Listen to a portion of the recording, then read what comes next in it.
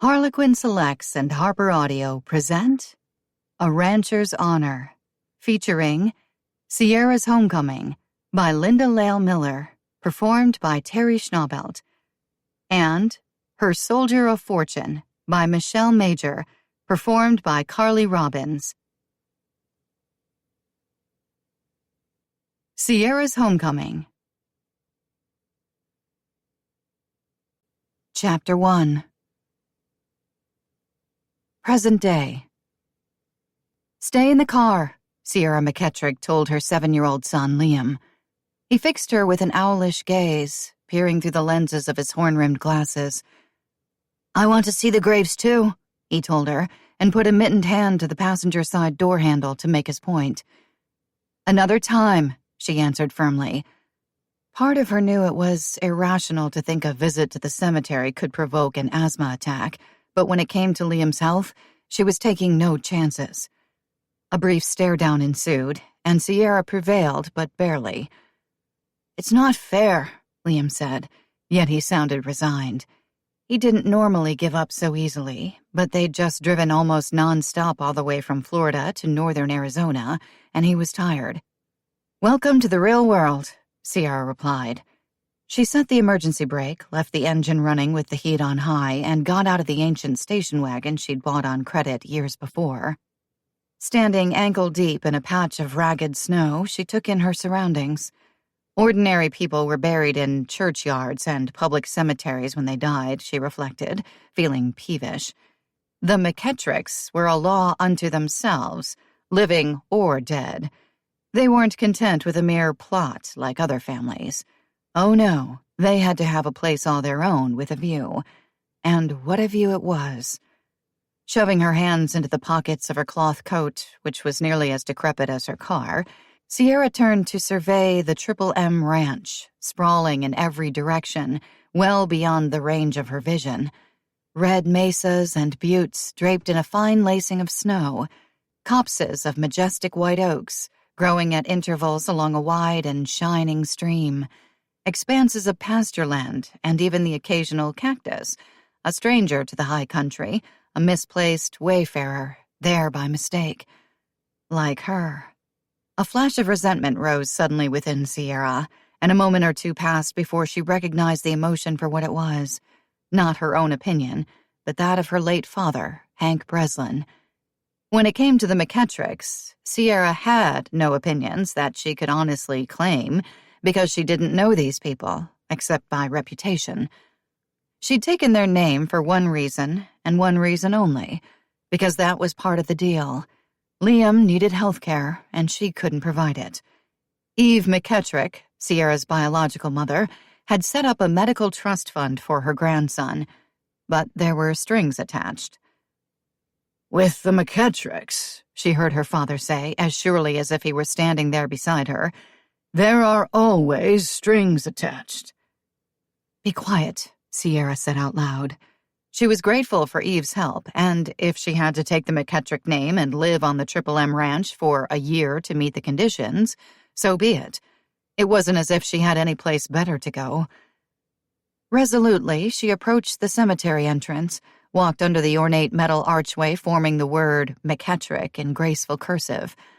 A life-size bronze statue of a man on horseback, broad-shouldered and imposing, with a bandana at his throat and a 6-gun riding on his hip, took center stage.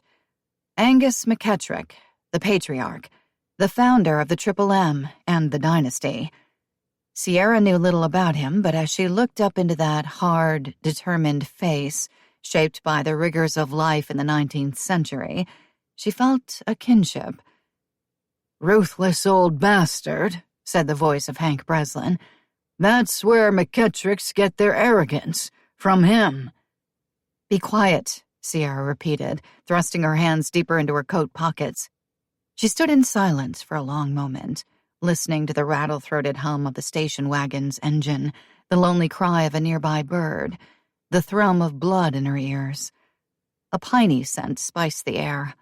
Sierra turned, saw the marble angels marking the graves of Angus McKettrick's wives, Georgia, mother of Rafe, Cade, and Jeb, Concepcion, mother of Kate. "Look for Holt and Lorelei," Eve had told her the last time they'd spoken over the telephone. "That's our part of the family." Sierra caught sight of other bronze statues, smaller than Angus's but no less impressive in their detail. They were works of art, museum pieces, and if they hadn't been solidly anchored in cement, they probably would have been stolen. It said something about the McKettrick legend, she supposed, that there had been no vandalism in this lonely, wind-blown place. Jeb McKettrick, the youngest of the brothers, was represented by a cowboy with his 6-gun drawn, his wife, Chloe, by a slender woman in pioneer dress, shading her eyes with one hand and smiling. Their children, grandchildren, great, and a few great-great-grandchildren surrounded them, their costly headstones laid out in neat rows, like the streets of a western town. Next was Cade McKettrick, easy in his skin, wearing a 6-shooter like his brother, but with an open book in his hand. His wife, Mandy, wore trousers, a loose-fitting shirt, boots, and a hat, and held a shotgun.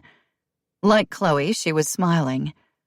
Judging by the number of other graves around theirs, these two had also been prolific parents.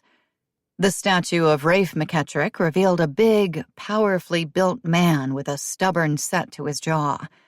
His bride, Emmeline, stood close against his side. Their arms were linked, and she rested her head against the outside of his upper arm. Sierra smiled. Again, their progeny was plentiful. The last statue brought up an unexpected surge of emotion in Sierra. Here, then, was Holt, half-brother to Rafe, Cade, and Jeb, and to Kate. In his long trail coat, he looked both handsome and tough. A pair of very detailed ammunition belts crisscrossed his chest, and the badge pinned to his wide lapel read Texas Ranger. Sierra stared into those bronze eyes, and once again felt something stir deep inside her. "I came from this man," she thought. "We've got the same DNA."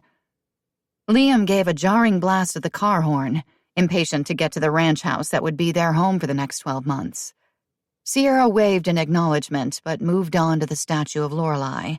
She was mounted on a mule, long, lace-trimmed skirt spilling on either side of her impossibly small waist, face shadowed, not by a sunbonnet, but by a man's hat.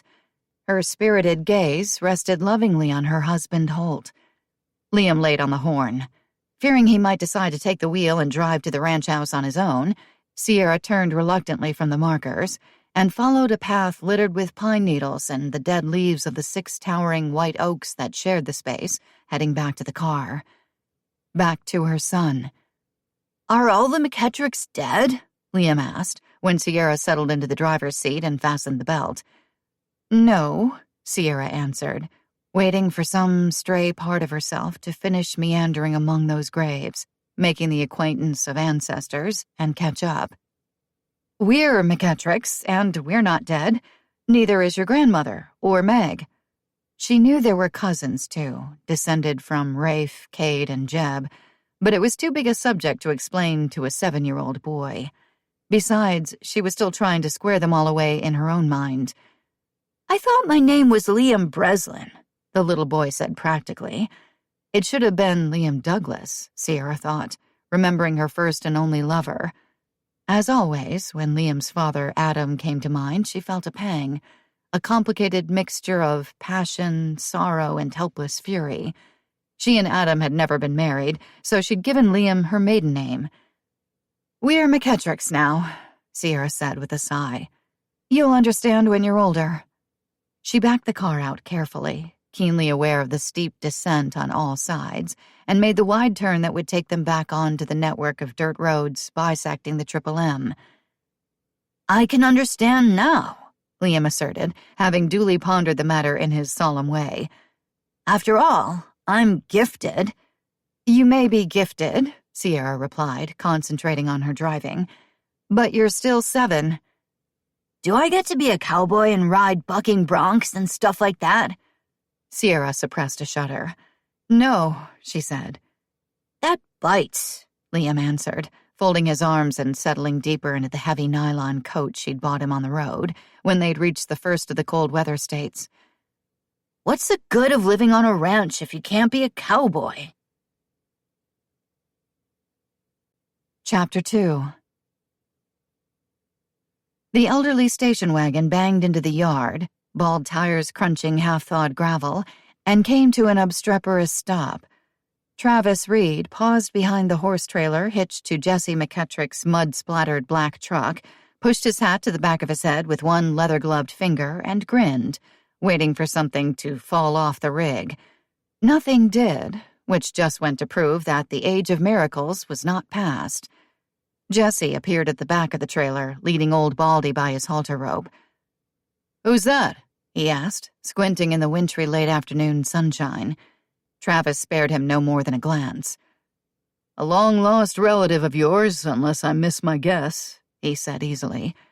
The station wagon belched some smoke and died. Travis figured it for a permanent condition. He looked on with interest as a good-looking woman climbed out from behind the wheel, looked the old car over, and gave the driver's side door a good kick with her right foot. She was a McKettrick, all right. Of the female persuasion, too. Jesse left Baldy standing to jump down from the bed of the trailer and lower the ramp to the ground. "Meg's half-sister?" he asked. "The one who grew up in Mexico with her crazy drunken father?" "Reckon so," Travis said. He and Meg communicated regularly, most often by email, and she'd filled him in on Sierra as far as she could. Nobody in the family knew her very well, including her mother, Eve, so the information was sparse. She had a 7-year-old son, now getting out of the car, and she'd been serving cocktails in Florida for the last few years, and that was about all Travis knew about her. As Meg's caretaker and resident horse trainer, not to mention her friend, Travis had stocked the cupboards and refrigerator, made sure the temperamental furnace was working and none of the plumbing had frozen, and started up Meg's SUV every day, just to make sure it was running. From the looks of that station wagon, it was a good thing he'd followed the boss lady's orders. "You gonna help me with this horse?" Jesse asked testily, "or just stand there gawking?" Travis chuckled. "Right now," he said, "I'm all for gawking." Sierra McKettrick was tall and slender, with short, gleaming brown hair the color of a good chestnut horse. Her eyes were huge, and probably blue, though she was still a stride or two too far away for him to tell. Jesse swore and stomped back up the ramp, making plenty of noise as he did so. Like most of the McKettricks, Jesse was used to getting his way, and while he was a known womanizer, he'd evidently dismissed Sierra out of hand. After all, she was a blood relative. No sense driving his herd into that canyon. Travis took a step toward the woman and the boy, who was staring at him with his mouth open. "Is this Meg's house?" Sierra asked. "Yes," Travis said, putting out his hand, pulling it back to remove his work gloves, and offering it again. "Travis Reed," he told her. "Sierra McKettrick," she replied.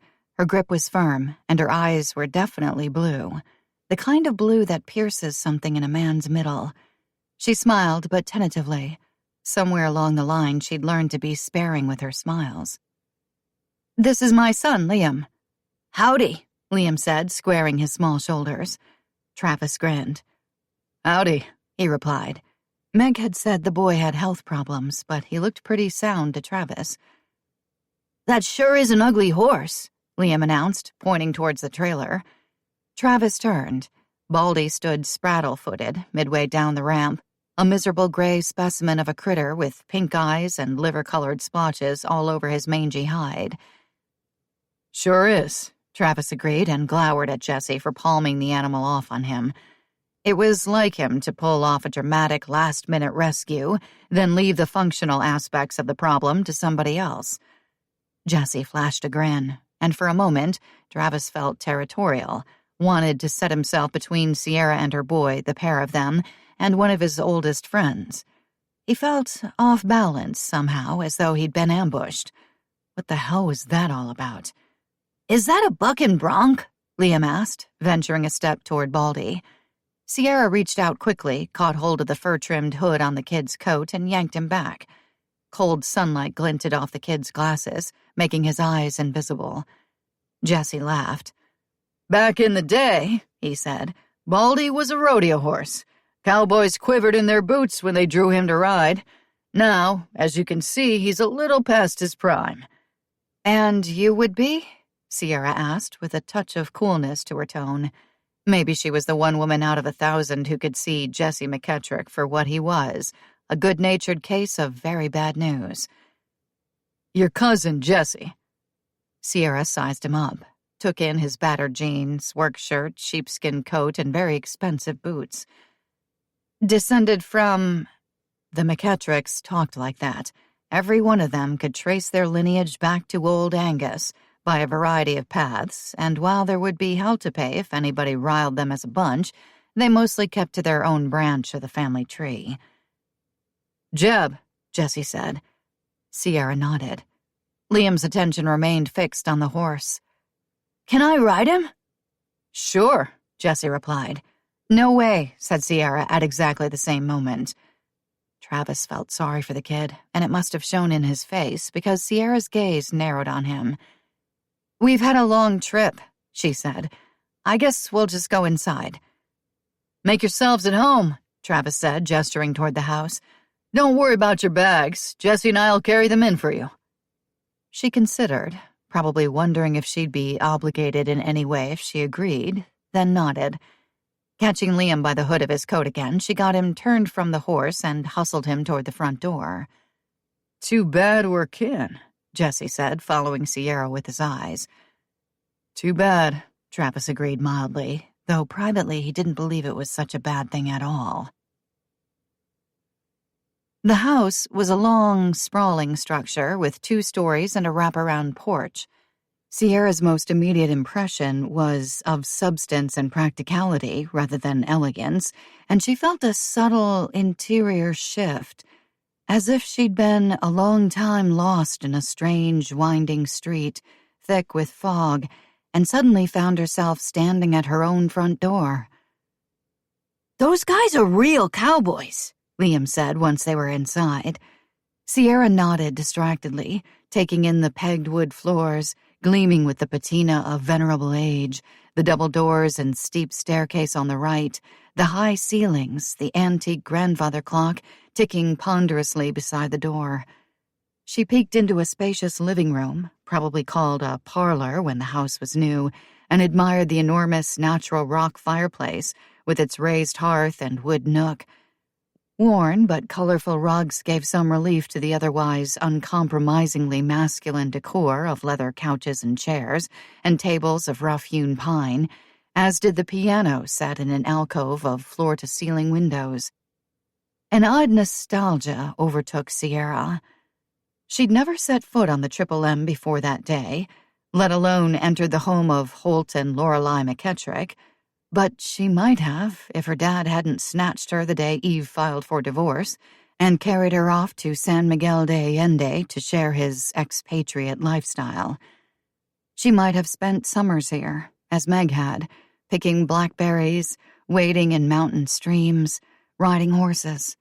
Instead, she'd run barefoot through the streets of San Miguel, with no more memory of her mother than a faint scent of expensive perfume, sometimes encountered among the waves of tourists who frequented the markets, shops, and restaurants of her hometown. Liam tugged at the sleeve of her coat. "Mom?" She snapped out of her reverie, looked down at him, and smiled. "You hungry, bud?" Liam nodded solemnly, but brightened when the door bumped open and Travis came in, lugging 2 suitcases. Travis cleared his throat, as though embarrassed. "Plenty of grub in the kitchen," he said. "Shall I put this stuff upstairs?" "Yes," Sierra said. "Thanks." At least that way she'd know which rooms were hers and Liam's without having to ask. She might have been concerned, sharing the place with Travis, but Meg had told her he lived in a trailer out by the barn. What Meg hadn't mentioned was that her resident caretaker was in his early 30s, not his 60s as Sierra had imagined, and too attractive for comfort, with his lean frame, blue-green eyes, and dark blonde hair in need of a trim. She blushed as these thoughts filled her mind and shuffled Liam quickly toward the kitchen. It was a large room with the same plank floors she'd seen in the front of the house and modern appliances, strangely juxtaposed with the black, chrome-trimmed wood cook stove occupying the far left-hand corner. The table was long and rustic, with benches on either side and a chair at each end. "Tables like that are a tradition with the McKettricks," a male voice said from just behind her. Sierra jumped, startled, and turned to see Jesse in the doorway. "Sorry," he said. He was handsome, Sierra thought. His coloring was similar to Travis's, and so was his build, and yet the two men didn't resemble each other at all. "No problem," Sierra said. Liam wrenched open the refrigerator. "Bologna!" he yelled triumphantly. "Whoopee," Sierra replied with a dryness that was lost on her son. "If there's bologna, there must be white bread, too." "Jesse!" Travis's voice from the direction of the front door. "Get out here and give me a hand." Jesse grinned, nodded affably to Sierra, and vanished. Sierra took off her coat, hung it from a peg next to the back door, and gestured for Liam to remove his, too. He complied, then went straight back to the bologna. He found a loaf of bread in a colorful polka-dot bag and started to build a sandwich. Watching him, Sierra felt a faint brush of sorrow against the back of her heart. Liam was good at doing things on his own. He'd had a lot of practice with her working the night shift at the club and sleeping days. Old Mrs. Davis from the apartment across the hall had been a conscientious babysitter, but hardly a mother figure. She put coffee on to brew once Liam was settled on a bench at the table. He'd chosen the side against the wall so he could watch her moving about the kitchen. "Cool place," he observed between bites. "But it's haunted." Sierra took a can of soup from a shelf, opened it, and dumped the contents into a saucepan, placing it on the modern gas stove before answering. Liam was an imaginative child, often saying surprising things. Rather than responding instantly, Sierra usually tried to let a couple of beats pass before she answered. "What makes you say that?" "Don't know," Liam said, chewing. They'd had a drive-through breakfast, but that had been hours ago, and he was obviously starving. Another jab of guilt struck Sierra, keener than the one before. "Come on," she prodded. "You must have had a reason." Of course he'd had a reason, she thought. They'd just been to a graveyard, so it was natural that death would be on his mind. She should have waited, made the pilgrimage on her own instead of dragging Liam along. Liam looked thoughtful. "The air sort of buzzes," he said. "Can I make another sandwich?" "Only if you promise to have some of this soup first." "Deal," Liam said. An old china cabinet stood against a far wall near the cook stove, and Sierra approached it, even though she didn't intend to use any of the dishes inside. Priceless antiques, every one. Her family had eaten off those dishes. Generations of them.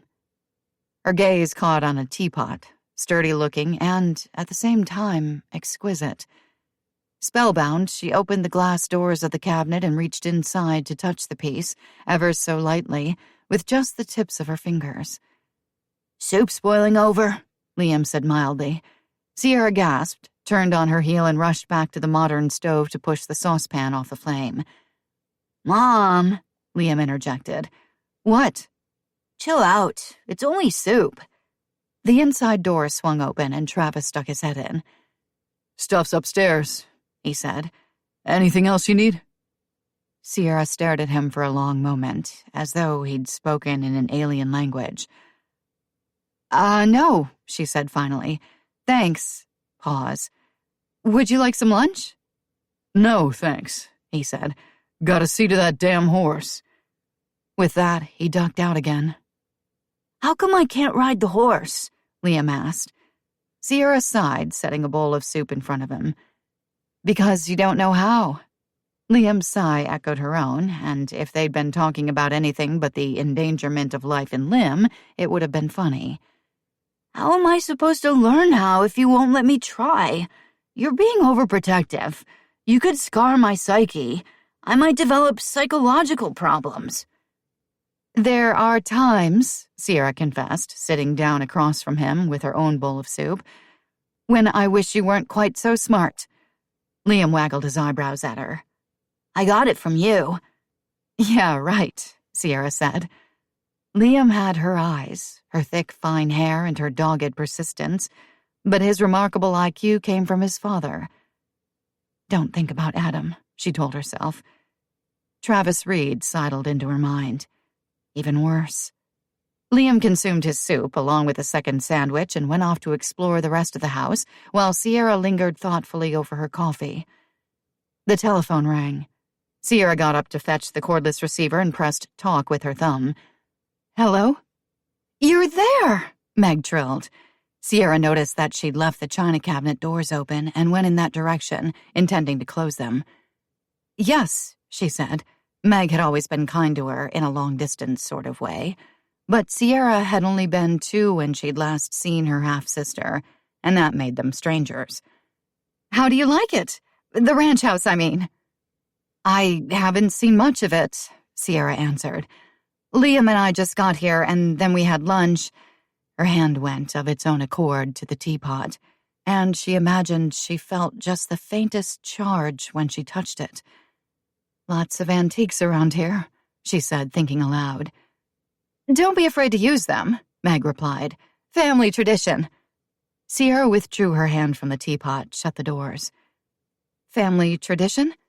"McKettrick rules," Meg said with a smile in her voice. "Things are meant to be used, no matter how old they are." Sierra frowned, uneasy. "But if they get broken—" "They get broken," Meg finished for her.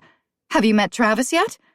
"Yes," Sierra said, "and he's not at all what I expected." Meg laughed. "What did you expect?"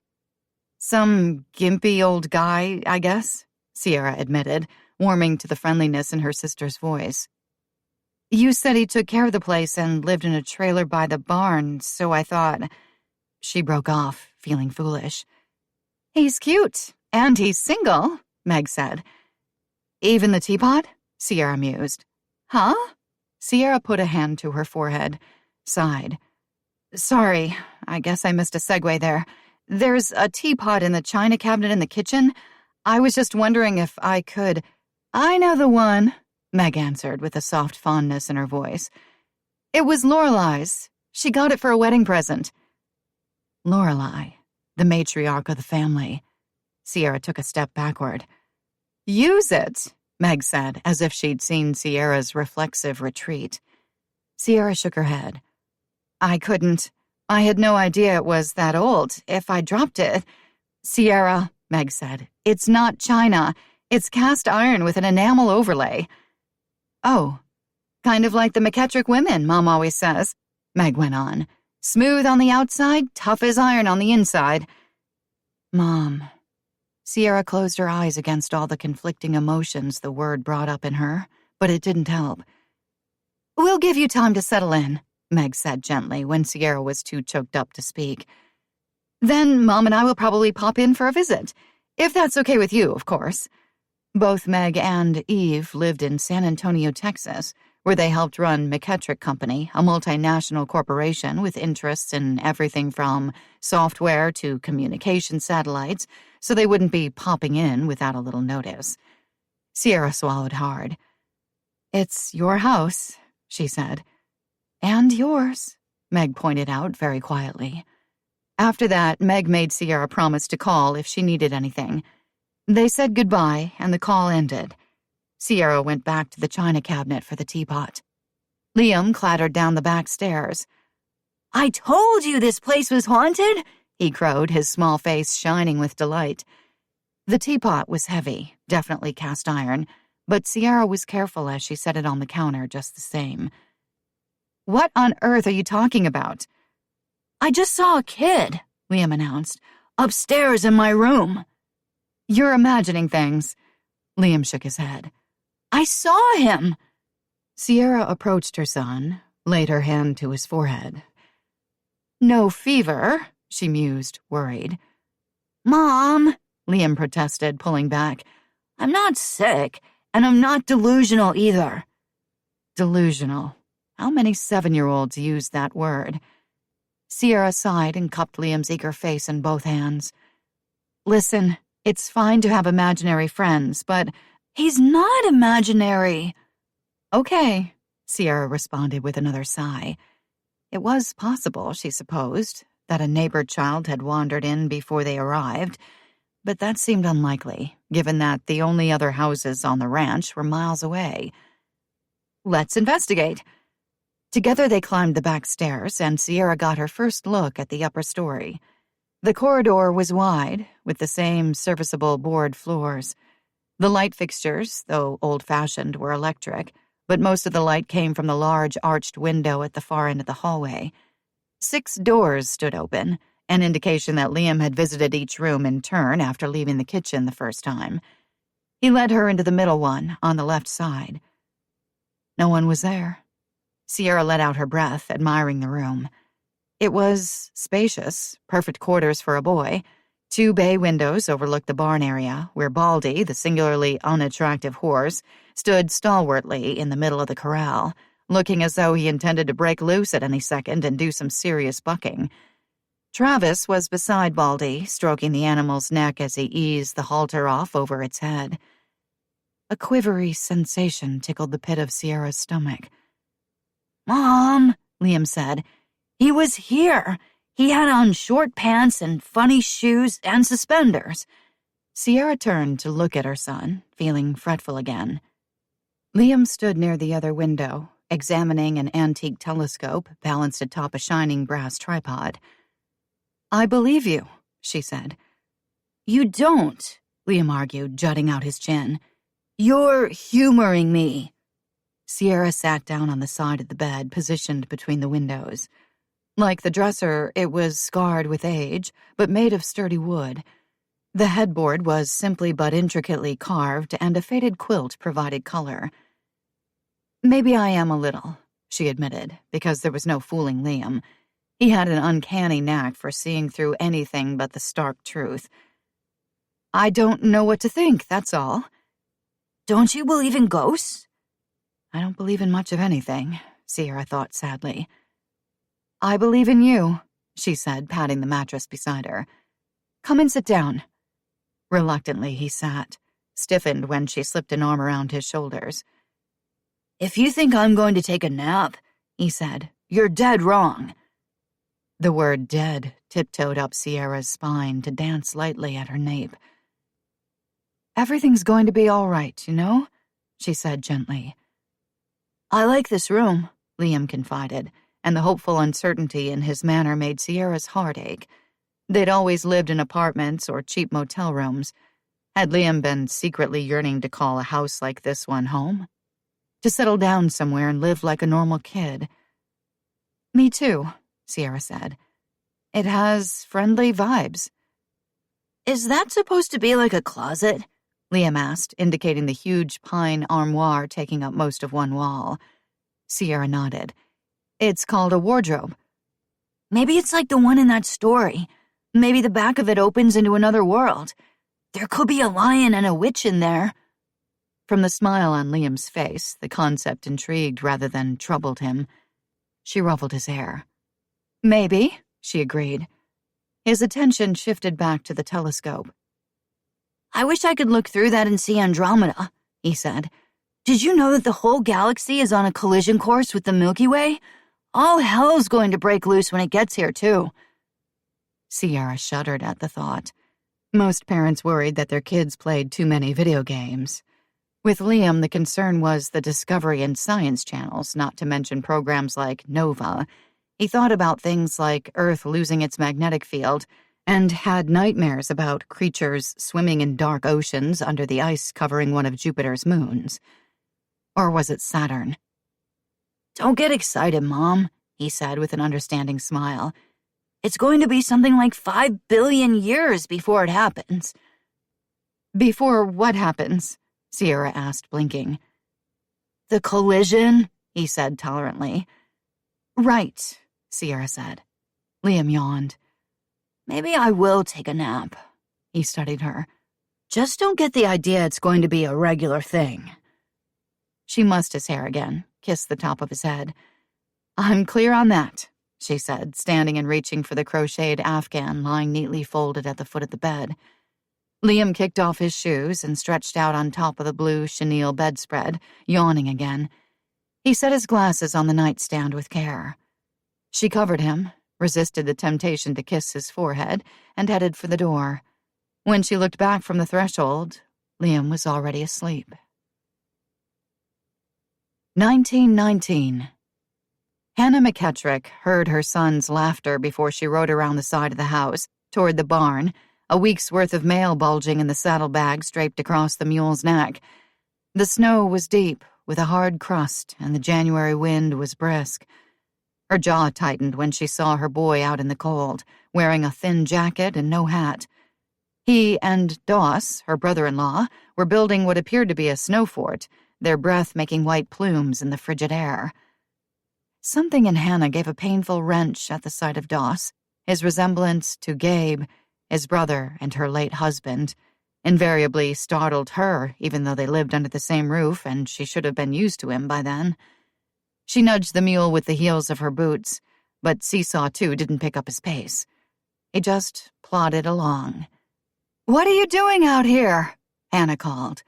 Both Tobias and Doss fell silent, turning to gaze guiltily in her direction. The breath plumes dissipated. Tobias set his feet and pushed back his narrow shoulders. He was only 8, but since Gabe's coffin had arrived by train one warm day last summer, draped in an American flag, and with Doss for an escort, her boy had taken on the mien of a man. "We're just making a fort, Ma," he said.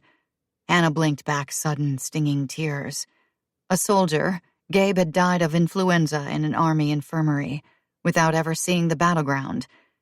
Tobias thought in military terms, and Doss encouraged him, a fact Hannah did not appreciate. "It's cold out here," she said. "You'll catch your death." Doss shifted, pushed his battered hat to the back of his head. His face hardened, like the ice on the pond back of the orchard where the fruit trees stood, bare-limbed and stoic, waiting for spring. "Go inside," Hannah told her son. Tobias hesitated, then obeyed. Doss remained, watching her. The kitchen door slammed eloquently.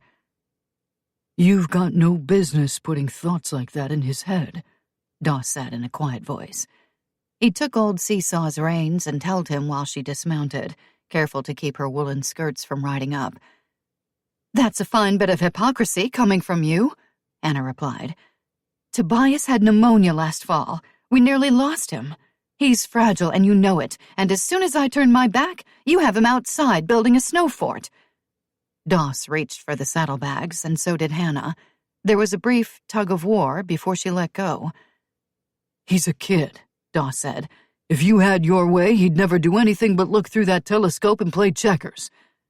Hannah felt as warm as if she were standing close to a hot stove instead of Doss McKettrick. Their breaths melded between them. "I fully intend to have my way," she said. "Tobias is my son, and I will not have you telling me how to raise him." Doss slapped the saddlebags over one shoulder and stepped back. His hazel eyes narrowed. "He's my nephew, my brother's boy, and I'll be damned if I'll let you turn him into a sickly little whelp hitched to your apron strings." Hannah stiffened. "You've said quite enough," she told him tersely. He leaned in, so his nose was almost touching hers. "I haven't said the half of it, Mrs. McKettrick." Hannah sidestepped him, marching for the house, but the snow came almost to her knees and made it hard to storm off in high dudgeon. Her breath trailed over her right shoulder, along with her words. "Supper's in an hour," she said, without turning around. "But maybe you'd rather eat in the bunkhouse." Doss's chuckle riled her, just as it was no doubt meant to do. "Old Charlie's a sight easier to get along with than you are, but he can't hold a candle to you when it comes to home cooking. Anyhow, he's been gone for a month, in case you haven't noticed." She felt a flush rise up her neck, even though she was shivering inside Gabe's old woolen work coat. His scent was fading from the fabric, and she wished she knew a way to hold on to it. "Suit yourself," she retorted. Tobias shoved a chunk of wood into the cook stove as she entered the house, sending sparks snapping up the gleaming black chimney before he shut the door with a clang. "We were only building a fort," he grumbled.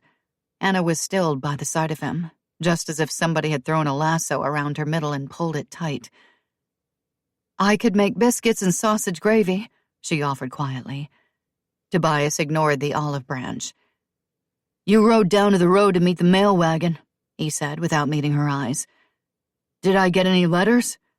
With his hands shoved into the pockets of his trousers and his brownish-blonde hair shining in the wintry sunlight flowing in through the windows, he looked the way Gabe must have at his age. "One from your grandpa," Hannah said. Methodically, she hung her hat on the usual peg, pulled off her knitted mittens, and stuffed them into the pockets of Gabe's coat. She took that off last, always hating to part with it. "Which grandpa?" Tobias lingered by the stove, warming his hands, still refusing to glance her way.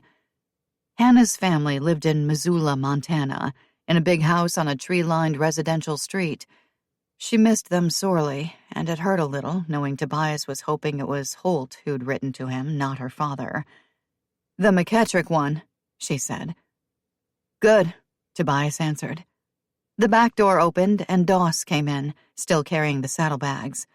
Usually he stopped outside to kick the snow off his boots so the floors wouldn't get muddy, but today he was in an obstinate mood.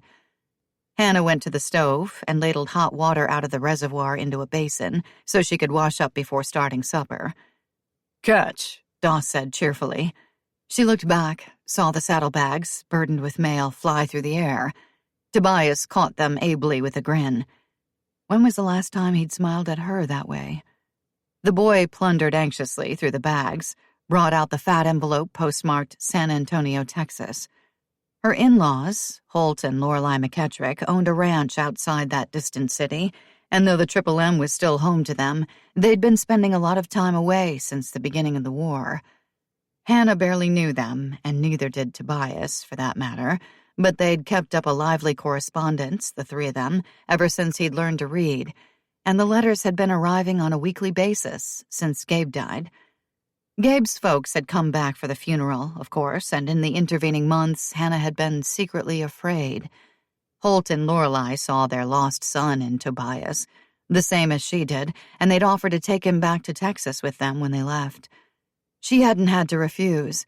Tobias had done that for her, but he'd clearly been torn. A part of him had wanted to leave. Hannah's heart had wedged itself up into her throat and stayed there until Gabe's mother and father were gone. Whenever a letter arrived, she felt anxious again. She glanced at Doss, now shrugging out of his coat. He'd gone away to the army with Gabe, fallen sick with influenza himself, recovered, and stayed on the ranch after he brought his brother's body home for burial. Though no one had come right out and said so, Hannah knew Doss had remained on the Triple M instead of joining the folks in Texas, mainly to look after Tobias. Maybe the McKettricks thought she'd hightail it home to Montana once she got over the shock of losing Gabe, and they'd lose track of the boy. Now Tobias stood poring over the letter, devouring every word with his eyes, getting to the last page and starting all over again at the beginning. Deliberately, Hannah diverted her attention, and that was when she saw the teapot sitting on the counter. She looked toward the china cabinet across the room. She hadn't touched the piece, knowing it was special to Lorelei, and she couldn't credit that Doss or Tobias would have taken it from its place either. They'd been playing in the snow while she was gone to fetch the mail, not throwing a tea party. "Did one of you get this out?" she asked casually, getting a good grip on the pot before carrying it back to the cabinet. It was made of metal, but the pretty enamel coating could have been chipped, and Hannah wasn't about to take the risk. Tobias barely glanced her way before shaking his head. He was still intent on the letter from Texas. Doss looked more closely, his gaze rising curiously from the teapot to Hannah's face. "Nope," he said at last, and busied himself emptying the contents of the coffee pot down the sink before pumping in water for a fresh batch. Hannah closed the doors of the china cabinet, frowning. "Odd," she said very softly. Chapter 3. Present day. Sierra descended the rear staircase into the kitchen, being extra quiet so she wouldn't wake Liam up. He hadn't had an asthma attack in almost a month, but he needed his rest. Intending to brew herself some tea and spend a few quiet minutes restoring her equilibrium, she chose a mug from one of the cupboards, located a box of orange pekoe, and reached for the heirloom teapot. It was gone. She glanced toward the china cabinet and saw Lorelei's teapot sitting behind the glass. Jessie or Travis must have come inside while she was upstairs, she reasoned, and put it away. But that seemed unlikely. Men, especially cowboys, didn't usually fuss with teapots, did they? Not that she knew that much about men in general or cowboys in particular. She'd seen Travis earlier from Liam's bedroom window working with the horse, and she was sure he hadn't been back in the house after carrying in the bags. "Jessie?" she called softly, half afraid he might jump out at her from somewhere. No answer. She moved to the front of the house, peered between the lace curtains in the parlor. Jessie's truck was gone, leaving deep tracks in the patchy mud and snow, rapidly filling with gossamer white flakes. Bemused, Sarah returned to the kitchen, grabbed her coat and went out the back door, shoving her hands into her pockets and ducking her head against the thickening snowfall and the icy wind that accompanied it. Nothing in her life had prepared her for high country weather. She'd been raised in Mexico, moved to San Diego after her father died, and spent the last several years living in Florida. She supposed it would be a while before she adjusted to the change in climate. But if there was one thing she'd learned to do on the long journey from then to now, it was adapt. The doors of the big, weathered board barn stood open, and Sierra stepped inside, shivering. It was warmer there, but she could still see her breath. "Mr. Reed?" "Travis," came the taciturn answer from a nearby stall. "I don't answer to much of anything else." Sierra crossed the sawdust floor and saw Travis on the other side of the door, grooming poor old Baldy with long, gentle strokes of a brush. He gave her a sidelong glance and grinned slightly. "Settling in okay?" he asked. "I guess," she said, leaning on the stall door to watch him work. There was something soothing about the way he attended to that horse, almost as though he were touching her own skin. Perish the thought. He straightened. A quiver went through Baldy's body. "Something wrong?" Travis asked. "No," Sierra said quickly, attempting a smile. "I was just wondering—" "What?" Travis went back to brushing again, though he was still watching Sierra, and the horse gave a contented little snort of pleasure. Suddenly the whole subject of the teapot seemed silly. How could she ask if he or Jessie had moved it? And so what if they had?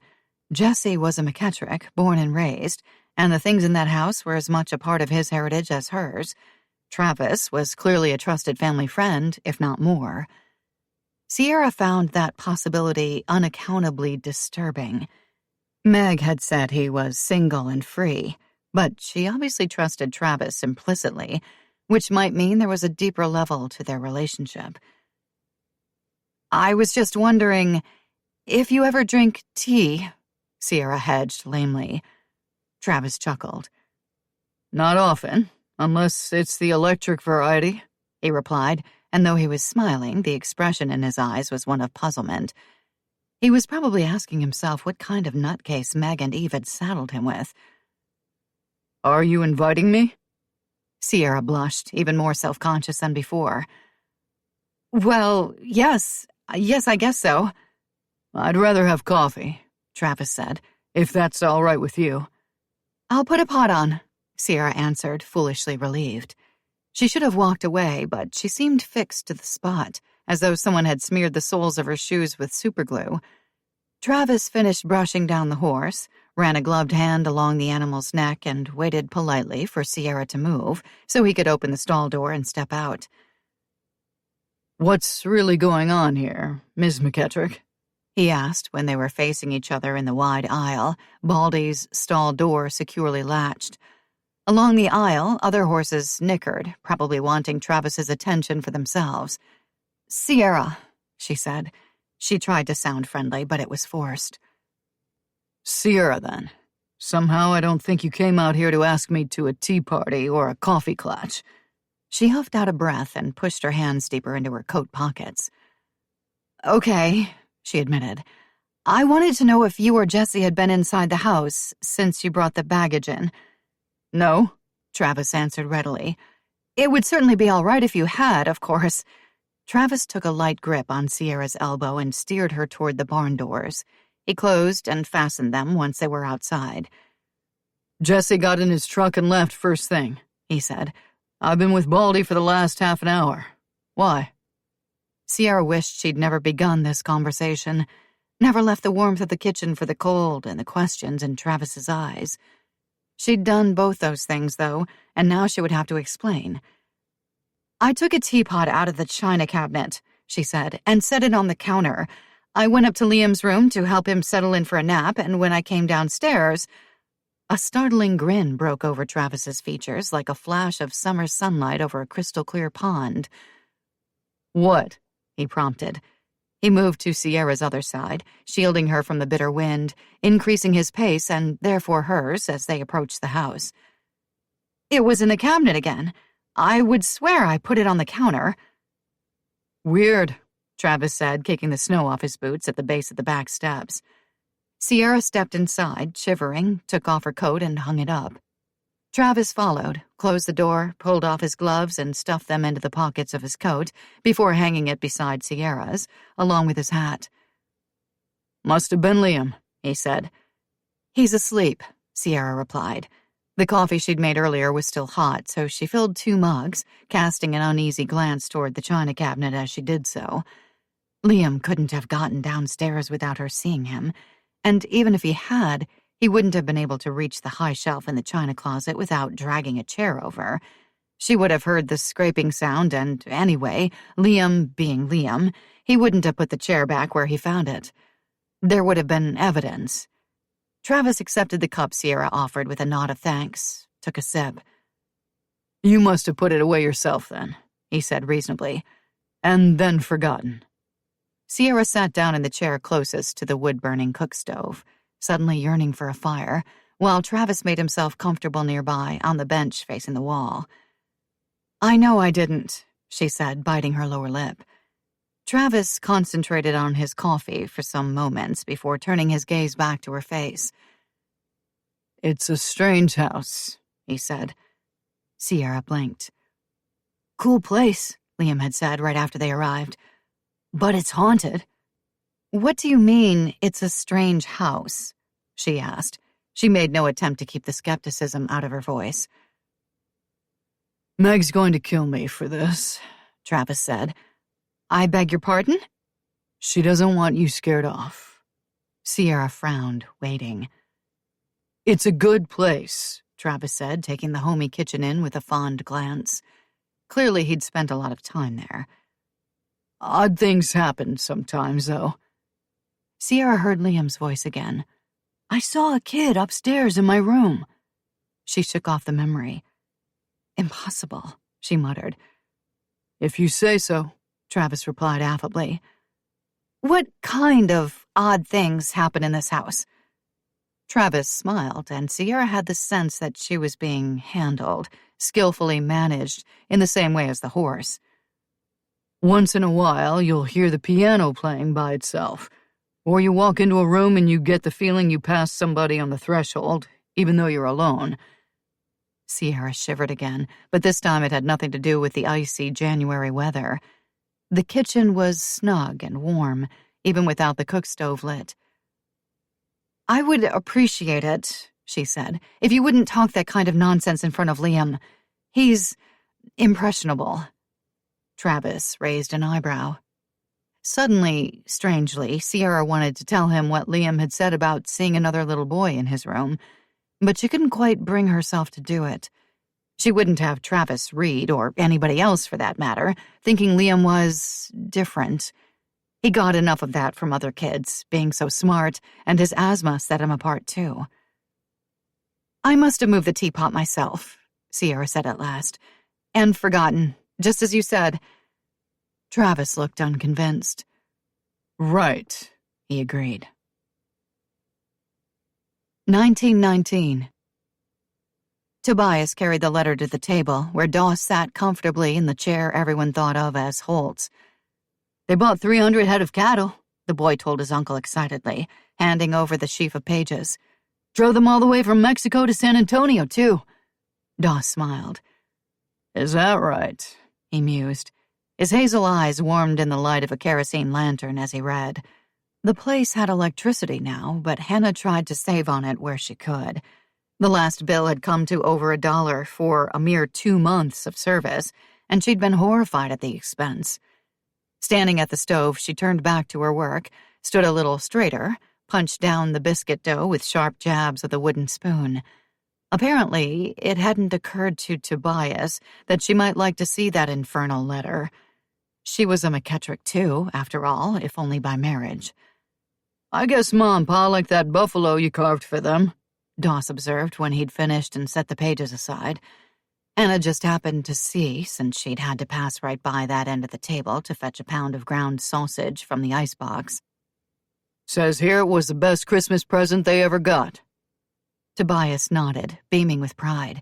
He'd worked all fall on that buffalo, even in his sickbed, whittling it from a chunk of firewood Doss had cut for him special. "I reckon I'll make them a bear for next year," he said. Not a word about carving something for her parents, Hannah noted, even though they'd sent him a bicycle and a toy fire engine back in December. The McKettricks, of course, had arranged for a spotted pony to be brought up from the main ranch house on Christmas morning, all decked out in a brand-new saddle and bridle, and though Tobias had dutifully written his Montana grandparents to thank them for their gifts, he'd never played with the engine, just set it on a shelf in his room and forgotten all about it. The bicycle wouldn't be much use before spring, that was true, but he'd shown no more interest in it once the pony had arrived. "Wash your hands for supper, Tobias McKettrick," Anna said. "Supper isn't ready," he protested. "Do as your mother says," Doss told him quietly. He obeyed immediately, which should have pleased Hannah, but it didn't.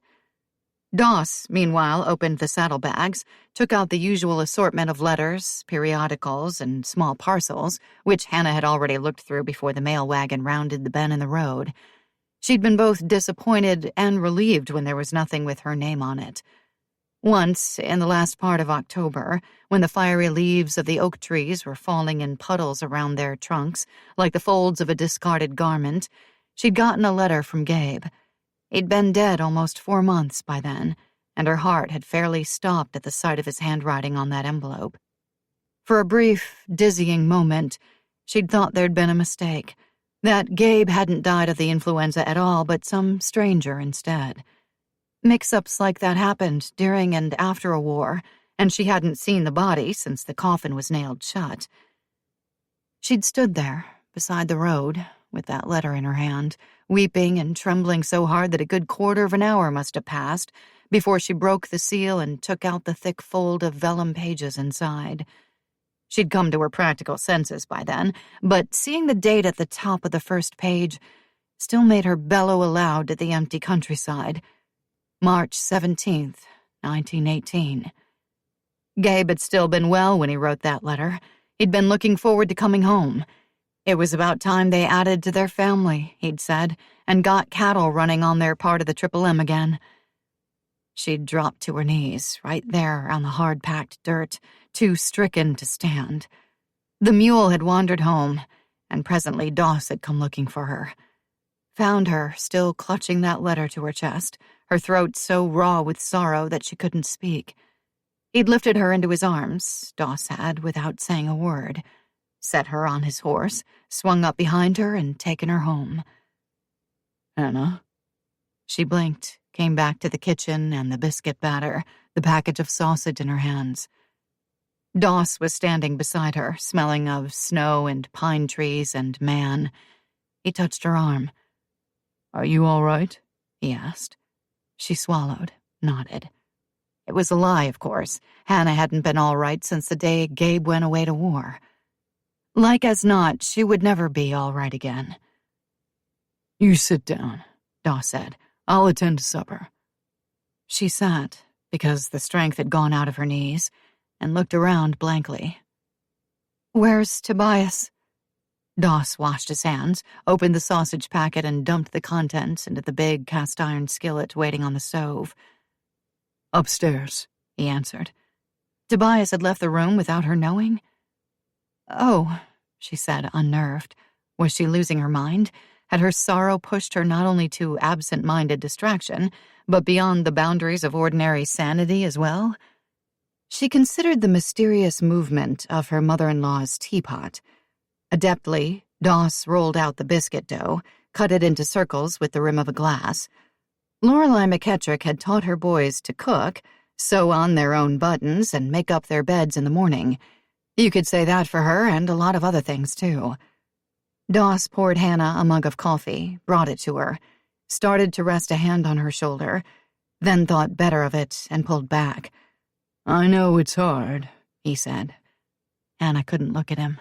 Her eyes burned with tears she didn't want him to see, though she reckoned he knew they were there anyhow. "There are days," she said in a whisper, "when I don't think I can go another step. But I have to because of Tobias." Doss crouched next to Hannah's chair, took both her hands in his own and looked up into her face. "There's been 100 times," he said, "when I wished it was me in that grave up there on the hill instead of Gabe. I'd give anything to take his place, so he could be here with you and the boy." A sense of loss cut into Hannah's spirit like the blade of a new axe, swung hard. "You mustn't think things like that," she said when she caught her breath. She pulled her hands free, laid them on either side of his earnest, handsome face, then quickly withdrew them. "You mustn't, Doss. It isn't right." Just then, Tobias clattered down the back stairs. Doss flushed and got to his feet. Hannah turned away, pretended to have an interest in the mail, most of which was for Holt and Lorelei, and would have to be forwarded to San Antonio. "What's the matter, Ma?" Tobias spoke worriedly into the awkward silence. "Don't you feel good?" She'd hoped the boy hadn't seen Doss sitting on his haunches beside her chair, but obviously he had. "I'm fine," she said briskly. "I just had a splinter in my finger, that's all. I got it putting wood in the fire, and Doss took it out for me." Tobias looked from her to his uncle and back again. "Is that why you're making supper?" he asked Doss. Doss hesitated. Like Gabe, he'd been raised to abhor any kind of lie, even an innocent one, designed to soothe a boy who'd lost his father and feared, in the depths of his dreams, losing his mother, too. "I'm making supper," he said evenly, "because I can." Hannah closed her eyes, opened them again. "Set the table, please," Doss told Tobias. Tobias hurried to the cabinet for plates and silverware.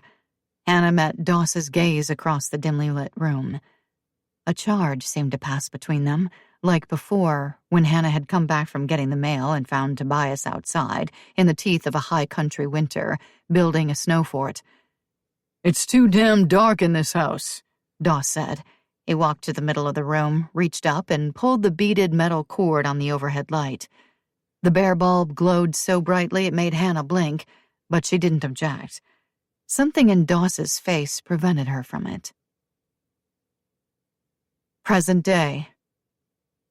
Travis had long since finished his coffee and left the house by the time Liam got up from his nap and came downstairs, tousle-haired and puffy-eyed from sleep. "That boy was in my room again," he said. "He was sitting at the desk writing a letter. Can I watch TV? There's a nice setup in that room next to the front door. A computer, too, with a big flat-screen monitor." Sierra knew about the fancy electronics, since she'd explored the house after Travis left. "You can watch TV for an hour," she said. "Hands off the computer, though. It doesn't belong to us." Liam's shoulders slumped slightly. "I know how to use a computer, Mom," he said. "We had them at school." Between rent, food, and medical bills, Sierra had never been able to scrape together the money for a PC of their own. She'd used the one in the office of the bar she worked in, back in Florida. That was how Meg had first contacted her. "We'll get one," she said, "as soon as I find another job." "My mailbox is probably full," Liam replied, unappeased. "All the kids in the geek program are going to write to me." Sierra, in the midst of putting a package of frozen chicken breasts into the microwave to thaw, felt as though she'd been poked with a sharp stick. "Don't call it the geek program, please," she said. Liam shrugged one shoulder. "Everybody else does." "Go watch TV." He went. A rap sounded at the back door, and Sierra peered through the glass, since it was dark out, to see Travis standing on the back porch. "Come in," she called and headed for the sink to wash her hands. Travis entered, carrying a fragrant bag of takeout food in one hand. The collar of his coat was raised against the cold, his hat brim pulled low over his eyes. "Fried chicken," he said, lifting the bag as evidence. Sierra paused, shut off the faucet, dried her hands. The timer on the microwave dinged. "I was about to cook," she said. Travis grinned. "Good thing I got to you in time," he answered. "If you're anything like your sister, you shouldn't be allowed to get near a stove." "If you're anything like your sister." The words saddened Sierra, settled bleak and heavy over her heart. She didn't know whether she was like her sister or not. Until Meg had emailed her a smiling picture a few weeks ago, she wouldn't have recognized her on the street. "Did I say something wrong?" Travis asked. "No," Sierra said quickly. "It was thoughtful of you to bring the chicken." Liam must have heard Travis's voice because he came pounding into the room, all smiles. "Hey, Travis," he said. "Hey, cowpoke," Travis replied. "The computer's making a dinging noise," Liam reported. Travis smiled, set the bag of chicken on the counter, but made no move to take off his hat and coat. "Meg's got it set to do that, so she'll remember to check her email when she's here," he said. "Mom won't let me log on," Liam told him. Travis glanced at Sierra, turned to Liam again. "Rules are rules, cowpoke," he said. "Rules bite," Liam said. 95% of the time," Travis agreed. Liam recovered quickly. "Are you going to stay and eat with us?" Travis shook his head. "I'd like that a lot, but I'm expected somewhere else for supper," he answered. Liam looked sorely disappointed. Sierra wondered where that somewhere else was, and with whom Travis would be sharing a meal, and was irritated with herself. It was none of her business, and besides, she didn't care what he did or who he did it with anyway. Not the least little bit. "Maybe another time," Travis said. Liam sighed and retreated to the study and his allotted hour of television. "You shouldn't have," Sierra said, indicating their supper with a nod. "It's your first night here," Travis answered, opening the door to leave. "Seemed like the neighborly thing to do." "Thank you," Sierra said, but he'd already closed the door between them. Travis started up his truck, just in case Sierra was listening for the engine, drove it around behind the barn and parked. After stopping to check on Baldy and the 3 other horses in his care, he shrugged down into the collar of his coat and slogged to his trailer. The quarters were close, smaller than the closet off his master bedroom at home in Flagstaff, but he didn't need much space. He had a bed, kitchen facilities, a bathroom, and a place for his laptop. It was enough. More than Brody was ever going to have. He took off his hat and coat and tossed them onto the built-in padded bench that passed for a couch. He tried not to think about Brody. And in the daytime, he stayed busy enough to succeed. At night, it was another matter. There just wasn't enough to do after dark, especially out here in the boonies, once he'd nuked a frozen dinner and watched the news. He thought about Sierra and the boy, in there in the big house, eating the chicken and fixings he'd picked up in the deli at the one and only supermarket in Indian Rock. He'd never intended to join them, since they'd just arrived and were settling in, but he could picture himself sitting down at that long table in the kitchen, just the same. He rooted through his refrigerator, something he had to crouch to do, and choose between Salisbury steak, and Salisbury steak. While the sectioned plastic plate was whirling round and round in the Lilliputian microwave that came with the trailer, he made coffee and remembered his last visit from Rance McKettrick. Widowed, Rance lived alone in the house his legendary ancestor Rafe had built for his wife, Emmeline, and their children, back in the 1880s. He had 2 daughters, whom he largely ignored. "This place is just a fancy coffin," Rance had observed in his blunt way when he'd stepped into the trailer. "Brody's the one that's dead, Trav, not you." Travis rubbed his eyes with a thumb and forefinger. Brody was dead, all right. No getting around that. 17, with everything to live for, and he'd blown himself up in the back room of a slum house in Phoenix, making meth. He looked into the window over the sink, saw his own reflection, turned away. His cell phone rang, and he considered letting voicemail pick up, but couldn't make himself do it. If he'd answered the night Brody called... He fished the thing out, snapped it open, and said, "Read." "Whatever happened to hello?" Meg asked. The bell on the microwave rang, and Travis reached in to retrieve his supper, burned his hand, and cursed. She laughed. "Better and better." "I'm not in the mood for banter, Meg," he replied, turning on the water with his free hand and then switching to shove his scorched fingers into the flow.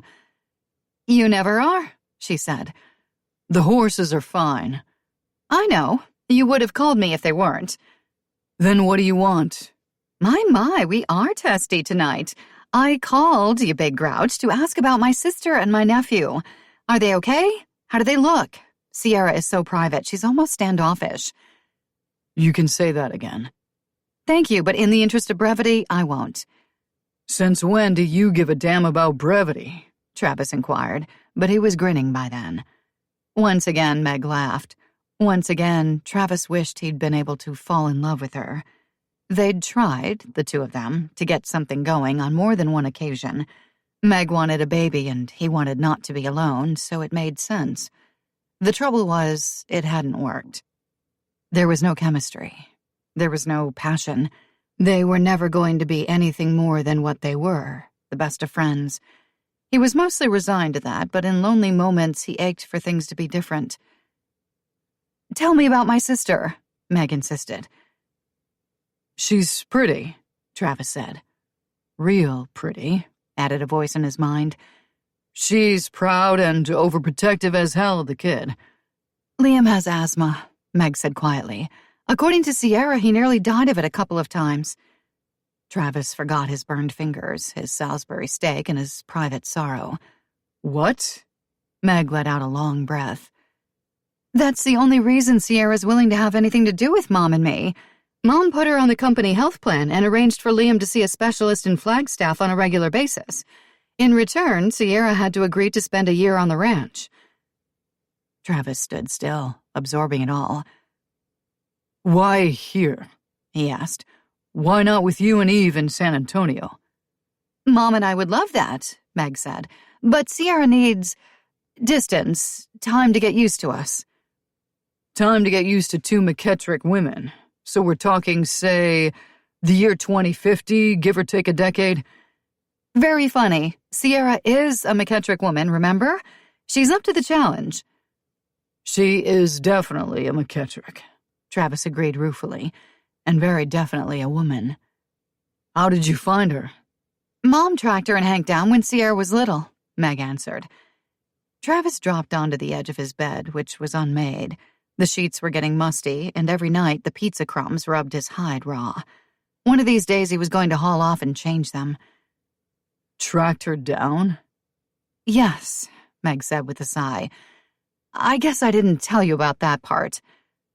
"I guess you didn't." Travis had known about the kidnapping, how Sierra's father had taken off with her the day the divorce papers were served, and that the two of them had ended up in Mexico. "Eve knew, and she still didn't lift a finger to get her own daughter back?" "Mom had her reasons," Meg answered, withdrawing a little. "Oh, well then," Travis retorted, "that clears everything up. What reason could she possibly have?" "It's not my place to say, Trav," Meg told him sadly. "Mom and Sierra have to work it all through first, and it might be a while before Sierra's ready to listen." Travis sighed, shoved a hand through his hair. "You're right," he conceded. Meg brightened again, but there was a brittleness about her that revealed more than she probably wanted Travis to know, close as they were.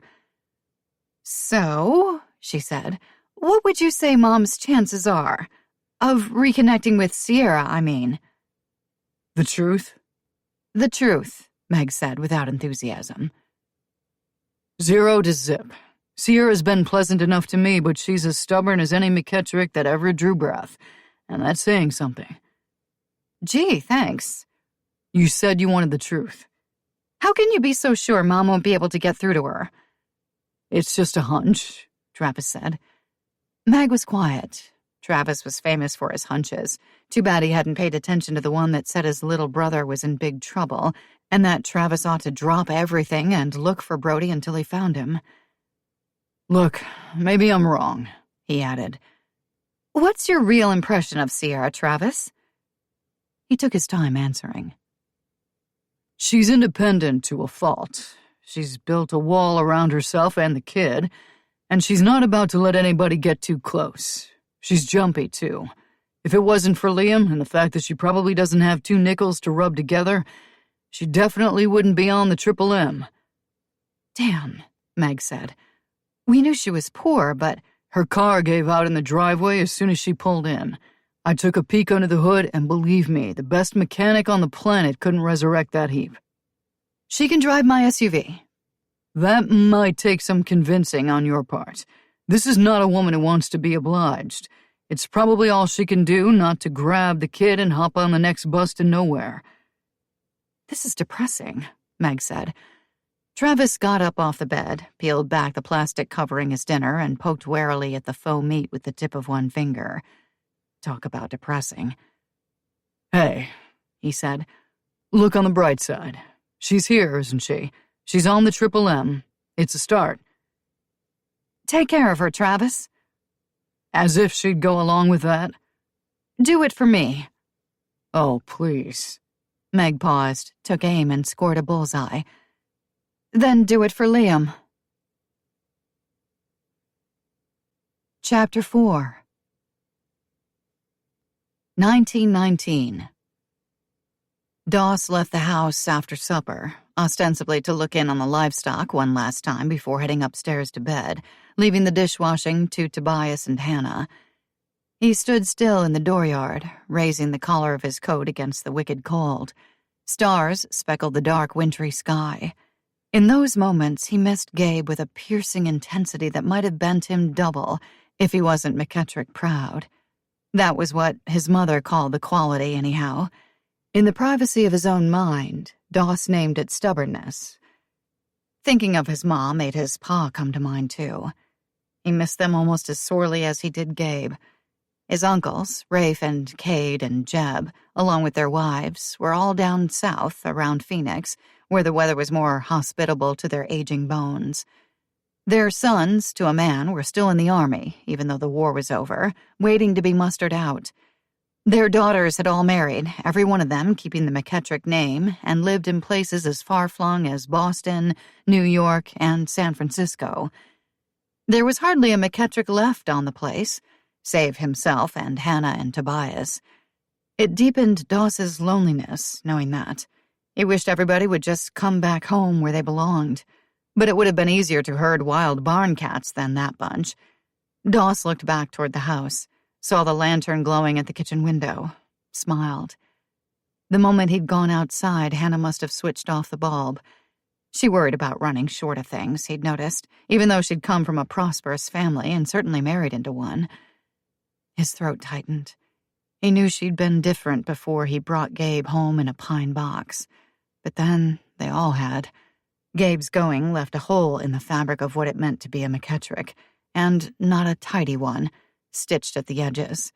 Rather, it was a jagged tear, and, judging by the raw newness of his own grief, Doss had little hope of it ever mending. Time heals, his mother had told him after they'd laid Gabe in the ground up there on the hill, with his grandpa Angus and those that had passed after him, but she'd had tears in her eyes as she said it. As for his pa, well, he'd stood a long time by the grave, stood there until Rafe and Cade and Jeb brought him away. Doss thrust out a sigh, remembering. Gabe, he said under his breath. Anna says it's wrong of me, but I still wish it had been me instead of you. He'd have given anything for an answer, but wherever Gabe was, he was busy doing other things. Maybe they had fishing holes up there in the sky, or cattle to round up and drive to market.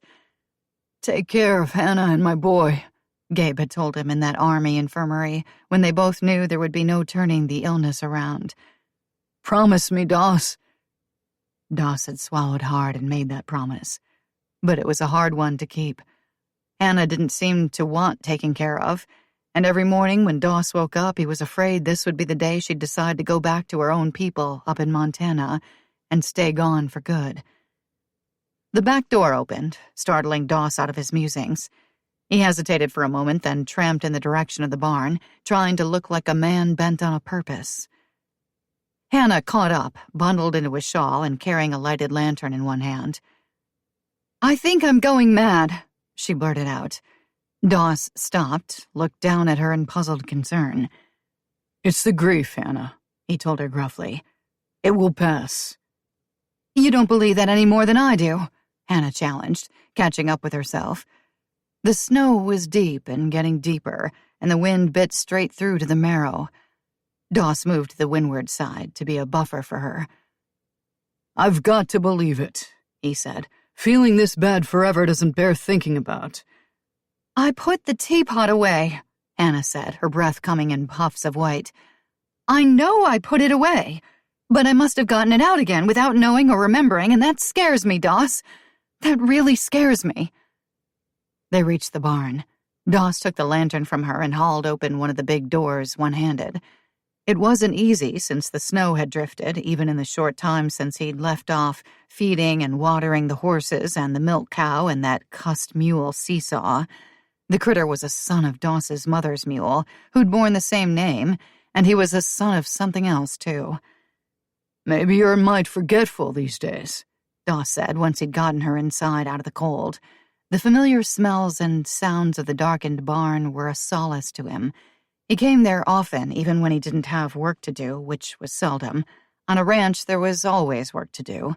Wood to chop, harnesses to mend, animals to look after. "That doesn't mean you're not sane, Hannah." "Don't say it," he pleaded silently. "Don't say you might as well take Tobias and head for Montana." It was a selfish thought, Doss knew. In Montana, Hannah could live a city life again. No riding a mule 5 miles to fetch the mail. No breaking the ice on the water troughs on winter mornings so the cattle and horses could drink. No feeding chickens and dressing like a man. If Hannah left the Triple M, Doss didn't know what he'd do. First and foremost, he'd have to break his promise to Gabe, by default if not directly, but there was more to it than that. A lot more. "There's something else, too," Hannah confided. To keep himself busy, Doss went from stall to stall, looking in on sleepy horses, each one confounded and blinking in the light of his lantern. He was giving Hannah space, enough distance to get out whatever it was she wanted to say. "What?" he asked when she didn't speak again right away. "Tobias, he told me. Doss looked back, saw Hannah standing in the moonlit doorway, rimmed in silver, with one hand pressed to her mouth. He went back to her, set the lantern aside, and took her by the shoulders. "What did he tell you, Hannah?" "Doss, he's seeing things." He tensed on the inside. Would have shoved a hand through his hair in agitation if he hadn't been wearing a hat and his ears weren't bound to freeze if he took it off. "What kind of things?" "A boy." She took hold of his arm, and her grip was strong for such a small woman. It did curious things to him, feeling her fingers on him, even through the combined thickness of his coat and shirt. "Doss, Tobias says he saw a boy in his room." Doss looked around. There was nothing but bleak, frozen land for miles around. "That's impossible," he said. "You've got to talk to him." "Oh, I'll talk to him, all right." Doss started for the house, so fixed on getting to Tobias that he forgot all about keeping Hannah sheltered from the wind. She had to lift her skirts to keep pace with him. Present day. "Tell me about the boy you saw in your room," Sierra said when they'd eaten their fill of fried chicken, macaroni salad, mashed potatoes with gravy, and corn on the cob.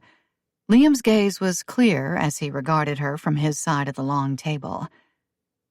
"He's a ghost," he replied, and waited, visibly expecting the statement to be refuted.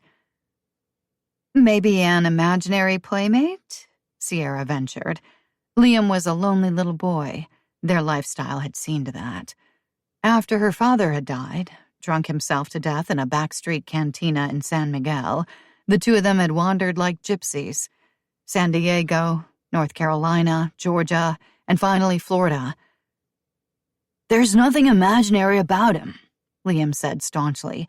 "He wears funny clothes, like those kids on those old-time shows on TV. He's a ghost, Mom. Face it.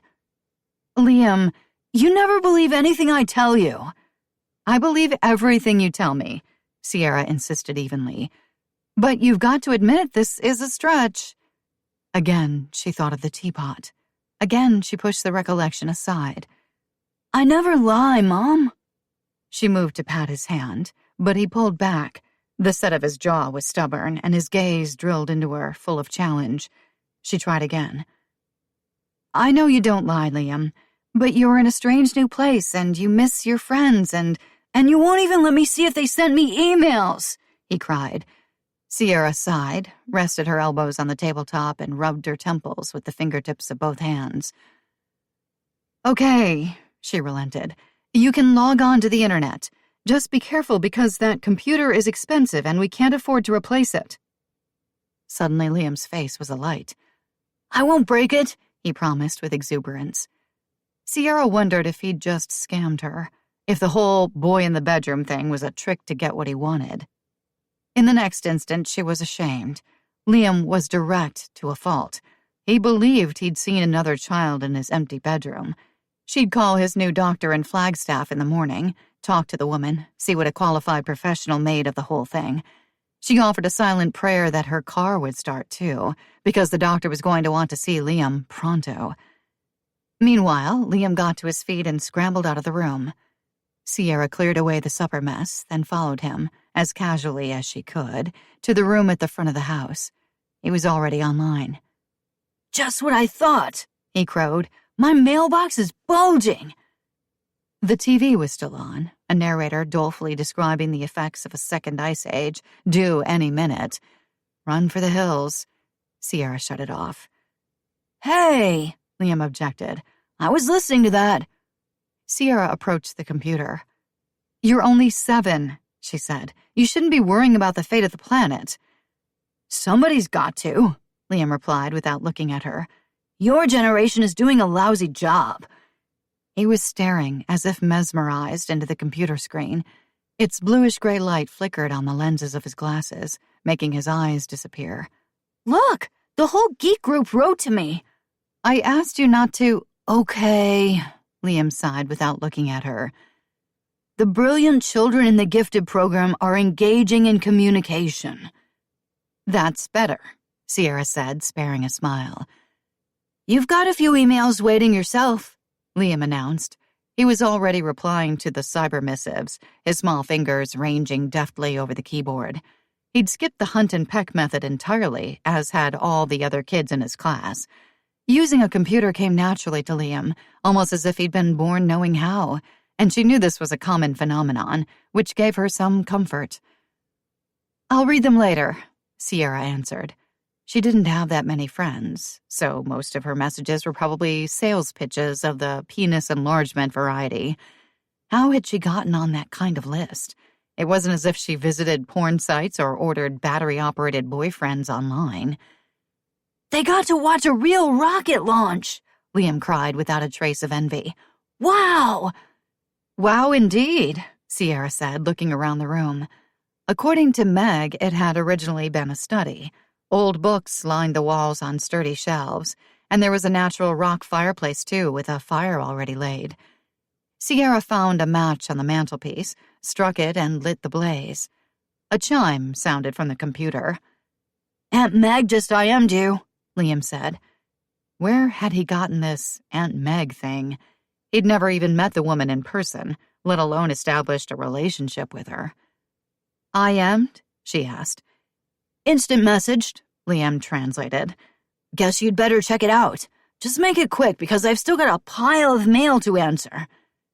Smiling again, Sierra took the chair Liam so reluctantly surrendered and read the message from Meg. Travis tells me your car died. Use my SUV. The keys are in the sugar bowl beside the teapot. Sierra's pride kicked in. Thanks, she replied at a fraction of Liam's typing speed. But I probably won't need it. My car is just... She paused. Her car was just what? Old? Tired, she finished, inspired. The SUV won't run when I come back if somebody doesn't charge up the battery.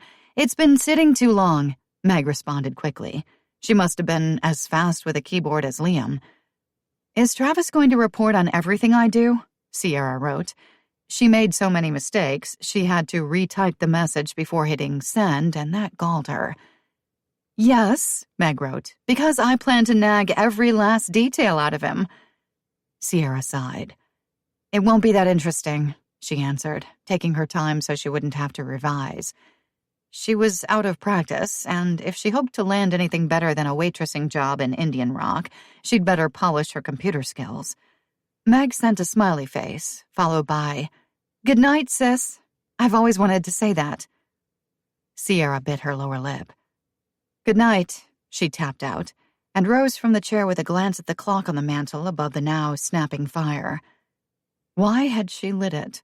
She was exhausted, and now she would either have to throw water on the flames or wait until they died down. The first method, of course, would make a terrible mess, so that was out. "Hurry up and finish what you're doing," she told Liam, who had plopped in the chair again the moment Sierra got out of it. "Half an hour till bedtime." "I had a nap," Liam reminded her, typing simultaneously. "Finish," Sierra repeated. With that, she left the study, climbed the stairs, and went into Liam's room to get his favorite pajamas from one of the suitcases. She meant to put them in the clothes dryer for a few minutes, warm them up. Something drew her to the window, though. She looked down, saw that the lights were on in Travis's trailer and his truck was parked nearby. Evidently, he hadn't stayed long in town or wherever he'd gone. Why did it please her so much, knowing that? 1919. Hannah stood in the doorway of Tobias's room, watching her boy sleep. He looked so peaceful lying there, but she knew he had bad dreams sometimes. Just the night before, in the wee small hours, he'd crawled into bed beside her, snuggled as close as his little boy pride would allow, and whispered earnestly that she oughtn't die any time soon. She'd been so choked up she could barely speak. Now she wanted to wake him, hold him tight in her arms, protect him from whatever it was in his mind that made him see little boys that weren't there. He was lonely, that was all. He needed to be around other children. Way out here, he went to a one-room school when it wasn't closed on account of snow, with only 7 other pupils, all of whom were older than he was. Maybe she should take him home to Montana. He had cousins there. They'd live in town, too, where there were shops and a library, and even a moving picture theater. He could ride his bicycle come spring and play baseball with other boys. Hannah's throat ached. Gabe had wanted his son raised here, on the Triple M. Wanted him to grow up the way he had, rough and tumble, riding horses, rounding up stray cattle, part of the land. Of course, Gabe hadn't expected to die young. He'd meant to come home so he and Hannah could fill that big house with children. Tobias would have had plenty of company then. A tear slipped down Hannah's cheek, and she swatted it away, straightened her spine. Gabe was gone, and there weren't going to be any more children. She heard Doss climbing the stairs and wanted to move out of the doorway. He thought she was too fussy, always hovering over Tobias, always trying to protect him. How could a man understand what it meant to bear and nurture a child? Hannah closed her eyes and stayed where she was. Doss stopped behind her, uncertain. She could feel that, along with the heat and sturdy substance of his body. "Leave the child to sleep, Hannah," he said quietly. She nodded, closed Tobias's door gently, and turned to face Doss there in the darkened hallway. He carried a book under one arm and an unlit lantern in his other hand. "It's because he's lonesome," she said. Doss clearly knew she was referring to Tobias's hallucination. "Kids make up playmates," he told her, "and being lonesome is a part of life. It's a valley a person has to go through, not something to run away from." No McKettrick ever ran from anything. Doss didn't have to say it, and neither did she. But she wasn't a McKettrick, not by blood. Oh, she still wrote the word whenever she had to sign something, but she'd stopped owning the name the day they put Gabe in the ground. She wasn't sure why. He'd been so proud of it, like all the rest of them were. "Do you ever wish you could live someplace else?" Hannah heard herself say. "No," Doss said, so quickly and with such gravity that Hannah almost believed he'd been reading her mind. "I belong right here." "But the others, your uncles and cousins, they didn't stay." "Ask any one of them where home is," Doss answered, "and they'll tell you it's the Triple M." Hannah started to speak, then held her tongue, nodded. "Good night, Doss," she said. He inclined his head and went on to his own room, shut himself away. Hannah stood alone in the dark for a long time. She'd been so happy on the Triple M when Gabe was alive, and even after he'd gone into the army, because she'd never once doubted that he'd return. Come walking up the path with a duffel bag over one shoulder, whistling. She'd rehearsed that day 1,000 times in her mind, pictured herself running to meet him, throwing herself into his arms. It was never going to happen. Without him, she might as well have been alone on the barren landscape of the moon. Her eyes filled. She walked slowly to the end of the hall, into the room where Gabe had brought her on their wedding night. He'd been conceived and born in the big bed there, just as Tobias had, as so many other babies would have been, if only Gabe had lived. Hannah didn't undress after she closed the door behind her. She didn't let her hair down and brush it like usual, or wash her face at the basin on the bureau. Instead, she sat down in Lorelei's rocking chair and waited. Just waited. For what, she did not know. Present day. After Liam had gone to bed, Sierra went back downstairs to the computer and scanned her email. When she spotted Allie Douglas Fletcher's return address, she wished she'd waited until morning. She was always stronger in the mornings. Allie was Adam's twin sister, Liam's aunt. After Adam was murdered, while on assignment in South America, Allie had been inconsolable, and she'd developed an unhealthy fixation for her brother's child. After taking a deep breath and releasing it slowly, Sierra opened the message. Typically, there was no preamble. Allie got right to the point. "The guest house is ready for you and Liam. You know Adam would want his son to grow up right here in San Diego, Sierra. Tim and I can give Liam everything. A real home, a family, an education, the very best medical care. We're willing to make a place for you too, obviously. If you won't come home, at least tell us you arrived safely in Arizona." Sierra sat, wooden, staring at the stark plea on the screen. Although Allie and Adam had been raised in relative poverty, both of them had done well in life. Adam had been a photojournalist for a major magazine. He and Sierra had met when he did a piece on San Miguel. Allie ran her own fundraising firm, and her husband was a neurosurgeon. They had everything, except what they wanted most: children. "You can't have Liam," Sierra cried in the silence of her heart. "He's mine." She flexed her fingers, sighed, and hit reply. Allie was a good person, just as Adam had been, for all that he'd told Sierra a lie that shook the foundations of the universe. Adam's sister sincerely believed she and the doctor could do a better job of raising Liam than Sierra could. And maybe they were right. They had money. They had social status. Tears burned in Sierra's eyes. "Liam is well. We're safe on the Triple M, and for the time being, we're staying put." It was all she could bring herself to say. She hit send and logged off the computer. The fire was still flourishing on the hearth. She got up, crossed the room, pushed the screen aside to jab at the burning wood with a poker. It only made the flames burn more vigorously. She kicked off her shoes, curled up in the big leather chair, and pulled a knitted afghan around her to wait for the fire to die down. The old clock on the mantel tick-tocked, the sound loud and steady and almost hypnotic. Sierra yawned, closed her eyes, opened them again. She thought about turning the TV back on, just for the sound of human voices, but dismissed the idea. She was so tired she was going to need all her energy just to go upstairs and tumble into bed. There was none to spare for fiddling with the television set. Again, she closed her eyes. Again, she opened them. She wondered if the lights were still on in Travis's trailer. Closed her eyes. Was dragged down into a heavy, fitful sleep. She knew right away that she was dreaming, and yet it was so real. She heard the clock ticking. She felt the warmth of the fire. But she was standing in the ranch house kitchen, and it was different, in subtle ways, from the room she knew. She was different. Her eyes were shut, and yet she could see clearly. A bare light bulb dangled overhead, giving off a dim but determined glow. She looked down at herself, the dream Sierra, and felt a wrench of surprise. She was wearing a long woolen skirt. Her hands were smaller, chapped and work-worn. Someone else's hands. "I'm dreaming," she insisted to herself, but it didn't help. She stared around the kitchen. The teapot sat on the counter. "Now what's that doing there?" asked this other Sierra. "I know I put it away.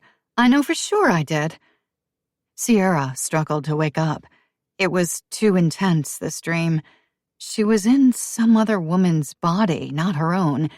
It was sinewy and strong, this body. She felt the heartbeat, the breath going in and out, felt the weight of long hair pinned to the back of her head in a loose chignon. "Wake up," she said, but she couldn't. She stood very still, staring at the teapot.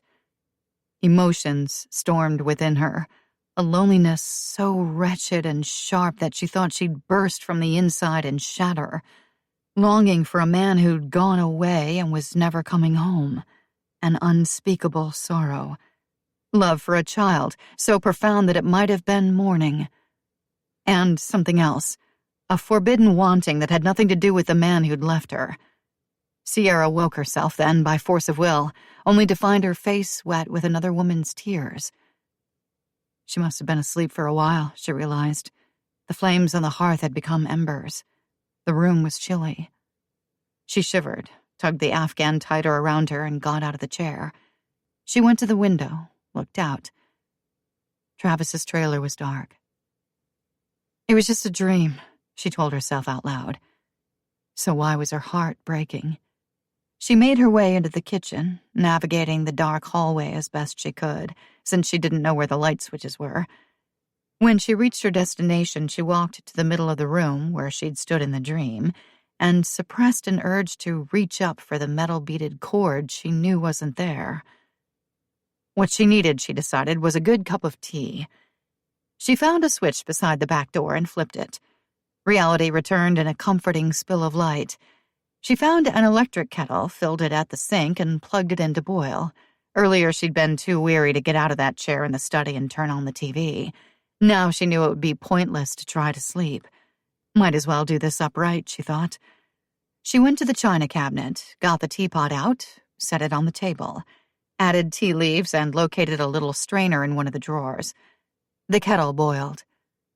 She was sitting quietly, sipping tea and watching fat snowflakes drift past the porch light outside the back door, when Liam came down the back stairway in his pajamas. Blinking, he rubbed his eyes. "Is it morning?" he asked. "No," Sierra said gently. "Go back to bed." "Can I have some tea?" "No, again," Sierra answered, but she didn't protest when Liam took a seat on the bench, close to her chair. "But if there's cocoa, I'll make you some." "There is," Liam said. He looked incredibly young and so very vulnerable without his glasses. "I saw it in the pantry. It's the instant kind." With a smile, Sierra got out of the chair, walked into the pantry and brought out the cocoa, along with a bag of semi-hard marshmallows. Thanks to Travis's preparations for their arrival, there was milk in the refrigerator, and, using the microwave, she had Liam's hot chocolate ready in no time. "I like it here," he told her. "It's better than any place we've ever lived." Sierra's heart squeezed. "You really think so? Why?" Liam took a sip of hot chocolate and acquired a liquid mustache. One small shoulder rose and fell in a characteristic shrug. "It feels like a real home," he said. "Lots of people have lived here, and they were all McKettricks like us." Sierra was stung, but she hid it behind another smile. "Wherever we live," she said carefully, "is a real home because we're together." Liam's expression was benignly skeptical, even tolerant. We never had so much room before. We never had a barn with horses in it. And we never had ghosts." He whispered the last word and gave a little shiver of pure joy. Sierra was looking for a way to approach the ghost subject again when the faint, delicate sound of piano music reached her ears. Chapter 5. "Do you hear that?" she asked Liam. His brow furrowed as he shifted on the bench and took another sip of his cocoa. "Hear what?" The tune continued, flowing softly, forlornly from the front room. "Nothing," Sierra lied. Liam peered at her, perplexed and suspicious. "Finish your chocolate," she prompted. "It's late." The music stopped, and she felt relief and a paradoxical sorrow, reminiscent of the all-too-vivid dream she'd had earlier while dozing in the big chair in the study. "What was it, Mom?" Liam pressed. "I thought I heard a piano," she admitted, because she knew her son wouldn't let the subject drop until she told him the truth. Liam smiled, pleased. "This house is so cool," he said. "I told the kids, that it's haunted. Aunt Allie, too." Sierra, in the process of lifting her cup to her mouth, set it down again, shakily. "When did you talk to Allie?" she asked. "She sent me an email," he replied, "and I answered." "Great," Sierra said. "Would my dad really want me to grow up in San Diego?" Liam asked seriously. The idea had, of course, come from Allie. While Sierra wasn't without sympathy for the woman, she felt violated. Allie had no business trying to entice Liam behind her back. "Your dad would want you to grow up with me," Sierra said firmly, and she knew that was true for all that Adam had betrayed her. "Aunt Allie says my cousins would like me," Liam confided. Liam's cousins were actually half-sisters, but Sierra wasn't ready to spring that on him, and she hoped Allie wouldn't do it either. Although Adam had told Sierra he was divorced when they met, and she'd fallen immediately and helplessly in love with him, she'd learned 6 months later, when she was carrying his child, that he was still living with his wife when he wasn't on the road.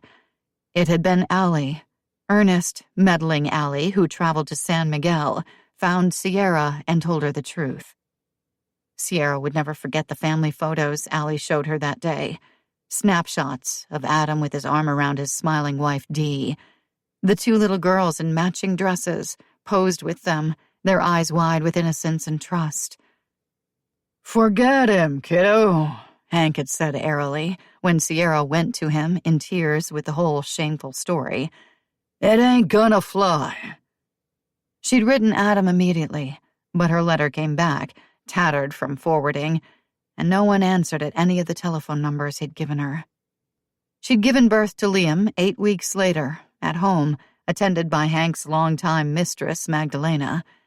3 days after that, Hank brought her an American newspaper, tossed it into her lap without a word. She'd paged through it slowly, possessed of a quiet, escalating dread, and come across the account of Adam Douglas's death on page 4. He'd been shot to death, according to the article, on the outskirts of Caracas, after infiltrating a drug cartel to take pictures for an exposé he'd been writing. "Mom?" Liam snapped his fingers under Sierra's nose. "Are you hearing the music again?" Sierra blinked, shook her head. "Do you think my cousins would like me?" She reached out, her hand trembling only slightly, and ruffled his hair. "I think anybody would like you," she said. When he was older, she would tell him about Adam's other family, but it was still too soon. She took his empty cup, carried it to the sink. "Now, go upstairs, brush your teeth again, and hit the sack." "Aren't you going to bed?" Liam asked practically. Sierra sighed. "Yes," she said, resigned. She didn't think she'd sleep, but she knew Liam would wonder if she stayed up all night, prowling around the house. "You go ahead. I'm just going to make sure the front door is locked." Liam nodded and obeyed without protest. Sierra considered marking the occasion on the calendar. She went straight to the front room and the piano the moment Liam had gone upstairs. The keyboard cover was down, the bench neatly in place. She switched on a lamp and inspected the smooth, highly polished wood for fingerprints. Nothing. She touched the cover, and her fingers left distinct smudges. No one had touched the piano that night, unless they'd been wearing gloves.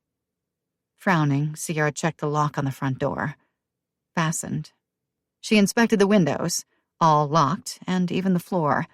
It was snowing hard, and anybody who'd come in out of that storm would have left some trace, no matter how careful they were. A puddle somewhere, a bit of mud. Again, there was nothing. Finally, she went upstairs, found a nightgown, bathed, and got ready for bed. Since Travis had left her bags in the room adjoining Liam's, she opened the connecting door a crack and crawled between sheets worn smooth by time. She was asleep in an instant. 1919. Hannah closed the cover over the piano keys, stacked the sheet music neatly, and got to her feet. She'd played as softly as she could, pouring her sadness and her yearning into the music, and when she returned to the upstairs corridor, she saw a light under Doss's door.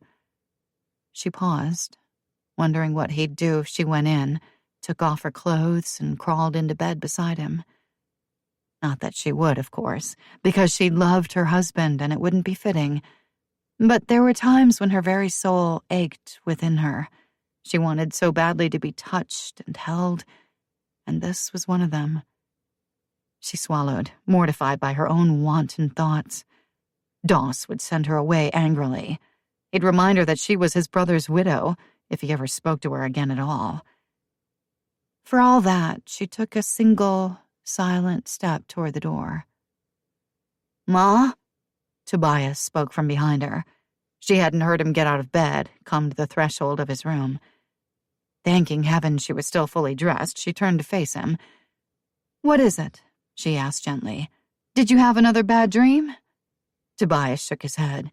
His gaze slipped past Hannah to Doss's door, then back to her face, solemn and worried. "I wish I had a pa," he said.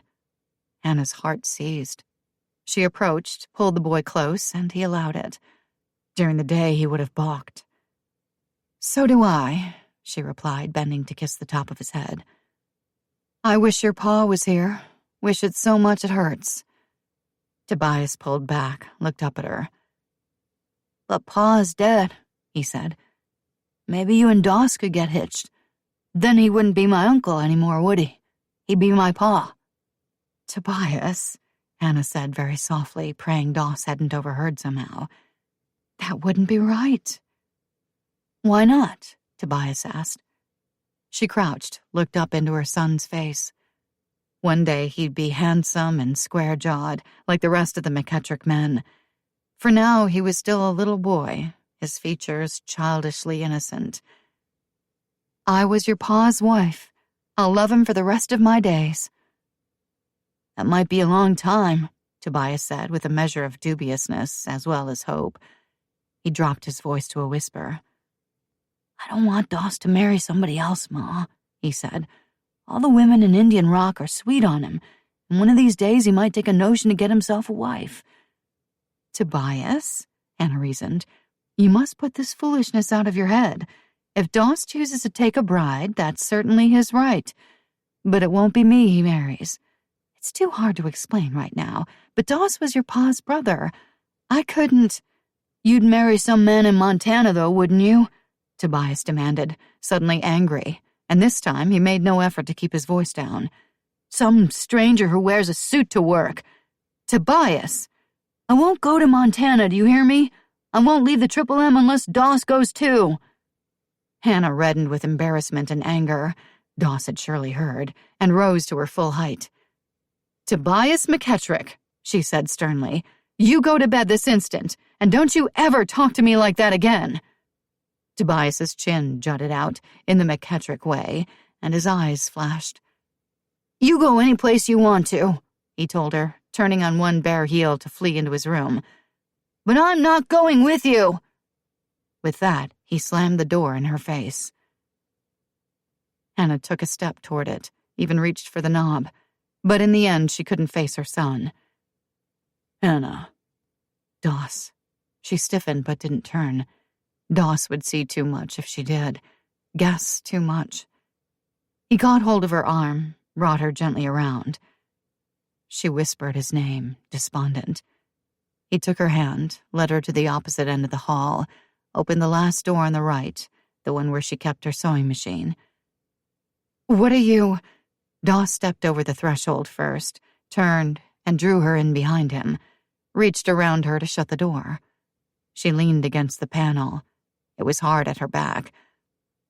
"Doss," she said. He cupped her face in his hands, bent his head, and kissed her full on the mouth. A sweet shock went through her. She knew she ought to break away, knew he wouldn't force himself on her if she uttered the slightest protest. But she couldn't say a word. Her body came alive as he pressed himself against her. His weight was hard and warm and blessedly real.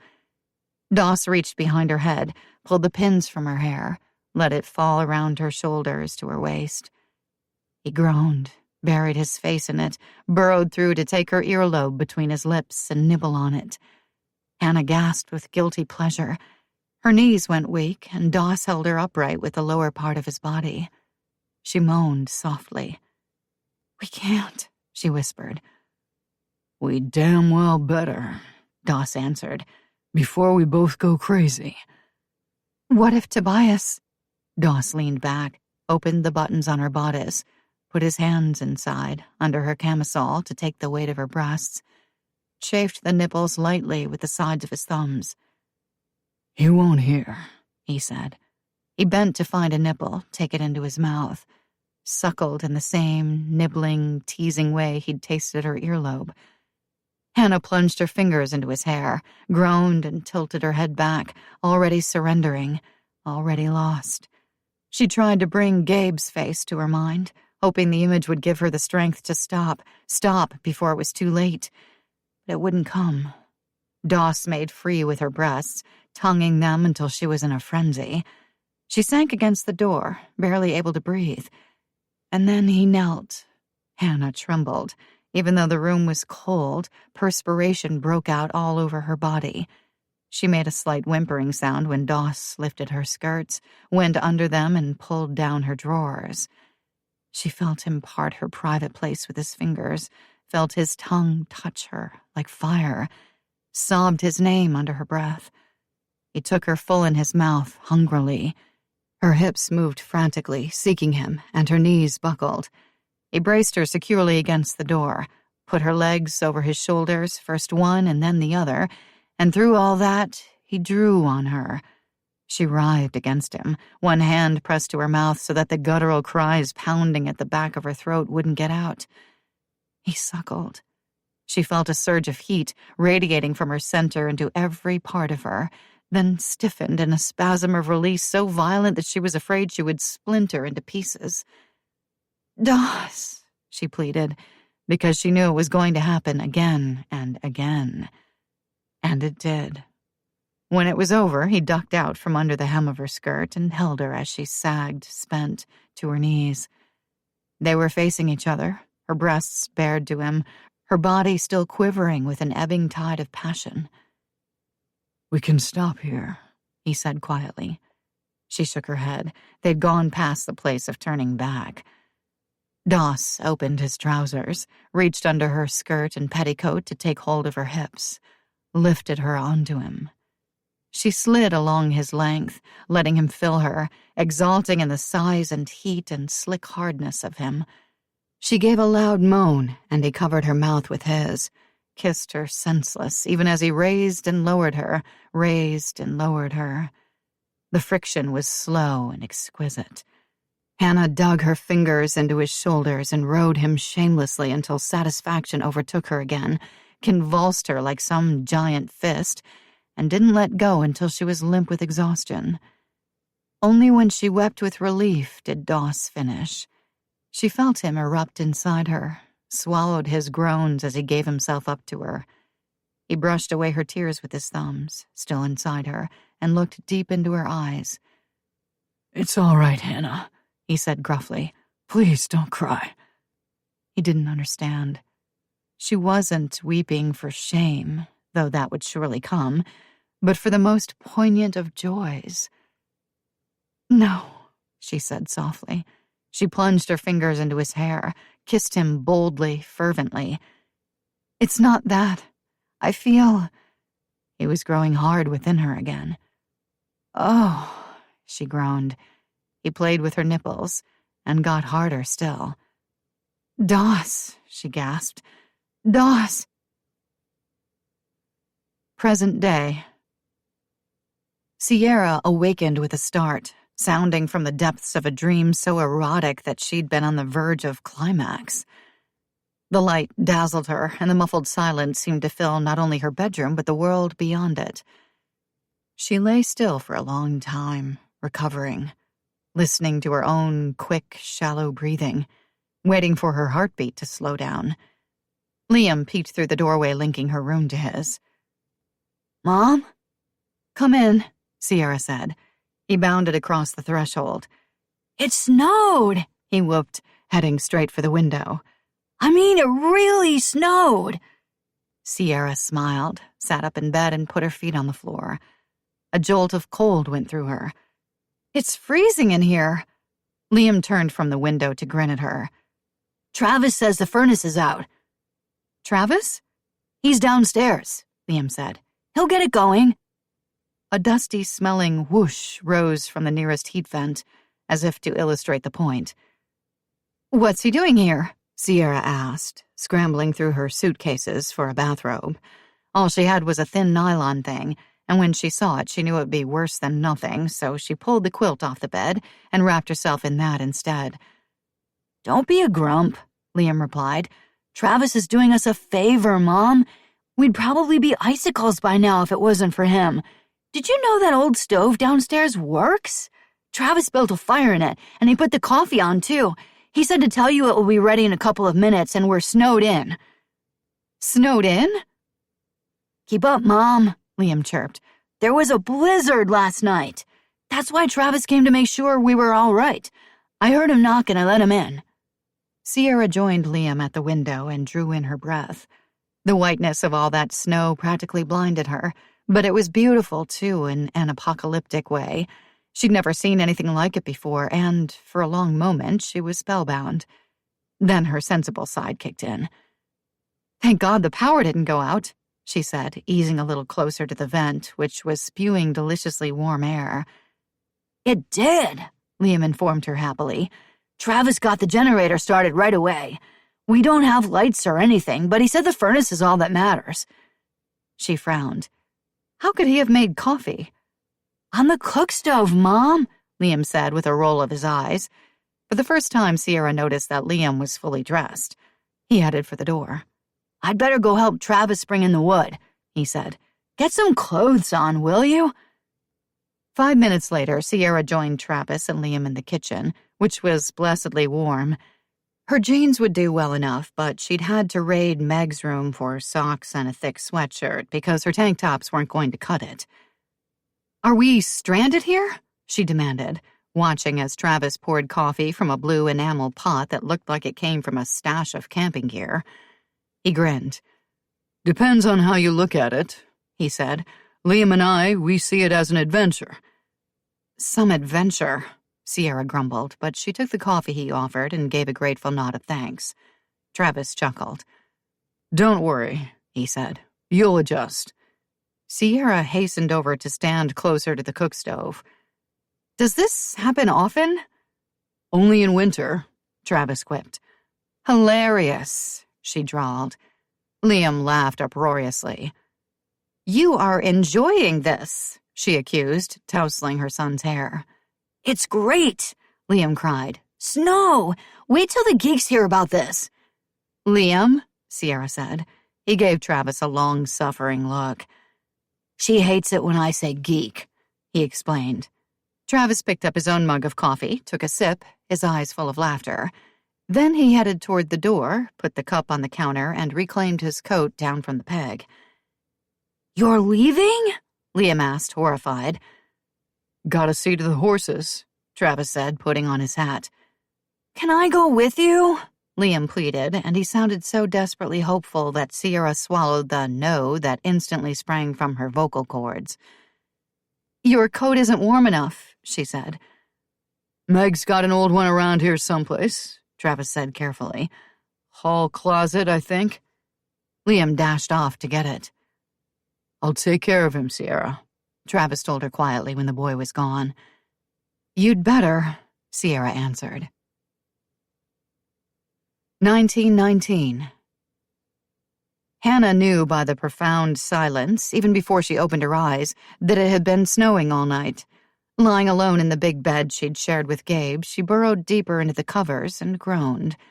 She was sore. She was satisfied. She was a trollop, a tramp. She'd practically thrown herself at Doss the night before. She'd let him do things to her that no one else besides Gabe had ever done. And now, it was morning, and she'd come to her senses, and she would have to face him. For all that, she felt strangely light, too. Almost giddy. Hannah pulled the covers up over her head and giggled. Giggled.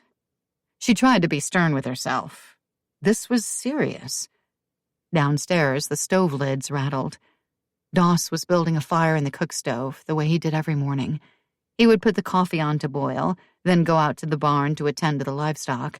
When he got back, she'd be making breakfast, and they'd talk about how cold it was, and whether he ought to bring in extra wood from the shed in case there was more snow on the way.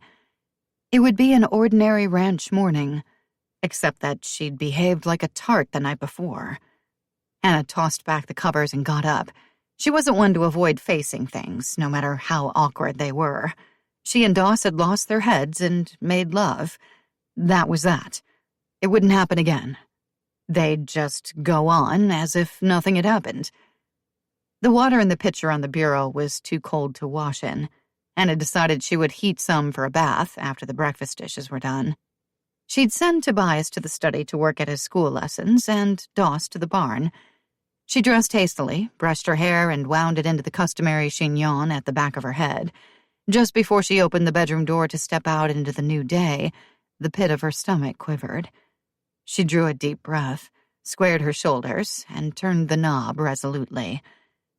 Doss had not left for the barn, as she'd expected. He was still in the kitchen, and when she came down the back stairs and froze on the bottom step, he looked at her, reddened, and looked away. Tobias was by the back door, pulling on his heaviest coat. "Doss and me are fixin' to ride down to the bend and look in on the widow Jessup," he told Hannah matter-of-factly, and he sounded like a grown man, fit to make such decisions on his own. "Could be her pump's frozen and we're not sure she has enough firewood." Out of the corner of her eye, Hannah saw Doss watching her. "Go out and see to the cow," Doss told Tobias. "Make sure there's no ice on her trough." It was an excuse to speak to her alone, Hannah knew, and she was unnerved.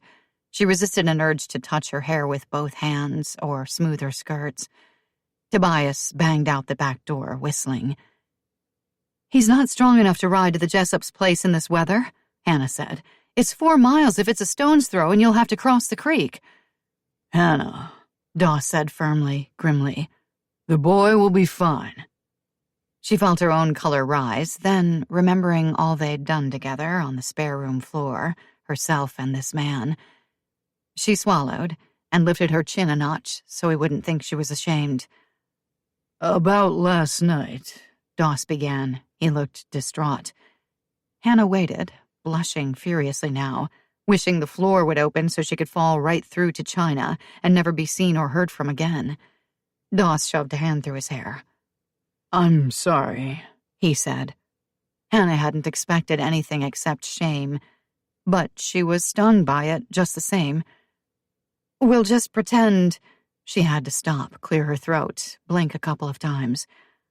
"We'll just pretend it didn't happen." His jaw tightened. "Hannah, it did happen, and pretending won't change that." She intertwined her fingers, clasped them so tightly that the knuckles ached, looked down at the floor. "What else can we do, Doss?" she asked, almost in a whisper. "Suppose there's a child." Hannah hadn't once thought of that possibility, though it seemed painfully obvious in the bright, rational light of day. She drew in a sharp breath and put a hand to her throat. How would they explain such a thing to Tobias? To the McKettricks and the people of Indian Rock? "I'd have to go to Montana," she said after a long time. "To my folks." "Not with my baby growing inside you, you wouldn't," Doss replied so sharply that Hannah's gaze shot back to his face. "Doss, the scandal." "To hell with the scandal." Hannah reached out, pulled back Holt's chair at the table, and sank into it. "Maybe I'm not. Surely just once." "Maybe you are," Doss insisted. Hannah's eyes smarted. She'd wanted more children, but not like this. Not out of wedlock, and by her late husband's brother. Folks would call her a hussy with considerable justification, and they'd make Tobias's life a plain misery, too. They'd point and whisper, and the other kids would tease. "What are we going to do, then?" she asked. He crossed the room, sat astraddle the long bench next to the table, so close she could feel the warmth of his body, glowing like the fresh fire blazing inside the cook stove. His very proximity made her remember things better forgotten. "There's only one thing we can do, Hannah. We'll get married." She gaped at him. "Married?" "It's the only decent thing to do." The word decent stabbed at Hannah. She was a proud person, and she'd always lived a respectable life. Until the night before. "We don't love each other," she said, her voice small. "And anyway, I might not be expecting." "I'm not taking the chance," Doss told her. "As soon as the trail clears a little, we're going into Indian Rock and getting married." "I have some say in this," Hannah pointed out. Outside, on the back porch, Tobias thumped his boots against the step to shake off the snow. "Do you?" Doss asked. Chapter 6. Present day. While Travis and Liam were in the barn, Sierra inspected the wood-burning stove. She found a skillet, set it on top, took bacon and eggs from the refrigerator, which was ominously dark and silent, and laid strips of the bacon in the pan. When the meat began to sizzle, she felt a little thrill of accomplishment. She was actually cooking on a stove that dated from the 19th century. Briefly, she felt connected with all the McKettrick women who had gone before her. When the electricity came on, with a startling revving sound, she was almost sorry. Keeping an eye on breakfast, she switched on the small countertop TV to catch the morning news. The entire northern part of Arizona had been inundated in the blizzard, and thousands were without power. She watched as images of people skiing to work flashed across the screen. The telephone rang, and she held the portable receiver between her shoulder and ear to answer. "Hello?" "It's Eve," a gracious voice replied. "Is that you, Sierra?" Sierra went utterly still. Travis and Liam tramped in from outside, laughing about something. They both fell silent at the sight of her, and neither one moved after Travis pushed the door shut. "Hello?" Eve prompted. "Sierra, are you there?" I'm here," Sierra said. Travis took off his coat and hat, crossed the room, and elbowed her away from the stove. "Go," he told her, cocking a thumb toward the center of the house. "Liam and I will see to the grub." She nodded, grateful, and hurried out of the warm kitchen. The dining room was frigid. "Is this a bad time to talk?" Eve asked. She sounded uncertain, even a little shy. "No," Sierra answered hastily, finally gaining the study. She closed the door and sat in the big leather chair she'd occupied the night before, waiting for the fire to go out. Now she could see her breath, and she wished the blaze was still burning. "No, it's fine." Eve let out a long breath. "I see on the Weather Channel that you've been hit with quite a storm up there," she said. Sierra nodded, remembered that her mother, this woman she didn't know, couldn't see her. "Yes," she replied. "We have power again thanks to Travis. He got the generator running right away so the furnace would work, and—" She swallowed the rush of two cheerful words. She'd been blathering. "Poor Travis," Eve said. "Poor Travis?" Sierra echoed. "Why? Didn't he tell you? Didn't Meg?" "No," Sierra said. Nobody told me anything. There was a long pause, then Eve sighed. I'm probably speaking out of turn, she said, but we've all been a little worried about Travis. He's like a member of the family, you know. His younger brother, Brody, died in an explosion a few months ago. It really threw Travis. He walked away from the company and just about everyone he knew. Meg had to talk fast to get him to come and stay on the ranch. Sierra was very glad she'd brought the phone out of the kitchen. I didn't know, she said. I've already said more than I should have, Eve told her ruefully. And anyway, I called to see how you and Liam are doing. I know you're not used to cold weather, and when I saw the storm report, I had to call. We're okay, Sierra said. Had she known the woman better, she might have confided her worries about Liam, how he claimed he'd seen a ghost in his room. She still planned to call his new doctor, but driving to Flagstaff for an appointment would be out of the question, considering the state of the roads. I hear some hesitation in your voice, Eve said. She was treading lightly, Sierra could tell, and she would be a hard person to fool. Eve ran McKettrick Company, and hundreds of people answered to her. Sierra gave a nervous laugh, more hysteria than amusement. Liam claims the house is haunted, she admitted. Oh, that, Eve answered, and she actually sounded relieved. Oh, that? Sierra challenged, sitting up straighter. They're harmless, Eve said. The ghosts, I mean, if that's what they are. You know about the ghosts? Eve laughed. Of course I do. I grew up in that house. But I'm not sure ghosts is the right word. To me, it always felt more like sharing the place than it's being haunted. I got the sense that they, the other people, were as alive as I was. That they'd have been just as surprised had we ever come face to face. Sierra's mind spun. She squeezed the bridge of her nose between a thumb and forefinger. The piano notes she'd heard the night before tinkled sadly in her memory. You're not saying you actually believe. I'm saying I've had experiences, Eve told her. I've never seen anyone. Just had a strong sense of someone else being present. And, of course, there was the famous disappearing teapot. Sierra sank against the back of the chair, both relieved and confounded. Had she told Meg about the teapot? She couldn't recall.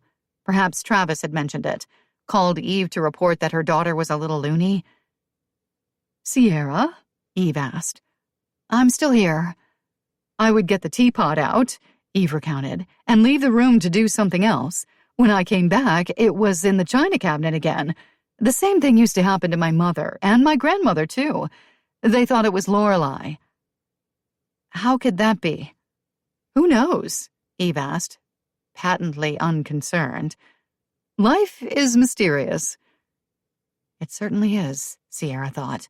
Little girls get separated from their mothers, and no one even comes looking for them. I'd like to come and see you, Eve went on, as soon as the weather clears. Would that be all right, Sierra, if I spent a few days at the ranch, so we could talk in person? Sierra's heart rose into her throat and swelled there. It's your house, she said, but she wanted to throw down the phone, snatch Liam, jump into the car, and speed away before she had to face this woman. I won't come if you're not ready, Eve said gently. I may never be ready, Sierra thought. I guess I am, she murmured. Good, Eve replied. Then I'll be there as soon as the jet can land. Barring another snowstorm, that should be tomorrow or the next day. The jet? Should we pick you up somewhere? I'll have a car meet me, Eve said. Do you need anything, Sierra? I could have used a mother when I was growing up, and when I had Liam and Dad acted as though nothing had changed, well, you would have come in handy then too, Mom. I'm fine, she answered. I'll call again before I leave here, Eve promised. Then, after another tentative pause and a brief goodbye, she rang off. Sierra sat a long time in that chair, still holding the phone, and might not have moved at all if Liam hadn't come to tell her breakfast was on the table. 1919. It was a cold, seemingly endless ride to the Jessup place, and hard going all the way.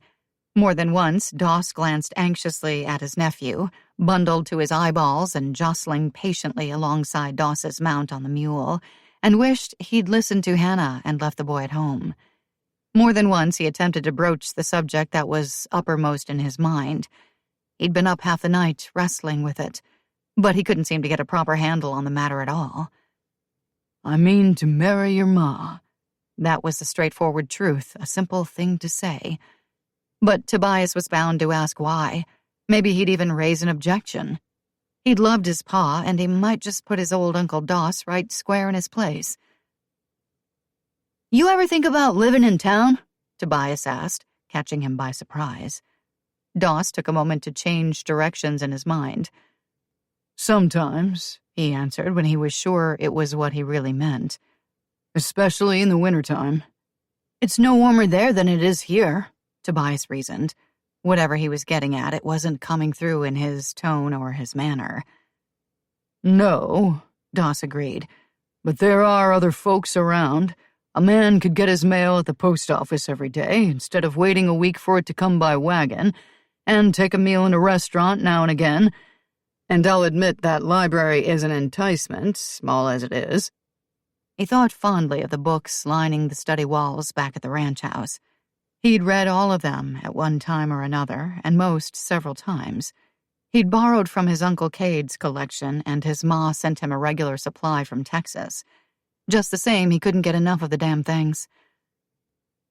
"Ma's been talking about heading back to Montana," Tobias blurted, but he didn't look at Doss when he spoke. Just kept his eyes on the close-clipped mane of that old mule. "If she tries to make me go, I'll run away." Doss swallowed. He knew Hannah thought about moving in with the home folks, of course, but hearing it said out loud made him feel as if he'd not only been thrown from his horse, but stomped on, too. "Where would you go?" he asked, when he thought he could get the words out easy. It wasn't entirely successful. "If you ran off, I mean." Tobias turned in the saddle to look him full in the face. "I'd hide up in the hills somewhere," he said with a conviction of innocence. "Maybe that canyon where Cade and Mandy faced down those outlaws?" Doss suppressed a smile. He'd grown up on that story himself, and to this day he wondered how much of it was fact and how much was legend. Mandy was a sharpshooter, and she'd given Annie Oakley a run for her money in her time. Cade had been the town marshal with an office in Indian Rock back then, so maybe it had happened just the way his pa and uncles related it. "Mighty cold up there," he told the boy mildly. "Just a cave for shelter. And where would you get food?" Tobias's shoulders slumped a little, under all that wool Hannah had swaddled him in. If the kid took a spill from the mule, he'd probably bounce. "I could hunt," he said. "Pa taught me how to shoot." "McKettrick's," Doss replied. "Don't run away." Tobias scowled at him. "They don't live in Missoula either." Doss chuckled, in spite of the heavy feeling that had settled over his heart after he and Hannah had made love, and stayed there ever since.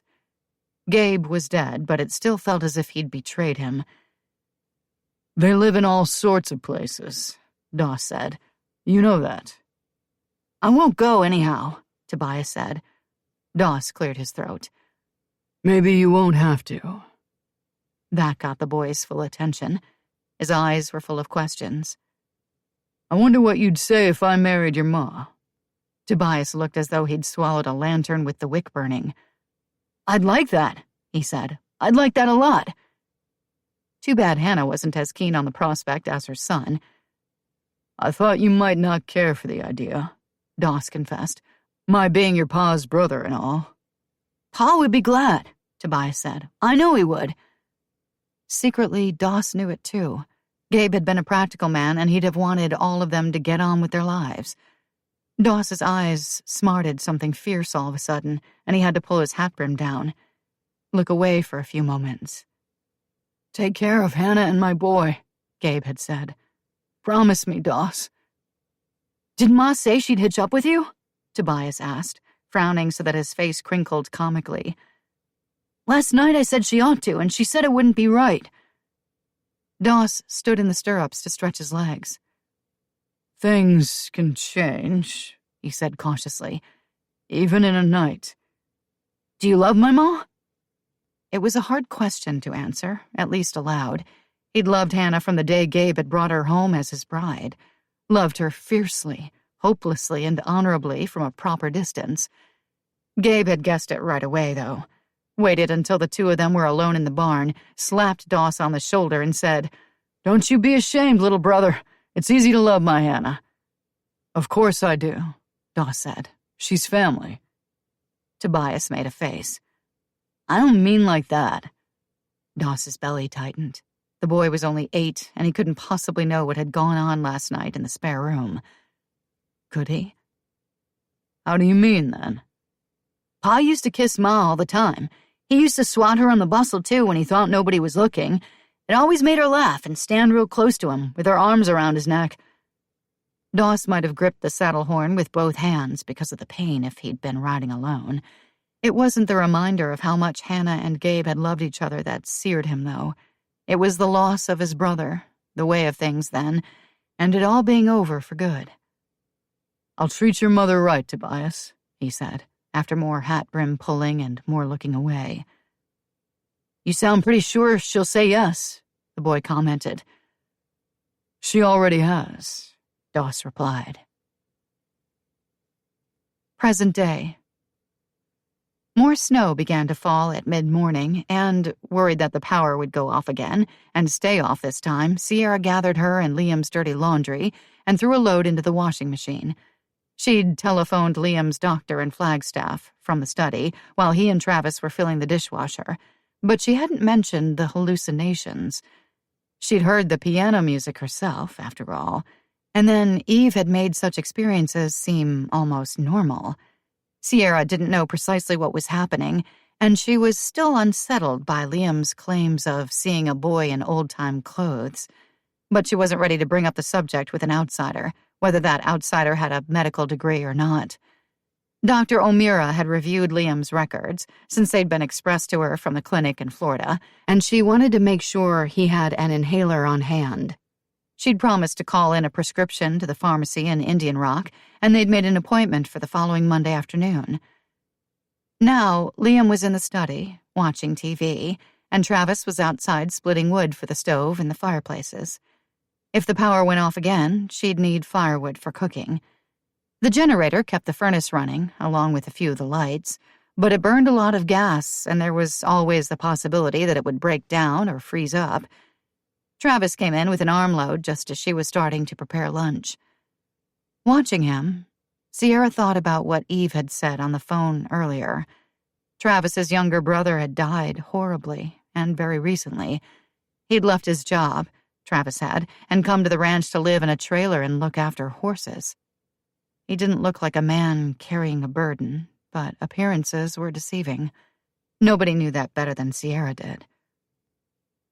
"What kind of work did you do before you came here?" she asked, and then wished she hadn't brought the subject up at all. Travis's face closed instantly, and his eyes went blank. "Nothing special," he said. She nodded. "I was a cocktail waitress," she told him, because she felt she ought to offer him something after asking what was evidently an intrusive question. Standing there beside the antique cook stove and the wood box in his leather coat and cowboy hat, Travis looked as though he'd stepped through a time warp out of an earlier century. "I know," he said. "Meg told me." Of course she did. Sierra poured canned soup into a saucepan, stirred it industriously, and blushed. Travis didn't say anything more for a long time. Then, "I was a lawyer for McKettrick Company," he told her. Sierra stole a sidelong glance at him. He looked tense, standing there holding his hat in one hand. "Impressive," she said. "Not so much," he countered. "It's a tradition in my family, being a lawyer, I mean. At least with everyone but my brother, Brody. He became a meth addict instead, and blew himself to kingdom come brewing up a batch. Go figure." Sierra turned to face Travis, noticed that his jaw was hard and his eyes even harder. He was angry, in pain, or both. "I'm so sorry," she said. "Yeah," Travis replied tersely. "Me too." He started for the door. "Stay for lunch?" Sierra asked. "Another time," he answered, and then he was gone. 1919. It was near sunset when Doss and Tobias rode in from the Jessup place, and by then Hannah was fit to be tied. She'd paced for most of the afternoon, after it started to snow again, fretting over all the things that could go wrong along the way. The horse or the mule could have gone lame or fallen through the ice crossing the creek. There could have been an avalanche. Just last year, a whole mountainside of snow had come crashing down onto the roof of a cabin and crushed it to the ground, with a family inside. Wolves prowled the countryside, too, bold with the desperation of their hunger. They killed cattle, and sometimes people. Doss hadn't even taken his rifle. When Hannah heard the horses, she ran to the window, wiped the fog from the glass with her apron hem. She watched as they dismounted and led their mounts into the barn. She'd baked pies that day to keep from going crazy, and the kitchen was redolent with the aroma. She smoothed her skirts, patted her hair, and turned away so she wouldn't be caught looking if Doss or Tobias happened to glance toward the house. Almost an hour passed before they came inside. They'd done the barn chores, and Hannah had the table set, the lamps lighted and the coffee made.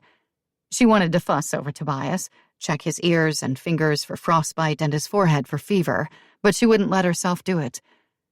Doss wasn't deceived by her smiling restraint, she could see that, but Tobias looked downright relieved, as though he'd expected her to pounce the minute he came through the door. "How did you find Widow Jessup?" she asked. "She was right where we left her last time," Doss said with a slight grin. Hannah gave him a look. "She was fresh out of firewood," Tobias expounded importantly, unwrapping himself, layer by layer, until he stood in just his trousers and shirt, with melted snow pooling around his feet. "It's a good thing we went down there. She'd have froze for sure." Doss looked tired, but his eyes twinkled. "For sure," he confirmed. "She got Tobias here by the ears and kissed him all over his face. She was so grateful that he'd saved her." Tobias let out a yelp of mortification and took a swing at Doss, who sidestepped him easily. "Stop your roughhousing and wash up for supper," Hannah said, but it did her heart good to see it. Gabe used to come in from the barn, toss Tobias over one shoulder and carry him around the kitchen like a sack of grain. The boy had howled with laughter and pummeled Gabe's chest with his small fists in mock resistance. She'd miss the ordinary things like that more than anything, except being held in Gabe's arms. She served chicken and dumplings in her best blue willow dishes with apple pie for dessert. Tobias ate with a fresh air, long-ride appetite and nearly fell asleep in his chair once his stomach was filled. Doss got up, hoisted him into his arms, and carried him, head bobbing, toward the stairs. Hannah's throat went raw, watching them go. She poured a second cup of coffee for Doss, had it waiting when he came back a few minutes later. "Did you put Tobias in his nightshirt and cover him with the spare quilt?" she asked, when Doss appeared at the bottom of the steps. "He mustn't take a chill." "I took off his shoes and threw him in like he was," Doss interrupted. That twinkle was still in his eyes, but there was a certain wariness there, too. "I made sure he was warm, so stop fretting."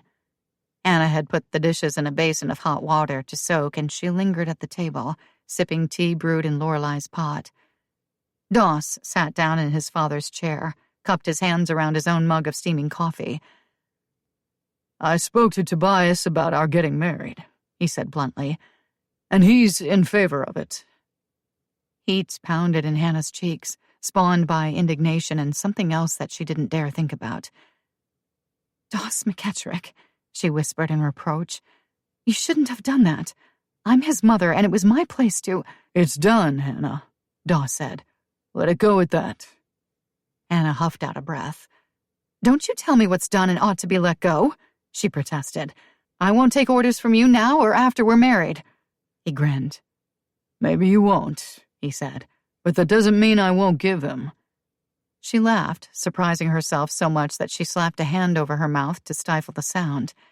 That gesture, in turn, brought back recollections of the night before, when Doss had made love to her, and she'd wanted to cry out with the pleasure of it. She blushed so hard her face burned, and this time it was Doss who laughed. "I figure we're in for another blizzard," he said. Might be spring before we can get to town and stand up in front of a preacher. I hope you're not looking like a watermelon smuggler before then." Hannah opened her mouth, closed it again. Doss's eyes danced as he took another sip of his coffee. "That was an insufferably forward thing to say," Hannah accused. "You're a fine one to talk about being forward," Doss observed and repeated back something she'd said at that very height of her passion. "That's enough, Mr. McKettrick." Doss set his cup down, pushed back his chair and stood. "I'm going out to the barn to look in on the stock again. Maybe you ought to come along. Make the job go faster if you lent a hand." Hannah squirmed on the bench. Doss crossed the room, took his coat and hat down from the pegs by the door. "Way out there, a person could holler if they wanted to. Be nobody to hear." Hannah did some more squirming. "Fresh hay to lie in, too," Doss went on. "Nice and soft, and if a man were to spread a couple of horse blankets over it—" Heat surged through Hannah, brought her to an aching simmer. She sputtered something and waved him away. Doss chuckled, opened the door and went out, whistling merrily under his breath. Hannah waited. If Doss McKettrick thought he was going to have his way with her, in the barn of all places, well, he was just... She got up, went to the stove, and banged the fire with a poker. He was just right. That was what he was. She chose her biggest shawl, wrapped herself in it, and hurried after him. Present day. As soon as Sierra put supper on the table that night, the power went off again. While she scrambled for candles, Liam rushed to the nearest window. "Travis's trailer's dark," he said. "He'll get hypothermia out there." Sierra sighed. "I'll bet he comes back to see to the furnace, just like he did this morning. We'll ask him to have supper with us." "I see him," Liam cried gleefully. "He's coming out of the barn with a lantern." He raced for the door, and before Sarah could stop him, he was outside, with no coat on, galloping through the deepening snow and shouting Travis's name. Sierra pulled on her own coat, grabbed Liam's, and hurried after him. Travis was already herding him toward the house. "Mom made meatloaf, and she says you can have some," Liam was saying, as he tramped breathlessly along. Sierra wrapped his coat around him and would have scolded him if her gaze hadn't collided unexpectedly with Travis's. Travis shook his head. She swallowed all that she'd been about to say and hustled her son into the house. "I'll start the generator," Travis said. Sierra nodded hastily and shut the door. "Liam McKettrick," she burst out. "What were you thinking going out in that cold without a coat?" In the candlelight, she saw Liam's lower lip wobble.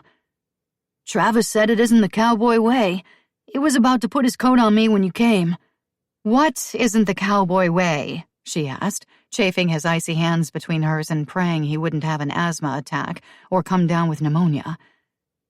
"Not wearing a coat," Liam replied, downcast. "A cowboy is always prepared for any kind of weather, and he never rushes off half-cocked without his gear." Sierra relaxed a little, stifled a smile. "Travis is right," she said. Liam brightened. "Do cowboys eat meatloaf?" "I'm pretty sure they do," Sierra answered. The furnace came on, and she silently blessed Travis Reed for being there. He let himself into the kitchen a few minutes later. By then, Sierra had set another place at the table and lit several more candles. They all sat down at the same time, and there was something so natural about their gathering that way that Sierra's throat caught. "I hope you're hungry," she said, feeling awkward. "I'm starved," Travis replied. "Cowboys eat meatloaf, right?" Liam inquired. Travis grinned. "This one does," he said. "This one does, too," Liam announced. Sierra laughed, but tears came to her eyes at the same time. She was glad of the relative darkness, hoping no one would notice. "Once," Liam said, scooping a helping of meatloaf onto his plate, his gaze adoring as he focused on Travis, "I saw this show on the Science Channel. They found a caveman in a block of ice. He was like 14,000 years old. I bet you they could take some of his DNA and clone him if they wanted to." He stopped for a quick breath, and he was all blue, too.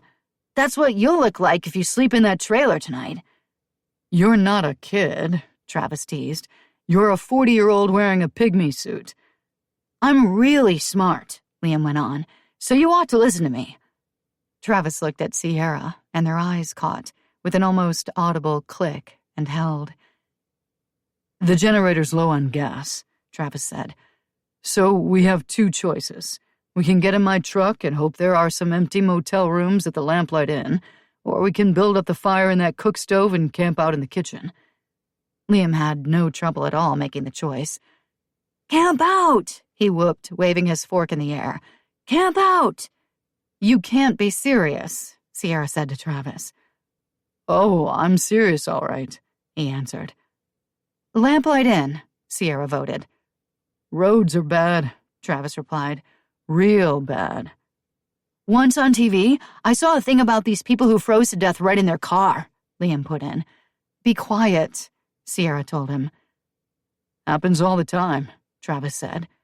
Which was how the three of them ended up bundled in sleeping bags, with couch and chair cushions for a makeshift mattress, lying side by side within the warm radius of the wood-burning stove. Chapter 7 1919 Hannah and Doss returned separately from the barn by tacit agreement. Hannah, weak-kneed with residual pleasure and reeling with guilt, pumped water into a bucket to pour into the near-empty reservoir on the cook stove, then filled the two biggest kettles she had and set them on the stove to heat. She was adding wood to the fire when she heard Doss come in. She blushed furiously, unable to meet his gaze, though she could feel it burning into her flesh, right through the clothes he'd sweet-talked her out of just an hour before, laying her down in the soft, surprisingly warm hay in an empty stall, kissing and caressing and nibbling at her until she'd begged him to take her. Begged him. She'd carried on something awful while he was at it, too. "Look at me, Hannah," he said. She glared at Doss, marched past him into the pantry, and dragged out the big washtub stored there under a high shelf. She set it in front of the stove with an eloquent clang. "Hannah," Doss repeated. "Go upstairs," she told him, flustered. "Leave me to my bath." "You can't wash away what we did," he said. She whirled on him that time, hands on her hips, fiery with temper. "Get out," she ordered, keeping her voice down in case Tobias was still awake or even listening at the top of the stairs. "I need my privacy." Doss raised both hands to shoulder height, palms out, but his words were juxtaposed to the gesture. "If we're going to talk about what you need, Hannah, it's not a bath. It's a lot more of what we just did in the barn." "Tobias might hear you," Hannah whispered, outraged. If the broom hadn't been on the back porch, she'd have grabbed it up and whacked him silly with it. "He wouldn't know what we were talking about, even if he did," Doss argued mildly, lowering his hands. He approached, plucked a piece of straw from Hannah's hair, and tickled her under the chin with it. She felt as though she'd been electrified, and slapped his hand away. He laughed, a low, masculine sound, leaned in and nibbled at her lower lip. "Good night, Hannah," he said. A hot shiver of renewed need went through her. How could that be? He'd satisfied her that night and the one before. Both times he'd taken her to heights she hadn't even reached with Gabe.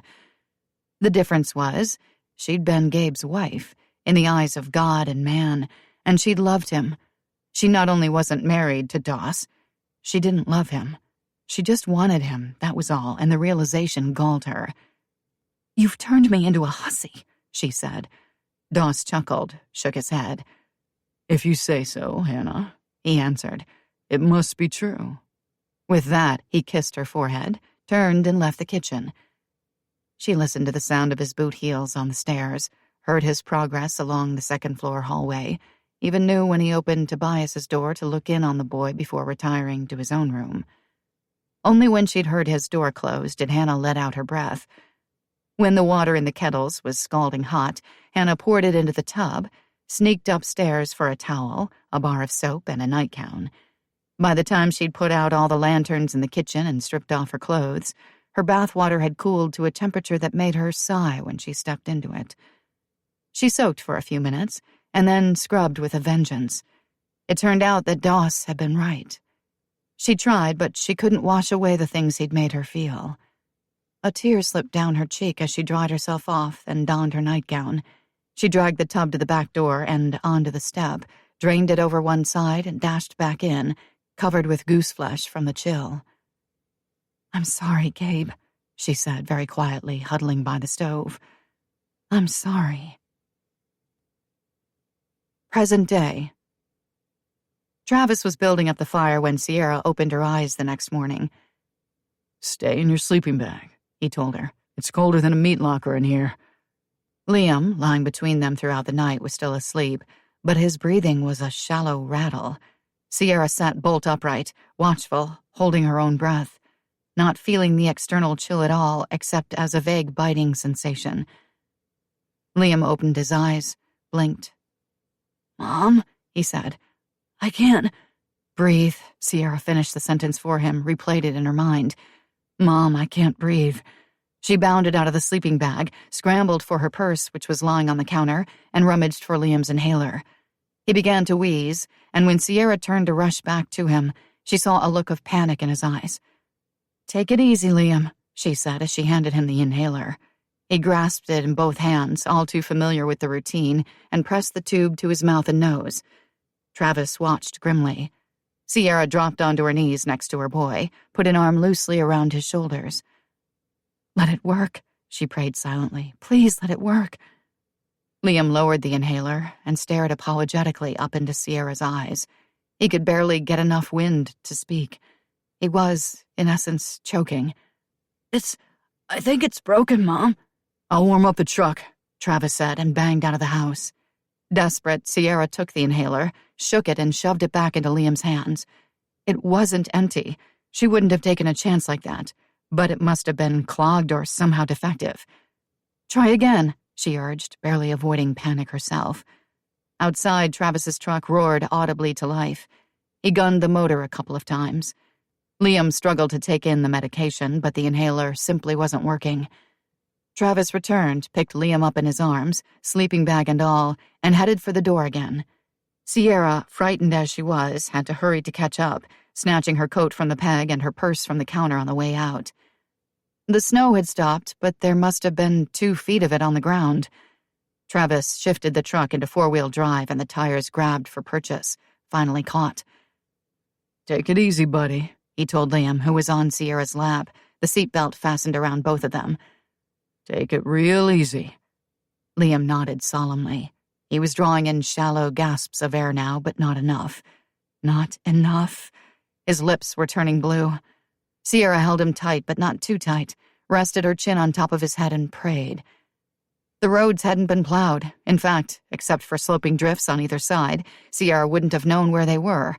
Still, the truck rolled over them as easily as if they were bare. What if we'd been alone, Liam and me? Sierra thought frantically. Her old station wagon, a snow-covered hulk in the driveway in front of the house, probably wouldn't have started. And even if it had, by some miracle, the chances were good that they'd have ended up in the ditch somewhere along the way to safety. "It's going to be okay," she heard Travis say, and she'd thought he was talking to Liam. When she glanced at him, though, she knew he'd meant the words for her. She kept her voice even. "Is there a hospital in Indian Rock?" She and Liam had passed through the town the day they arrived, but she didn't remember seeing anything but houses, a diner or two, a drugstore, several bars, and a gas station. She'd been too busy trying to follow the hand-drawn map Meg had scanned and sent to her by email. The McKettrick's private cemetery was marked with an X, and the ranch house an uneven square with lines for a roof. "A clinic," Travis said. He looked down at Liam again, then turned his gaze back to the road. The set of his jaw was hard, and he pulled his cell phone from the pocket of his coat and handed it to Sierra.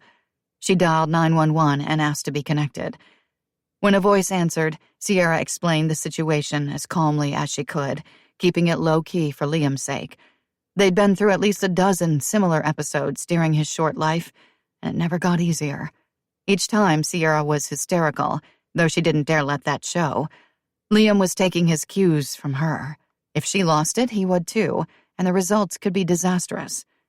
The clinic receptionist seemed blessedly unruffled. "We'll be ready when you get here," she said. Sierra thanked the woman and ended the call, set the phone on the seat. By the time they arrived at the town's only medical facility, Liam was struggling to remain conscious. Travis pulled up in front, gave the horn a hard blast, and was around to Sierra's side with the door open before she managed to get the seatbelt unbuckled. 2 medical assistants, accompanied by a gray-haired doctor, met them with a gurney. Liam was whisked away. Sierra tried to follow, but Travis and one of the nurses stopped her. Her first instinct was to fight. "My son needs me." She'd meant it for a scream, but it came out as more of a whimper. "We'll need your name and that of the patient," a clerk informed her, advancing with a clipboard. "And of course there's the matter of insurance." Travis glared the woman into retreat. "Her name," he said, "is McKettrick." "Oh," the clerk said, and ducked behind her desk. Sierra needed something, anything to do, or she was going to rip apart every room in that place until she found Liam, gathered him into her arms. "My purse," she said. "I must have left it in the truck." "I'll get it," Travis said, but first he steered her toward a chair in the waiting area and sat her down. Tears of frustration and stark terror filled her eyes. What was happening to Liam? Was he breathing? Were they forcing the hated tube down into his bronchial passage even at that moment? Travis cupped her face between his hands for just a moment, and his palms felt cold and rough from ranch work. The sensation triggered something in Sierra, but she was too distraught to know what it was. "I'll be right back," he promised. And he was. Sierra snatched her bag from his hands, scrabbled through it to find her wallet. Found the insurance card Eve had sent by express the same day Sierra agreed to take the McKettrick name and spend a year on the Triple M with Liam. She might have kissed that card if Travis hadn't been watching. The clerk nodded a little nervously when Sierra walked up to the desk and asked for the papers she needed to fill out. Patient's name. Well, that was easy enough. She scrawled Liam Brez, crossed out the last part, and wrote McKettrick instead. Address? She had to consult Travis on that one. Everybody in Indian Rock knew where the Triple M was, she was sure, but the people in the insurance company's claims office might not. Occupation? Child. Damn it, Liam was a little boy, hardly more than a baby. Things like this shouldn't happen to him. Sierra printed her own name as guarantor. She bit her lip when asked about her job. Unemployed? She couldn't write that. Travis, watching, took the clipboard and pen from her and inserted, "Damn good mother." The tears came again. Travis got up with the forms and the clipboard and the insurance card, inscribed with the magical name, and carried them over to the waiting clerk. He was halfway back to Sierra when the doctor reappeared. "Hello, Travis," he said, but his gaze was on Sierra's face, and she couldn't read it for all the practice she'd had. "I'm Sierra McKettrick," she said. The name still felt like a garment that didn't quite fit, but if it would help Liam in any way, she would use it every chance she got. "My son—" "He'll be fine," the doctor said kindly. His eyes were a faded blue, his features craggy and weathered. "Just the same, I think we ought to send him up to Flagstaff to the hospital, at least overnight. For observation, you understand, and because they've got a reliable power source up there." "Is he awake?" Sierra asked anxiously. "Partially sedated," replied the doctor, exchanging glances with Travis. "We had to perform an intubation." Sierra knew how Liam hated tubes, and how frightened he probably was, sedated or not. "I have to see him," she said, prepared for an argument. "Of course," was the immediate and very gentle answer. Sierra felt Travis's hand close around hers. She clung instead of pulling away, as she would have done with any other virtual stranger. A few minutes later, they were standing on either side of Liam's bed in one of the treatment rooms. His eyes widened with recognition when he saw Sierra, and he pointed, with one small finger, to the mouthpiece of his oxygen tube. She nodded, blinking hard and trying to smile, took his hand. "You have to spend the night in the hospital in Flagstaff," she told him, "but don't be scared, okay? Because I'm going with you."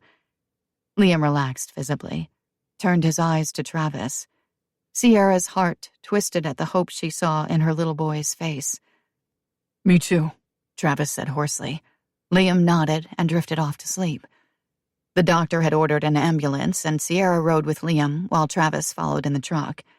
There was more paperwork to do in Flagstaff, but Sierra was calmer now. She sat in a chair next to Liam's bed and filled in the lines. Travis entered with 2 cups of vending machine coffee just as she was finishing. "Thank you," Sierra said, and she wasn't just talking about the coffee. "Wranglers like Liam and me," he replied, watching the boy with a kind of fretful affection. "We stick together when the going gets tough." She accepted the paper cup Travis offered and set the ubiquitous clipboard aside to take a sip.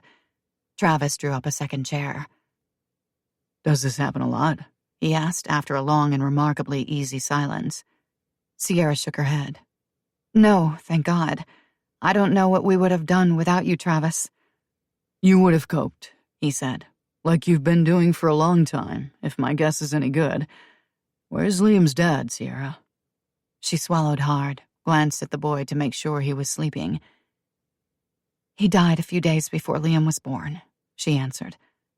"You've been alone all this time?" "No," Sierra said, stiffening a little on the inside where it didn't show. Or at least she hoped it didn't. "I had Liam." "You know that isn't what I meant," Travis said. Sierra looked away, made herself look back. "I didn't want to complicate things by getting involved with someone, I mean. Liam and I have been just fine on our own." Travis merely nodded and drank more of his coffee. "Don't you have to go back to the ranch and feed the horses or something?" Sierra asked. "Eventually," Travis answered with a sigh. He glanced around the room again and gave the slightest shudder. Sierra remembered his younger brother. The wounds must be raw. "I guess you probably hate hospitals," she said, "because of—" the name came back to her in Eve's telephone voice. "Brody." Travis shook his head. His eyes were bleak. "If he'd gotten this far, to a hospital, I mean, it would have meant there was hope." Sierra moved to touch Travis's hand, but just before she made contact, his cell phone rang. He pulled it from the pocket of his western shirt. "Travis Reed?" He listened, raised his eyebrows. "Hello, Eve. I wouldn't have thought even your pilot could land in this kind of weather." Sierra tensed. Eve said something, and Travis responded. "I'll let Sierra explain," he said, and held out the phone to her. Sierra swallowed, took it. "Hello, Eve," she said. "Where are you?" her mother asked. "I'm at the ranch. It looks as if you've been sleeping in the kitchen." "We're in Flagstaff in a hospital," Sierra told her. Only then did she realize that she and Travis were both wearing the clothes they'd slept in, that she hadn't combed her hair or even brushed her teeth. All of a sudden, she felt incredibly grubby. Eve drew in an audible breath. "Oh my God, Liam?" "He had a pretty bad asthma attack," Sierra confirmed. "He's on a breathing machine and he has to stay until tomorrow, but he's okay, Eve." "I'll be up there as soon as I can. Which hospital?" "Hold on," Sierra said. "There's really no need for you to come all this way, especially when the roads are so bad. I'm pretty sure we'll be home tomorrow." "Pretty sure?" Eve challenged. "Well, he'll need his medication adjusted and the inflammation in his bronchial tubes will have to go down." "This sounds serious, Sierra. I think I should come. I could be there." "Please," Sierra interrupted. "Don't." A thoughtful silence followed. "All right, then," Eve said finally with a good grace Sierra truly appreciated. "I'll just settle in here and wait. The furnace is running and the lights are on. Tell Travis not to rush back. I can certainly feed the horses." Sierra could only nod, so Travis took the phone back. Evidently, a barrage of orders followed from Eve's end. Travis grinned throughout. "Yes, ma'am," he said. "I will." He ended the call. "You will what?" Sierra inquired. "Take care of you and Liam," Travis answered. 1919. That morning, the world looked as though it had been carved from a huge block of pure white ice. Anna marveled at the beauty of it, staring through the kitchen window, even as she longed with bittersweet poignancy for spring. For things to stir under the snowbound earth, to put out roots and break through the surface, green and growing. "Ma?" She turned, troubled by something she heard in Tobias's voice. He stood at the base of the stairs, still wearing his nightshirt and barefoot. "I don't feel good," he said. Anna set aside her coffee with exaggerated care, even took time to wipe her hands on her apron before she approached him, touched his forehead with the back of her hand. "You're burning up," she whispered, stricken. Doss, who had been rereading last week's newspaper at the table, his barn work done, slowly scraped back his chair. "Shall I fetch the doc?" he asked. Hannah turned, looked at him over one shoulder and nodded. If you hadn't insisted on taking him with you to the widow Jessup's place, she thought, but she would go no further. This was not the time to place blame. You get back into bed, she told Tobias, briskly, efficient, and purely terrified. The bout of pneumonia that had nearly killed him during the fall had started like this. I'll make you a mustard plaster to draw out the congestion, and your Uncle Doss will go to town for Dr. Willoughby. You'll be right as rain in no time at all. Tobias looked doubtful. His face was flushed, and his nightshirt was soaked with perspiration, even though the kitchen was a little on the chilly side. The boy seemed dazed, almost as though he were walking in his sleep, and Hannah wondered if he'd taken in a word she'd said. I'll be back as soon as I can, Doss promised, already pulling on his coat and reaching for his hat. There's whiskey left from Christmas. It's in the pantry behind that cracker tin, he added, pausing before opening the door. Make him a hot drink with some honey. Pa used to brew up that concoction for us when we took sick, and it always helped. Doss and Gabe, along with their adopted older brother, John Henry, had never suffered a serious illness in their lives, if you didn't count John Henry's deafness. What did they know about tending the sick? Hannah nodded again, her mouth tight. She'd lost 3 sisters in childhood, 2 to diphtheria and 1 to scarlet fever. Only she and her younger brother David had survived. She was used to nursing the afflicted. Doss hesitated a few moments on the threshold, as though there was something he wanted to say but couldn't put into words, then went out. You change into a dry nightshirt, Hannah told Tobias. His sheets were probably sweat-soaked too, so she added, and get into our bed. Our bed, meaning Gabe's and hers. And soon after they were married, Doss would be sleeping in that bed, in Gabe's place. She would not consider the implications of that. Not now, maybe not ever. She was like the ranch woman she'd once read about in a Montana newspaper, making her way from the house to the barn and back in a blinding blizzard, with only a frozen rope to hold on to. If she let go, she'd be lost. She had to attend to Tobias. That was her rope, and she'd follow it, hand over hand, thought over thought. Hannah retrieved an old flannel shirt from the rag bag and cut 2 matching pieces, approximately 12 inches square. These would serve to protect Tobias's skin from the heat of the poultice, but like as not, he would still have blisters. She kept a mixture on hand for just such occasions, in a big jar with a wire seal. She dumped a big dollop of the stuff onto one of the bits of flannel, spread it like butter, and put the second cloth on top, her nose twitching at the pungent odors of mustard seed, pounded to a pulp, and camphor. When she got upstairs, she found Tobias huddled in the middle of her bed, and his eyes grew big with recollection when he saw what she was carrying in her hands. "No," he protested, but weakly. "No mustard plaster." He'd begun to shiver, and his teeth were chattering. "Don't fuss, Tobias," Hannah said. "Your grandfather swears by them." Tobias groaned. "My Montana grandfather," he replied. "My Grandpa Holt wouldn't let anybody put one of those things on him." "Is that a fact?" Hannah asked mildly. "Well, next time you write to the almighty Holt McKettrick, you ask. I'll bet he'll say he wouldn't be without one when he's under the weather."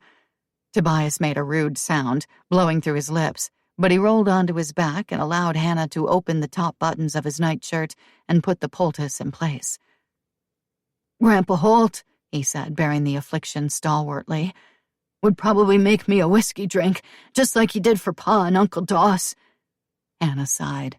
Privately, she thought there was a good deal of the roughneck in the McKettrick men, and while she wouldn't call any of them a drunk, they used liquor as a remedy for just about every ill, from snakebite to the grip. They'd swabbed it on old Seesaw's gashes when he tangled with a sow bear and rubbed it into the gums of teething babies. "What you're going to have, Tobias McKettrick, is oatmeal." He made a face. "This burns," he complained, pointing to the mustard plaster. Hannah bent and kissed his forehead. He didn't pull away like he'd taken to doing of late, and she found that both reassuring and worrisome. She glanced at the window, saw a scallop of icicles dangling from the eave. It might be many hours, even tomorrow, before Doss got back from Indian Rock with Dr. Willoughby. The wait would be agony, but there was nothing to do but endure. When Tobias closed his eyes and slept, Hannah left the room, descended the stairs, and went into the pantry again. She moved the cracker tin aside, looked up at the bottle of whiskey hidden behind it, gave a disdainful sniff, and took a canned chicken off the shelf instead. It was a treasure, that chicken. She'd been saving it for some celebration, so she wouldn't have to kill one of her laying hens, but it would make a fine, nourishing soup. After gathering onions, rice, and some of her spices, which she cherished as much as preserved meat, given how costly they were, Hannah commenced to make soup. She was surprised when, only an hour after he'd ridden out, Doss returned with another man she recognized as one of the ranch hands down at Rafe's place. She frowned, watching from the window as Doss dismounted and left the newcomer to lead both horses inside. That was odd. Doss hadn't been to Indian Rock yet. He couldn't have covered the distance in such a short time. Why would he ask someone to put up his horse? Puzzled, impatient, and a little angry, Hannah was waiting at the door when Doss came in. "Bundled the boy up warm," he said, without any preamble at all. "Willie's going to stay here and look after the horses and the place. Once I've hitched the draft horse to the sleigh, we'll go overland to Indian Rock." Hannah stared at him, confounded. "You're suggesting that we take Tobias all the way to Indian Rock?" "I'm not suggesting anything, Hannah," Doss interposed. "I met Seth Baker down by the main house when I was about to cross the stream, and he hailed me, wanted to know where I was headed. I told him I was off to fetch Doc Willoughby because Tobias was feeling poorly. Seth said Willoughby was down with the gout, but his nephew happened to be there, and he's a doctor, too. He's looking after the doc's practice in town, so he wouldn't be inclined to come all the way out here." Hannah's throat clenched, and she put a hand to it. "A ride like that could be the end of Tobias," she said. Doss shook his head. "We can't just sit here," he countered, grim-jawed. "Get the boy ready, or I'll do it myself." "May I remind you that Tobias is my son?" "He's a McKettrick," Doss replied flatly, as though that were the end of it, and for him, it probably was. Chapter 8. Present day. Travis waited until Sierra had drifted off into a fitful sleep in her chair next to Liam's hospital bed. Then he got a blanket from a nurse, covered Sierra with it, and left. A few minutes later, he was behind the wheel of his truck. The roads were sheer ice, and the sky looked gray, burdened with fresh snow. After consulting the GPS panel on his dashboard, he found the nearest Walmart, parked as close to the store as he could, and went inside. Shopping was something Travis endured, and this was no exception. He took a cart and wheeled it around, choosing the things Sierra and Liam would need if this hitch in Flagstaff turned out to be longer than expected. He'd spent the night at his own place, a few miles from the hospital, showered and changed there. When he got back from his expedition, a January Santa Claus burdened down with bulging blue plastic bags, he made his way to Liam's room. Sierra was awake, blinking and befuddled, and so was Liam. A huge teddy bear, holding a helium balloon in one paw, sat on the bedside table. The writing on the balloon said, "Get well soon," in big red letters. "Eve?" Travis asked, indicating the bear with a nod of his head. Sierra took in the bags he was carrying. "Eve," she confirmed. "What have you got there?" Travis grinned, though he felt tired all of a sudden, as though 10 cups of coffee wouldn't keep him awake. Maybe it was the warmth of the hospital after being out in the cold. "A little something for everybody," he said. Liam was sitting up and the breathing tube had been removed. His words came out as a sore-throated croak, but he smiled just the same, and Travis felt a pinch deep inside. The kid was so small and so brave. "Even me?" "Especially you," Travis said. He handed the boy one of the bags, watched as he pulled out a portable DVD player, still in its box, and the episodes of Nova he'd picked up to go with it. "Wow," Liam said, his voice so raw that it made Travis's throat ache in sympathy. "I've always wanted one of these." Sierra looked worried. "It's way too expensive," she said. "We can't accept it." Liam hugged the box close against his little chest, obstinately possessive. Everything about him said, "I'm not giving this up." Travis ignored Sierra's statement and tossed her another of the bags, this one fat and light. "Take a shower," he told her. "You look like somebody who just went through a harrowing medical emergency." She opened her mouth, closed it again, peeked inside the bag. He'd bought her yoga pants and a hoodie, guessing at the sizes, along with toothpaste, a brush, soap, and a comb. She swallowed visibly. "Thanks," he nodded. While Sierra was in Liam's bathroom, showering, Travis helped the boy get the DVD player out of the box, plugged in and running. "Mom might not let me keep it," Liam said sadly. "I'm betting she will," Travis assured him. Liam was engrossed in an episode about killer bees when Sierra came out of the bathroom, looking scrubbed and cautiously hopeful in her dark blue sweats. Her hair was still wet from washing, and the comb had left distinct ridges, which Travis found peculiarly poignant. Complex emotions fell into line after that one, striking him with the impact of a runaway boxcar, but he didn't dare explore any of them right away. He'd need to be alone to do that, in his truck or with a horse. For now, he was too close to Sierra to think straight. She glanced at Liam, softened noticeably as she saw how much he was enjoying Travis's gift. His small hands clasped the machine on either side, as though he feared someone would wrench it away. Something similar to Travis's thoughts must have gone through her mind, because he saw a change in her face. It was a sort of resignation, and it made him want to take her in his arms, though he wasn't about to do that. "I could use something to eat," he said. "Me too," Sierra admitted. She tapped Liam on the shoulder, and he barely looked away from the screen, where bees were swarming. Music from the speakers portended certain disaster. "You'll be all right here alone for a while if Travis and I go down to the cafeteria?" The boy nodded distractedly, refocused his eyes on the bees. Sierra smiled with a tiny, forlorn twitch of her lips. They were well away from Liam's room and waiting for an elevator when she finally spoke. "I'm grateful for what you did for Liam and me," she said. "But you shouldn't have given him something that cost so much." "I won't miss the money, Sierra," Travis responded. "He's been through a lot, and he needed something else to think about besides breathing tubes, medical tests, and shots." She gave a brief, almost clipped nod. That McKettrick pride, Travis thought. It was something to behold. The elevator came and the doors opened with a cheerful, chiming sound. They stepped inside and Travis pushed the button for the lower level. Hospital cafeterias always seemed to be in the bowels of the building, like the morgues. Downstairs, they went through the grub line with trays and chose the least offensive-looking items from the stock array of greasy green beans, mock meatloaf, brown gravy, and the like. Sierra chose a corner table and they sat down, facing each other. She looked like a freshly showered angel from some celestial soccer team in the athletic clothes he'd provided. And Travis wondered if she had any idea how beautiful she was. "I'm surprised Eve hasn't shown up," he said, to get the conversation started. Sierra's cheeks pinkened a little, and she avoided his gaze, poked at the faux meatloaf with a water-spotted fork. "I don't know what I'm going to say to her," she said. "Beyond thank you, I mean." "How about hello?" Travis joked. Sierra didn't look amused, just nervous like a rat cornered by a barn cat. He reached across the table, closed his hand briefly over hers. "Look, Sierra, this doesn't have to be hard.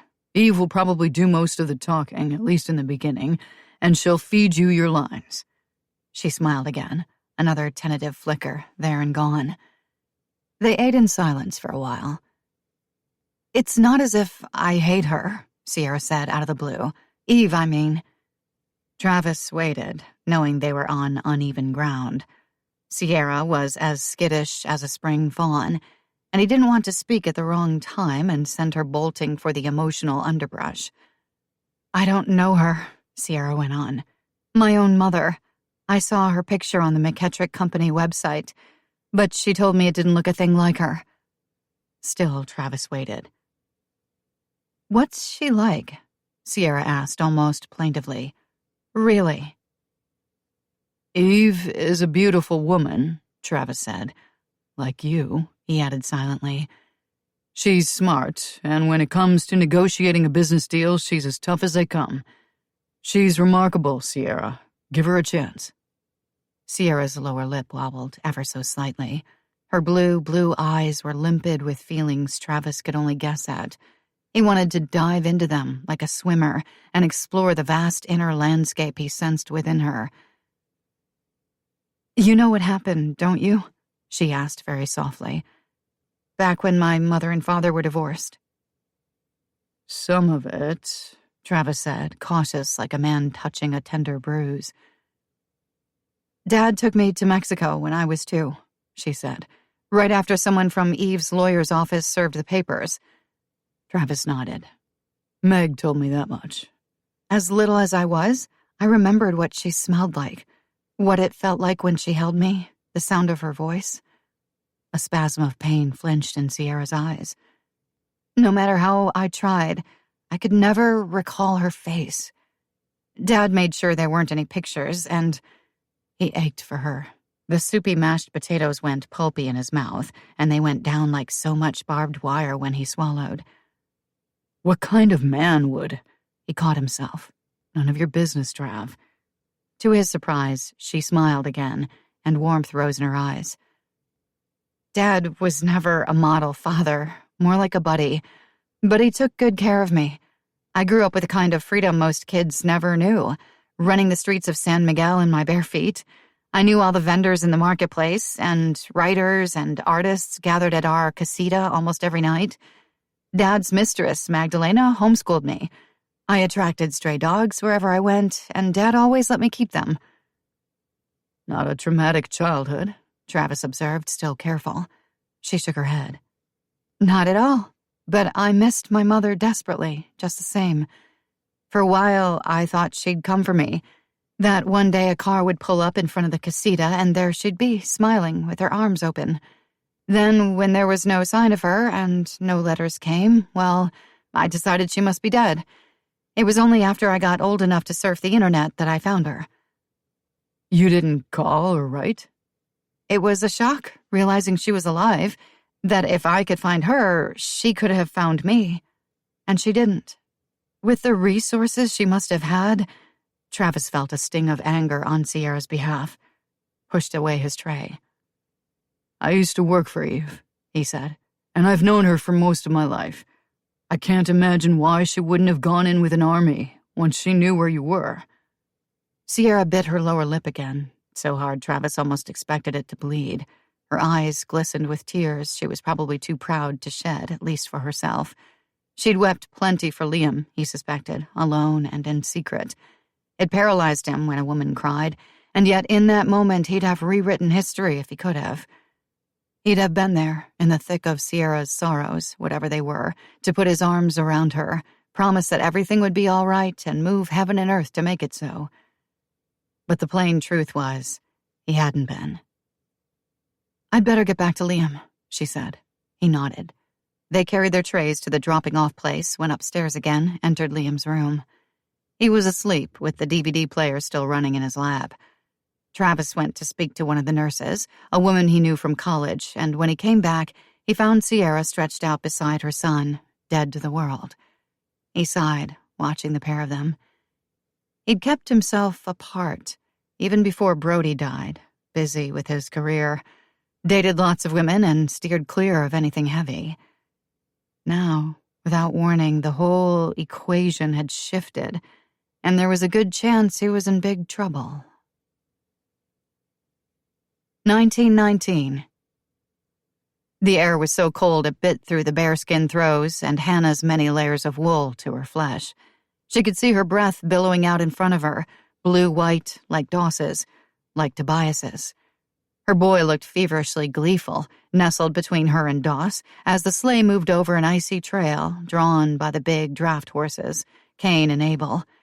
The animals usually languished in the barn all winter. In the spring, they pulled plows in the hayfields. In the fall, harvest wagons. Summers, they grazed. They seemed spry and vigorous to Hannah, gladly surprised to be working. Where other horses or even mules might have floundered in the deep, crusted snow, the sons of Adam, as Gabe liked to call them, pranced along as easily as they would over dry ground. Doss held the reins in his gloved hands, hunkered down into the collar of his sheepskin-lined coat, his earlobes red under the brim of his hat. Once in a while he glanced Hannah's way, but mostly when he spared a look, it was for Tobias. "You warm enough?" he'd asked. And each time Tobias would nod. If his blood had been frozen in his veins, he'd have nodded. Hannah knew that, even if Doss didn't. He idolized his uncle. Always had. Would he forget Gabe entirely once she and Doss were married? Everything within Hannah rankled at the thought. Why hadn't she left for Montana before it was too late? Now she was about to tie herself for good to a man she lusted after but would never love. Of course, she could still go home to her folks. She knew they'd welcome her and Tobias. But suppose she was carrying Doss's child. Once her pregnancy became apparent, they'd know she'd behaved shamefully. The whole world would know. How could she bear that? No. She would go ahead and marry Doss and let sharing her bed with him be her private consolation. She'd find a way to endure the rest, like his trying to give her orders all the time, and maybe yearning after other women because he'd taken a wife out of honor, not choice. She'd be his cross to bear, and he would be hers. There was a perverse kind of justice in that. They reached the outskirts of Indian Rock in the late afternoon, with the sun about to go down. Doss drove straight to Dr. Willoughby's big house on 3rd Street, secured the horses, and reached into the sleigh for Tobias before Hannah got herself unwrapped enough to get out of the sleigh. Doc Willoughby's daughter, Constance, met them at the door. She was a beautiful young woman, and she'd pursued Gabe right up to the day he'd put a gold band on Hannah's finger. Now, from the way she looked at Doss, she was ready to settle for his younger brother. The thought stirred Hannah to fury, though she'd have buttered, baked, and eaten both her shoes before admitting it. "We have need of a doctor," Doss said to Constance, holding Tobias's bundled form in both arms. "Come in," Constance said. She had bright auburn hair and very green eyes, and her shape, though slender, was voluptuous. What, Hannah wondered, did Doss think when he looked at her? "Papa's ill," the other woman went on, "but my cousin is here and he'll see to the boy." Hannah put aside whatever it was she'd felt, seeing Constance, for relief. Tobias would be looked after by a real doctor. He'd be all right now, and nothing else mattered but that. She would darn Doss McKettrick's socks for the rest of her life. She would cook his meals and trim his hair and wash his back.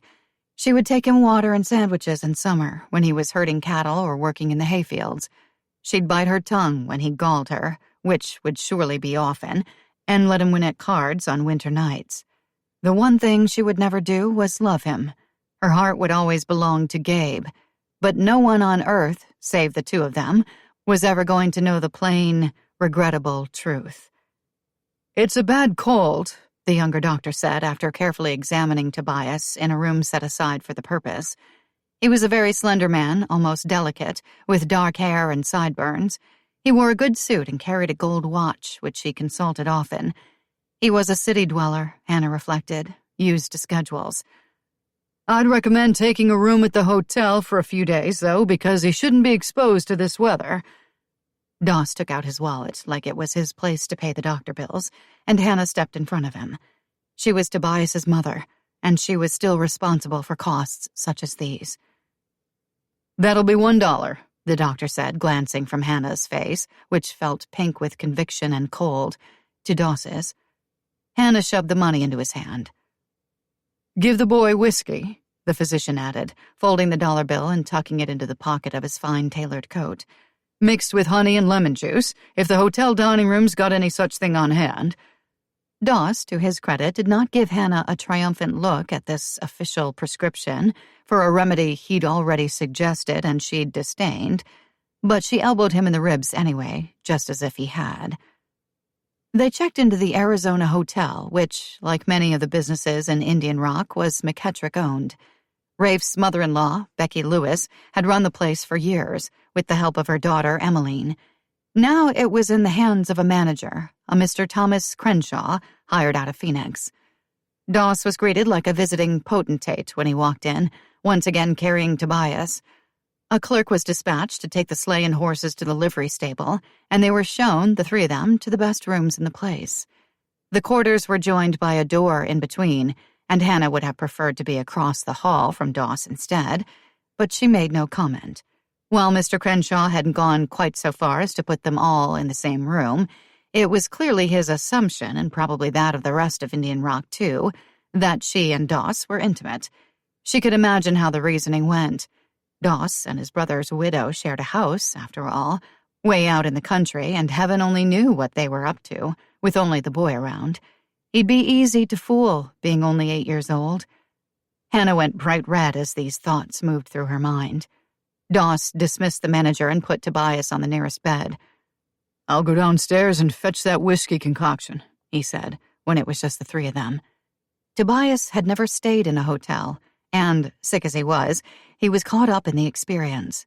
He nestled down in the bearskins, cupped his hands behind his head, and gazed, smiling, up at the ceiling. "Do as you please," Hannah told Doss, removing her heavy cloak and bonnet and laying them aside. He sighed. "While we're in town, we'd best get married," he said. "Yes," Hannah agreed acerbically. "And let's not forget to place an order at the Feed and Grain, buy groceries, pay the light bill, and renew our subscription to the newspaper." Doss gave a ragged chuckle and shook his head. "Guess I'd better dose you up with whiskey, too," he replied. "Maybe that way you'll be able to stand the honeymoon." Hannah's temper flared, but before she could respond, Doss was out the door, closing it smartly behind him. "I like this place," Tobias said. "Good," Hannah answered irritably, pulling off her gloves. "What's a honeymoon?" Tobias asked. "And how come you need whiskey to stand it?" Hannah pretended she hadn't heard the question. She'd packed hastily before leaving the house, things for Tobias and for herself, but nothing for a wedding and certainly nothing for a wedding night. If the valises had been brought upstairs, she'd have something to do, shaking out garments, hanging them in the wardrobes, but as it was, her choices were limited. She could either pace or fuss over Tobias. She paced because Tobias would not endure fussing. Doss returned with their bags, followed by a woman from the kitchen carrying 2 steaming mugs on a tray. She set the works down on a table, accepted a gratuity from Doss, stole a boldly speculative look at Hannah, and bustled out. "Drink up," Doss said cheerfully, handing one mug to Hannah and carrying the other to Tobias, who sat up eagerly to accept it. Hannah sniffed the whiskey mixture, took a tentative sip, and was surprised at how good the stuff tasted. "Where's yours?" she asked, turning to Doss. "I'm not the one dreading tonight," he answered. Hannah's hands trembled. She set the mug down, beckoned for Doss to follow, and swept into the adjoining room. "What do you mean, tonight?" she whispered, though of course she knew. Doss closed the door, examined the bed from a distance, and proceeded to walk over to it and press hard on the mattress several times, evidently testing the springs. Hannah's temper surged again, but she was speechless this time. "Good to know the bed won't creak," Doss observed. She found her voice, but it came out as a sputter. "Doss McKettrick!" He ran his eyes over her, which left a trail of sensation just as surely as if he'd stripped her naked and caressed her with his hands. "The preacher will be here in an hour," he said. "He'll marry us downstairs in the office behind the reception desk. If Tobias is well enough to attend, he can. If not, we'll tell him about it later." Hannah was appalled. "You made arrangements like that without consulting me first?" "I thought we'd said all there was to say." "Maybe I wanted time to get used to the idea. Did you ever think of that?" "Maybe you'll never get used to the idea," Doss reasoned, sitting now on the edge of the bed he clearly intended to share with her that very night. He stood, stretched in a way that could only have been called risque. "I'm going out for a while," he announced. "Out where?" Hannah asked, and then hated herself for caring. He stepped in close, too close. She tried to retreat and found she couldn't move. Doss hooked a finger under her chin and made her look at him. "To buy a wedding band, among other things," he said. She felt his breath on her lips, and it made them tingle. "I'll send a wire to my folks and one to yours, too, if you want." Hannah swallowed, shook her head. "I'll write to Mama and Papa myself when it's over," she said. Sad amusement moved in Doss's eyes. "Suit yourself," he said, and then he left her standing there. She heard him speak quietly to Tobias, then the opening and closing of a door. After a few moments, she returned to the next room. Tobias had finished his medicinal whiskey, and his eyelids were drooping. Hannah tucked the covers in around him and kissed his forehead. Whatever else was happening, he seemed to be out of danger. She clung to that blessing and tried not to dwell on her own fate. He yawned. "Will Uncle Doss be my pa once you and him are married?" he asked drowsily. "No," Hannah said, her voice firm. "He'll still be your uncle." Tobias looked so disheartened that she added, "And your stepfather, of course." "So he'll be sort of my father?" "Sort of," Hannah agreed, relenting.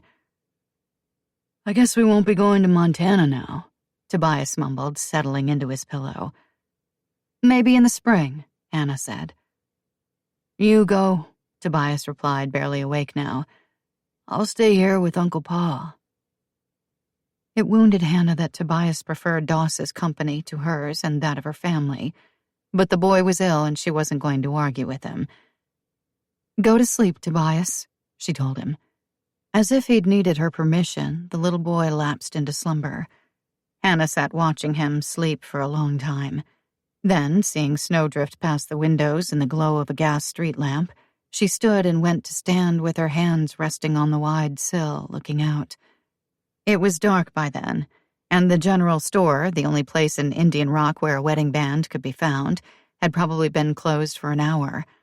All Doss would have to do was rap on the door, though, and they'd open the place to him. Same as the telegraph office or any other establishment in town. After all, he was a McKettrick. A tear slipped down her cheek. She was a bride, and she should be happier. Instead, she felt as if she was betraying Gabe's memory, letting down her folks, too, because they'd hoped she'd come home and eventually marry a local man, though they hadn't actually come out and said that last part. Now, because she'd been foolish enough, needy enough, to lie with Doss not once but twice, she'd have to stay on the Triple M until she died of old age. A tear slipped down her cheek, and she wiped it away quickly with the back of one hand. "You made your bed, Hannah McKettrick," she told her reflection in the cold, night-darkened glass of the window. "And now you'll just have to lie in it." By the time Doss returned, she'd washed her face, taken her hair down for a vigorous brushing, and pinned it back up again. She'd put on a fresh dress, a prim but practical gray wool, and pinched some color into her cheeks. He had on a brand new suit of clothes, as fancy as the ones the doctor's nephew wore, and he'd gotten a haircut and a shave, too. She was strangely touched by these things. "I'd have bought you a dress for the wedding," he told her, staring at her as though he'd never seen her before. "But I didn't know what would fit and whether you'd think it proper to wear white." She smiled, feeling a tender sort of sorrow. "This dress will do just fine," she said. "You look beautiful," Doss told her. Hannah blushed. It was nonsense, of course. She probably looked more like a schoolmarm than anything else in her stern gray frock with the black buttons coming up to her throat. But she liked hearing the words. Had almost forgotten how they sounded, with Gabe gone. Doss took her hand, and there was an uncharacteristic shyness in the gesture that made her wonder if he was as frightened and reluctant as she was. "You don't have to go through with this, Doss," she said.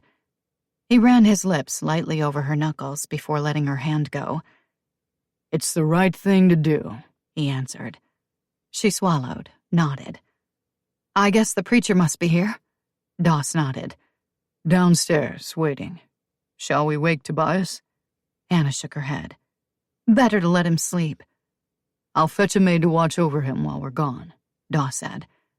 Now it was Hannah who nodded. He left her again, and this time she felt it as a tearing away, sharp and prickly. He came back with a plump older woman clad in a black uniform and an apron, and then he took Hannah's hand once more and led her out of the room, down the stairs, and into the office where she would become Mrs. McKettrick for the second time. At least, she thought philosophically, she wouldn't have to get used to a new name. Chapter 9. Present day. The weather hadn't improved, Sierra noted, standing at the window of Liam's hospital room the next morning. Orderlies had wheeled in a second bed the night before, and she'd slept in a paper gown. Now she was back in the sweats Travis had bought for her, rested and restored. Dr. O'Meara had already been in to introduce herself, check on Liam's progress, and do a workup of her own, and she'd signed the release papers, too. Sierra liked and trusted the woman, though she was younger than expected, no more than 35 years old, with delicate features, very long brown hair held back by a barrette, and a trim figure. Armed with a prescription, Sierra was ready to take her son and leave. Ready to face Eve and all the emotional spade work involved. Or not. Just as she turned from the window, Travis entered the room, wearing slacks and a blue pullover sweater that accentuated the color of his eyes. He'd said he owned a house in Flagstaff, and Sierra knew he'd gone there to spend the night. There was so much she didn't know about his life, and this was unsettling, although she didn't have the time or energy to pursue it at the moment. "Travis," Liam crowed, as though he hadn't expected to see his friend ever again. "I get to go home today." The word home caught in Sierra's heart like a fishhook. The ranch house on the Triple M was Eve's home, and it was Meg's, but it didn't belong to her and Liam. They were temporary guests, and it had troubled Sierra all along to think Liam might become attached to the place and be hurt when they left.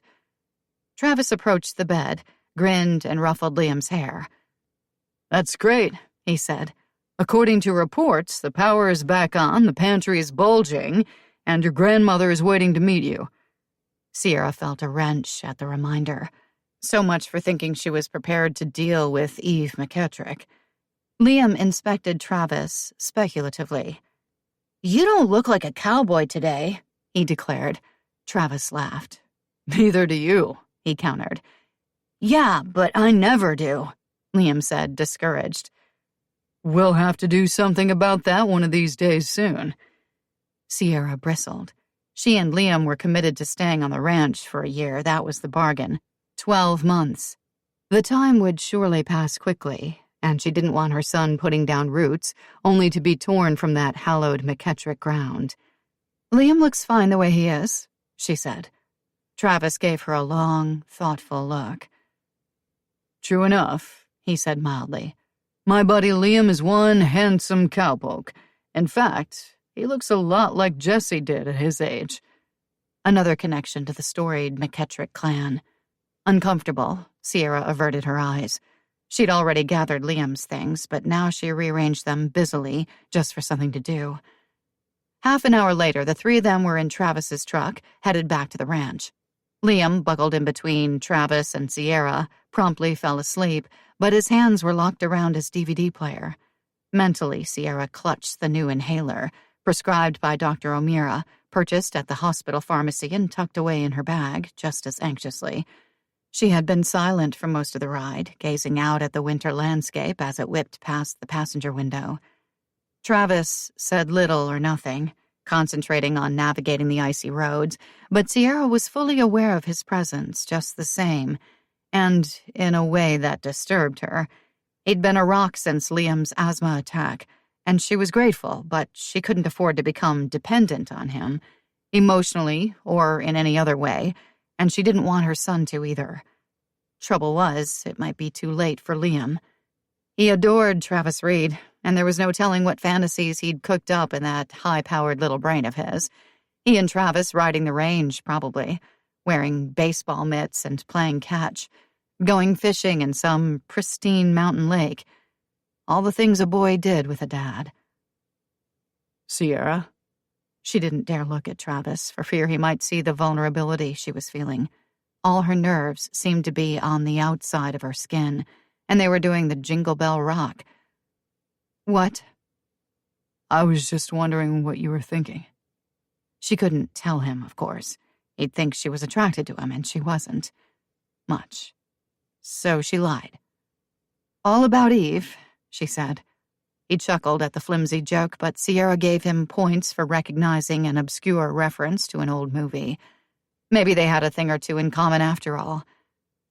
"I imagine the lady's on pins and needles herself right about now. She wants to see you and Liam more than anything, I'd guess, but it won't be easy for her." "I don't want it to be easy for her," Sierra answered. Travis hesitated only a beat or two. "Maybe she has good reasons for what she did." Sierra's silence was eloquent. Give her a chance, Sierra. She glanced at him. I'm doing that, she said. I drove all the way here from Florida. I agreed to stay on the Triple M for a full year. Would you have done it if it weren't for the insurance? Damn it, he was a lawyer. Probably not, she admitted. You'd do just about anything for Liam. Not just about, Sierra said. Anything covers it. What about yourself? What would you do for Sierra? Are we going to talk about me in the third person? Stop hedging. I understand your devotion to Liam.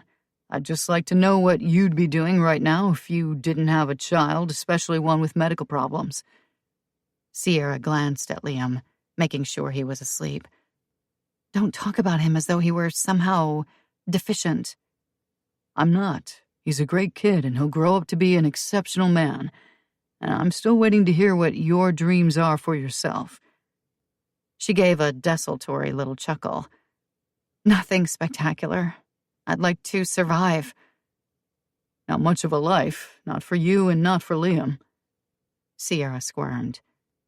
Maybe I've forgotten how to dream, she said. And that doesn't concern you? Up until now, it hasn't been a factor.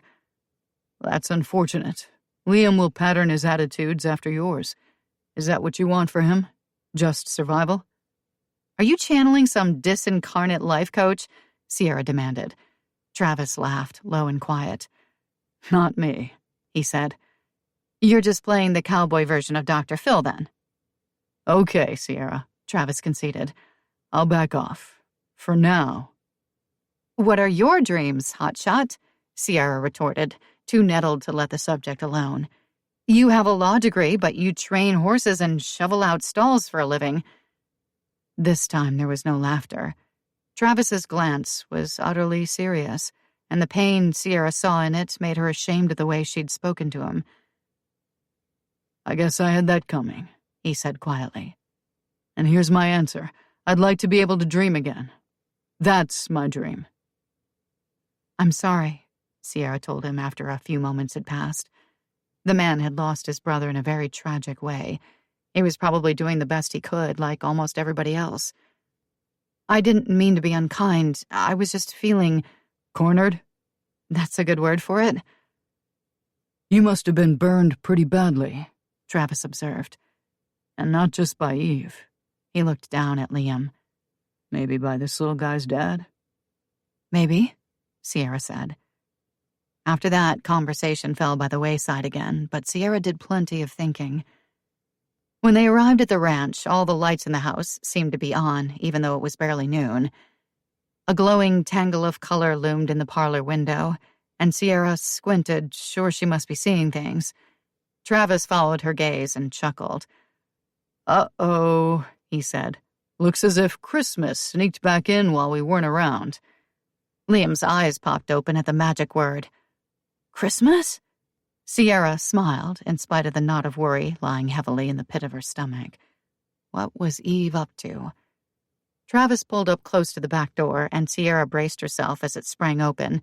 There was Eve McKettrick, standing on the top step, a tall, slender woman, breathtakingly attractive in expensive slacks and a blue silk blouse. Is that my grandma? Liam asked.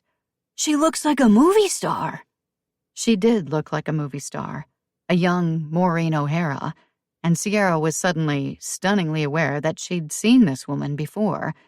In San Miguel, not once, but several times. She'd been a periodic guest at one of the better B&Bs when Sierra was small, and they'd had ice cream together at a sidewalk cafe near the casita several times. For a moment, Sierra forgot how to breathe. The lady. She'd always called Eve the lady, and she'd secretly believed she was an angel. But it had been years since she'd given the memory-conscious house room. Now it all came flooding back in a breathtaking rush. Travis shut off the truck and opened the door to get out. Sierra, he prompted when she didn't move. Hello, Liam yelled, delighted, from his place next to Sierra. My name is Liam, and I'm 7. Eve smiled, and her vivid green eyes glistened with emotion. My name is Eve, she said quietly. And I'm 53. Come here and give me a hug. Sierra finally came unstuck, opened the passenger side door and climbed down, planting her feet in the crusty snow. Liam scrambled past her so quickly that he generated a slight breeze. Eve leaned down to gather her grandson in her arms. She kissed the top of his head and met Sierra's gaze again as she straightened. I'll see to the horses, Travis said. Don't go, Sierra blurted before she could stop herself. Eve steered Liam into the kitchen, watching with interest as Travis rounded the front end of the truck and stood close to Sierra. You'll be all right, he told her. She bit her lower lip, feeling like a fool. It was still all she could do not to grab one of his hands with both of hers and cling like some crazy, codependent girlfriend about to be hustled out of town on the last bus of the day. So long, it's been real. For a few long moments, she and Travis just stared into each other's eyes. He was determined. She was scared. And something else was happening, too. Something a lot harder to define. Finally, Travis broke the impasse by turning and striding off toward the barn. Sierra drew a deep breath and marched toward the open door of the kitchen and the woman who waited on the threshold. There's a surprise in the living room, Eve said to Liam once they were all inside and she'd shut the door against the unrelenting cold. He raced to investigate. You're the lady, Sierra said, stricken. The lady? Eve echoed, but Sierra could see by the expression in her mother's eyes that it was mere rhetoric. The one I used to see in San Miguel. Yes, Eve said. Sit down, Sierra. I'll make tea and we'll chat. Wow, Liam yelled from the living room. Mom, there is a Christmas tree in here with major presents under it. Oh, Lord, Sierra said and sank onto one of the benches at the table. They're all for me, Liam whooped. Sierra watched her mother take Lorelei's teapot from the cabinet, spoon tea leaves into it, fill and plug in the electric kettle. Christmas presents? She asked. Eve smiled a little guiltily. I had 7 years of grandmothering to make up for, she said. Cut me a break, will you? Sierra would have tallied the numbers differently, but there was no point in saying so. I thought you were an angel, she confessed. In San Miguel, I mean. Eve busied herself with the tea brewing process, stealing the occasional hungry glance at Sierra. You've certainly grown up to be a beautiful woman, she said. Finally, she stopped her puttering, clasped her hands together, and practically grabbed Sierra up with her eyes. It's so wonderful to see you. Sierra didn't answer. Liam pounded in from the living room. Can I open my presents? If it's all right with your mother, Eve said. Sierra sighed. Go ahead, and calm down, please. You just got out of the hospital, remember? Overexcitement and asthma do not mix. Liam gave a shout of delight and thundered off again, ignoring her admonition completely. The electric kettle whistled, and Eve poured the contents into the antique teapot and brought it to the table. She selected 2 cups and saucers from the priceless collection and carried those over too. Then, at last, looking as nervous as Sierra felt, Eve sat down in the chair at the end of the table. How's Liam? She asked. He's fine, Sierra answered. But he's just getting over a crisis, as you know, so he's going to bed as soon as he finishes opening his presents. The bear and the balloon were in the back of Travis's truck, under the heavy plastic cover, and she imagined her mother ordering them for a grandson she'd never seen. So many things to say, Eve fretted, and I haven't the first idea where to start. Suddenly, Sierra was tired, and not so suddenly she was overwhelmed. Why didn't you tell me who you were when we met in San Miguel? Eve poured tea, warmed beautifully manicured and bejeweled hands around a translucent china cup. Nothing like cutting to the chase, she said with rueful appreciation. Nothing like it, Sierra agreed implacably. If I'd told you who I was, you would have told Hank, and he might have taken you and disappeared again. It took me almost 5 years to find you the first time, so I wasn't about to let that happen. Sierra absorbed her mother's words quietly. She had mentioned the lady to her father, at least after the first encounter, but if he'd suspected anything, he'd probably dismiss the accounts as flights of a child's imagination. Besides, elegant tourists were common in San Miguel, and they were generous to local children. If I'd been in that situation, if it were Liam who had been snatched away and I'd found him, I'd have taken him home with me. Eve's eyes filled with tears, but she blinked them back. Would you? She challenged softly. Even if he seemed happy and healthy, and you knew he didn't remember you, would you simply kidnap him, tear him away from everyone and everything he knew, without thought for any of the psychological repercussions? Sierra blinked. She would have been terrified if Eve had stolen her back from Hank, whisked her out of the country in some clandestine way. And she would have had to do exactly that, because even though Sierra's father seemed benignly disinterested most of the time, word would have gotten back to him quickly had Eve tried to spirit her away. He would have called out the federales, as well as the municipal authorities, many of whom were his friends, and Eve would probably still be languishing in a Mexican jail. And she'd had another daughter to consider, as well as a home and a business.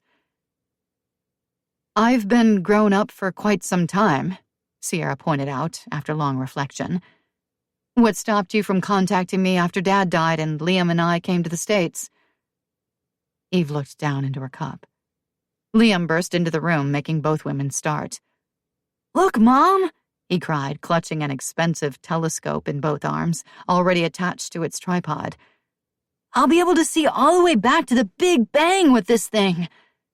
You're getting too excited, Sierra reiterated, sparing a glance for Eve before rising from her chair.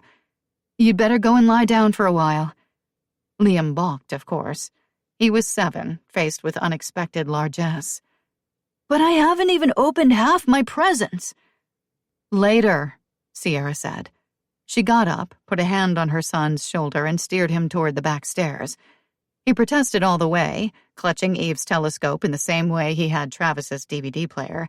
The stuff she'd given him for Christmas, all bought on sale with her tips from the bar, paled by comparison to this bounty. And even though she was glad for him, she also felt a deep slash of resentment. Look at it this way, she said a few minutes later, tucking him into bed in a fresh pair of pajamas, the telescope positioned in front of the window, beside the antique one that had been there when they arrived. You've still got a lot of loot downstairs. Rest a while, and you can tear into it again. Do you promise? Liam asked suspiciously. You won't make my grandma take it all back to the store or something? When have I ever lied to you? When you said there was a Santa Claus. Sierra sighed. Okay, name one other time.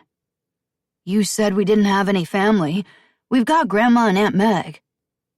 I give up, Sierra said, spreading her hands. I'm a shameless prevaricator. Liam grinned. If that boy comes back, I'm going to show him my telescope. A tiny chill moved down Sierra's spine.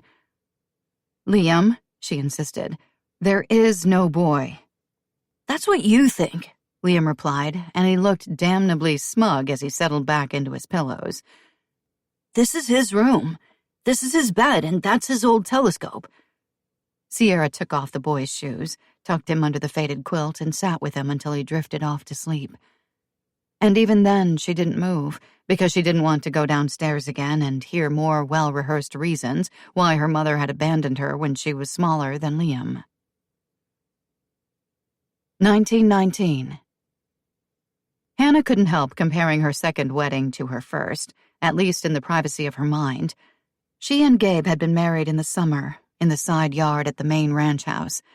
Gabe's grandfather, Angus, had been alive then, and, as head of the McKettrick clan, he'd issued a decree to that effect. There had been a big cake and a band and long improvised tables burdened with food. There had been guests and gifts and dancing. After the celebration, Gabe had driven her to town in a Surrey, and they'd stayed right here at the Arizona Hotel, caught the next day's train out of Indian Rock, traveled all the way to San Francisco for a honeymoon. Tobias had been conceived during that magical time, and the box of photographs commemorating the trip was one of Hannah's most treasured possessions. Now she found herself standing in the cramped and cluttered office behind the reception desk, a widow about to become a bride. Only this time, there was no cake, no honeymoon trip to look forward to, and certainly no music and dancing. Those things wouldn't have mattered, Hannah was certain, if she'd loved Doss and known he loved her. It wasn't the modesty of the ceremony that troubled her, but the coldly practical reasons behind it. While the preacher droned the sacred words, with Mr. Crenshaw and one of the maids for witnesses, Hannah stole the occasional sidelong glance at her groom. Doss looked stalwart, determined, and impossibly handsome. What will become of us? Hannah wondered, in silent and stoic despair.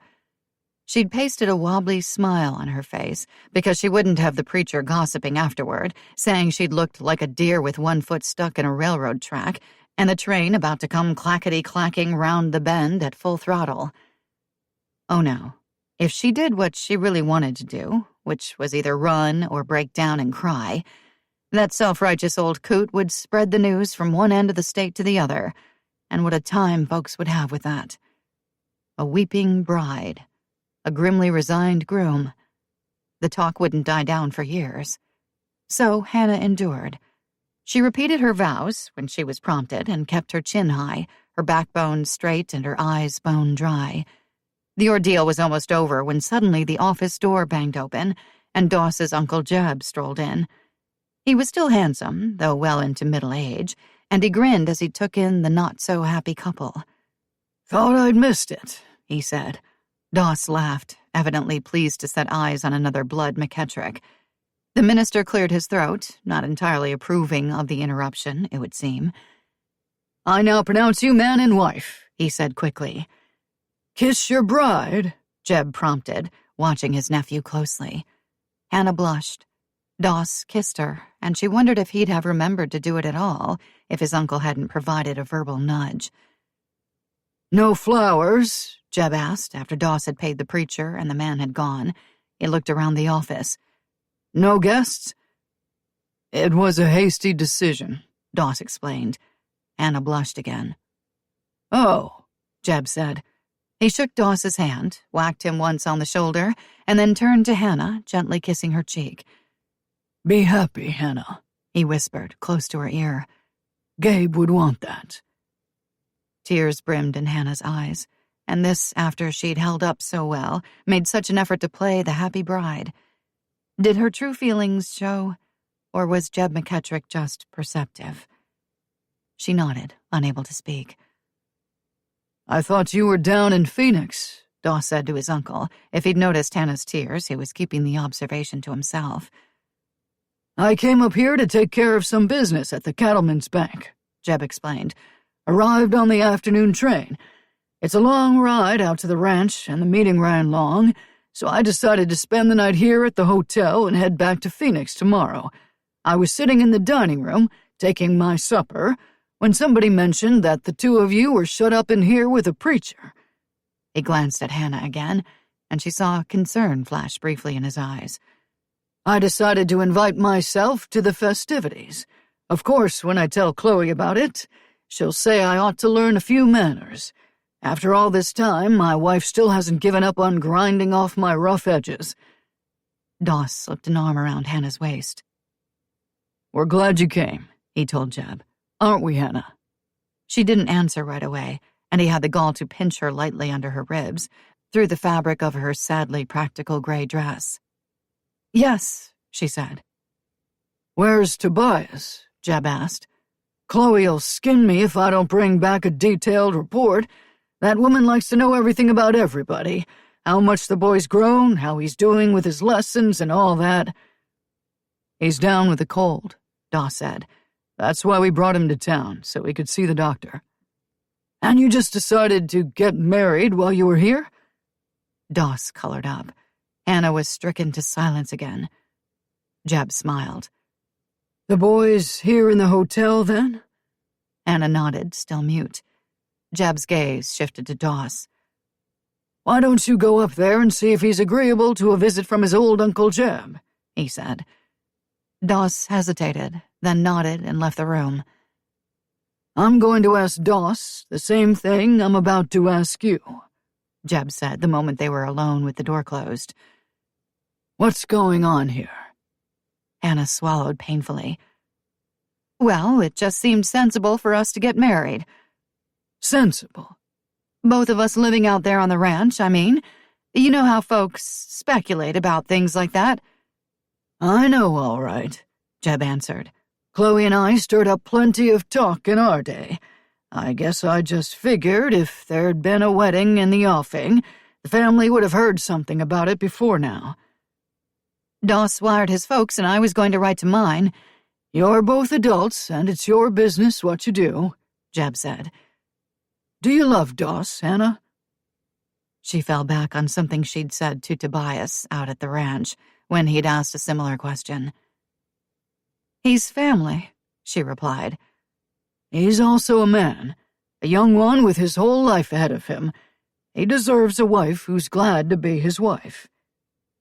Hannah lifted her chin. A few minutes ago you told me Gabe would want this. Doss and me married, I mean. And you're probably right. So I did it as much for him as anybody.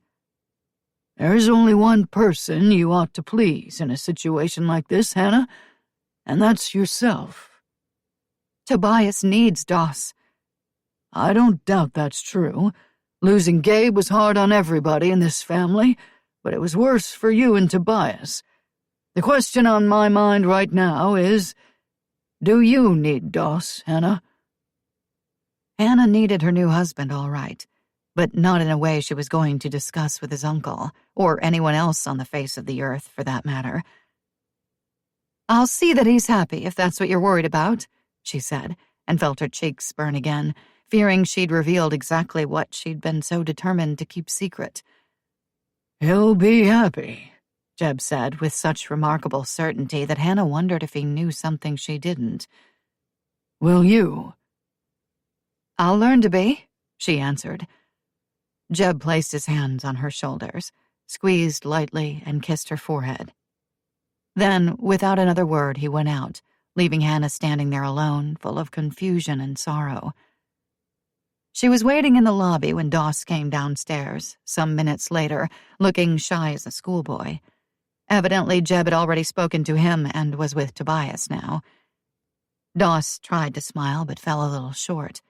Now that they were actually married, he apparently didn't know what to say, and neither did Hannah. They were making the best of things, both of them, and it shouldn't have been that way. I guess we ought to have some supper, Doss said. Tobias has already eaten. The maid went down to the kitchen and brought him up a meal while we were. Hannah looked down at her feet.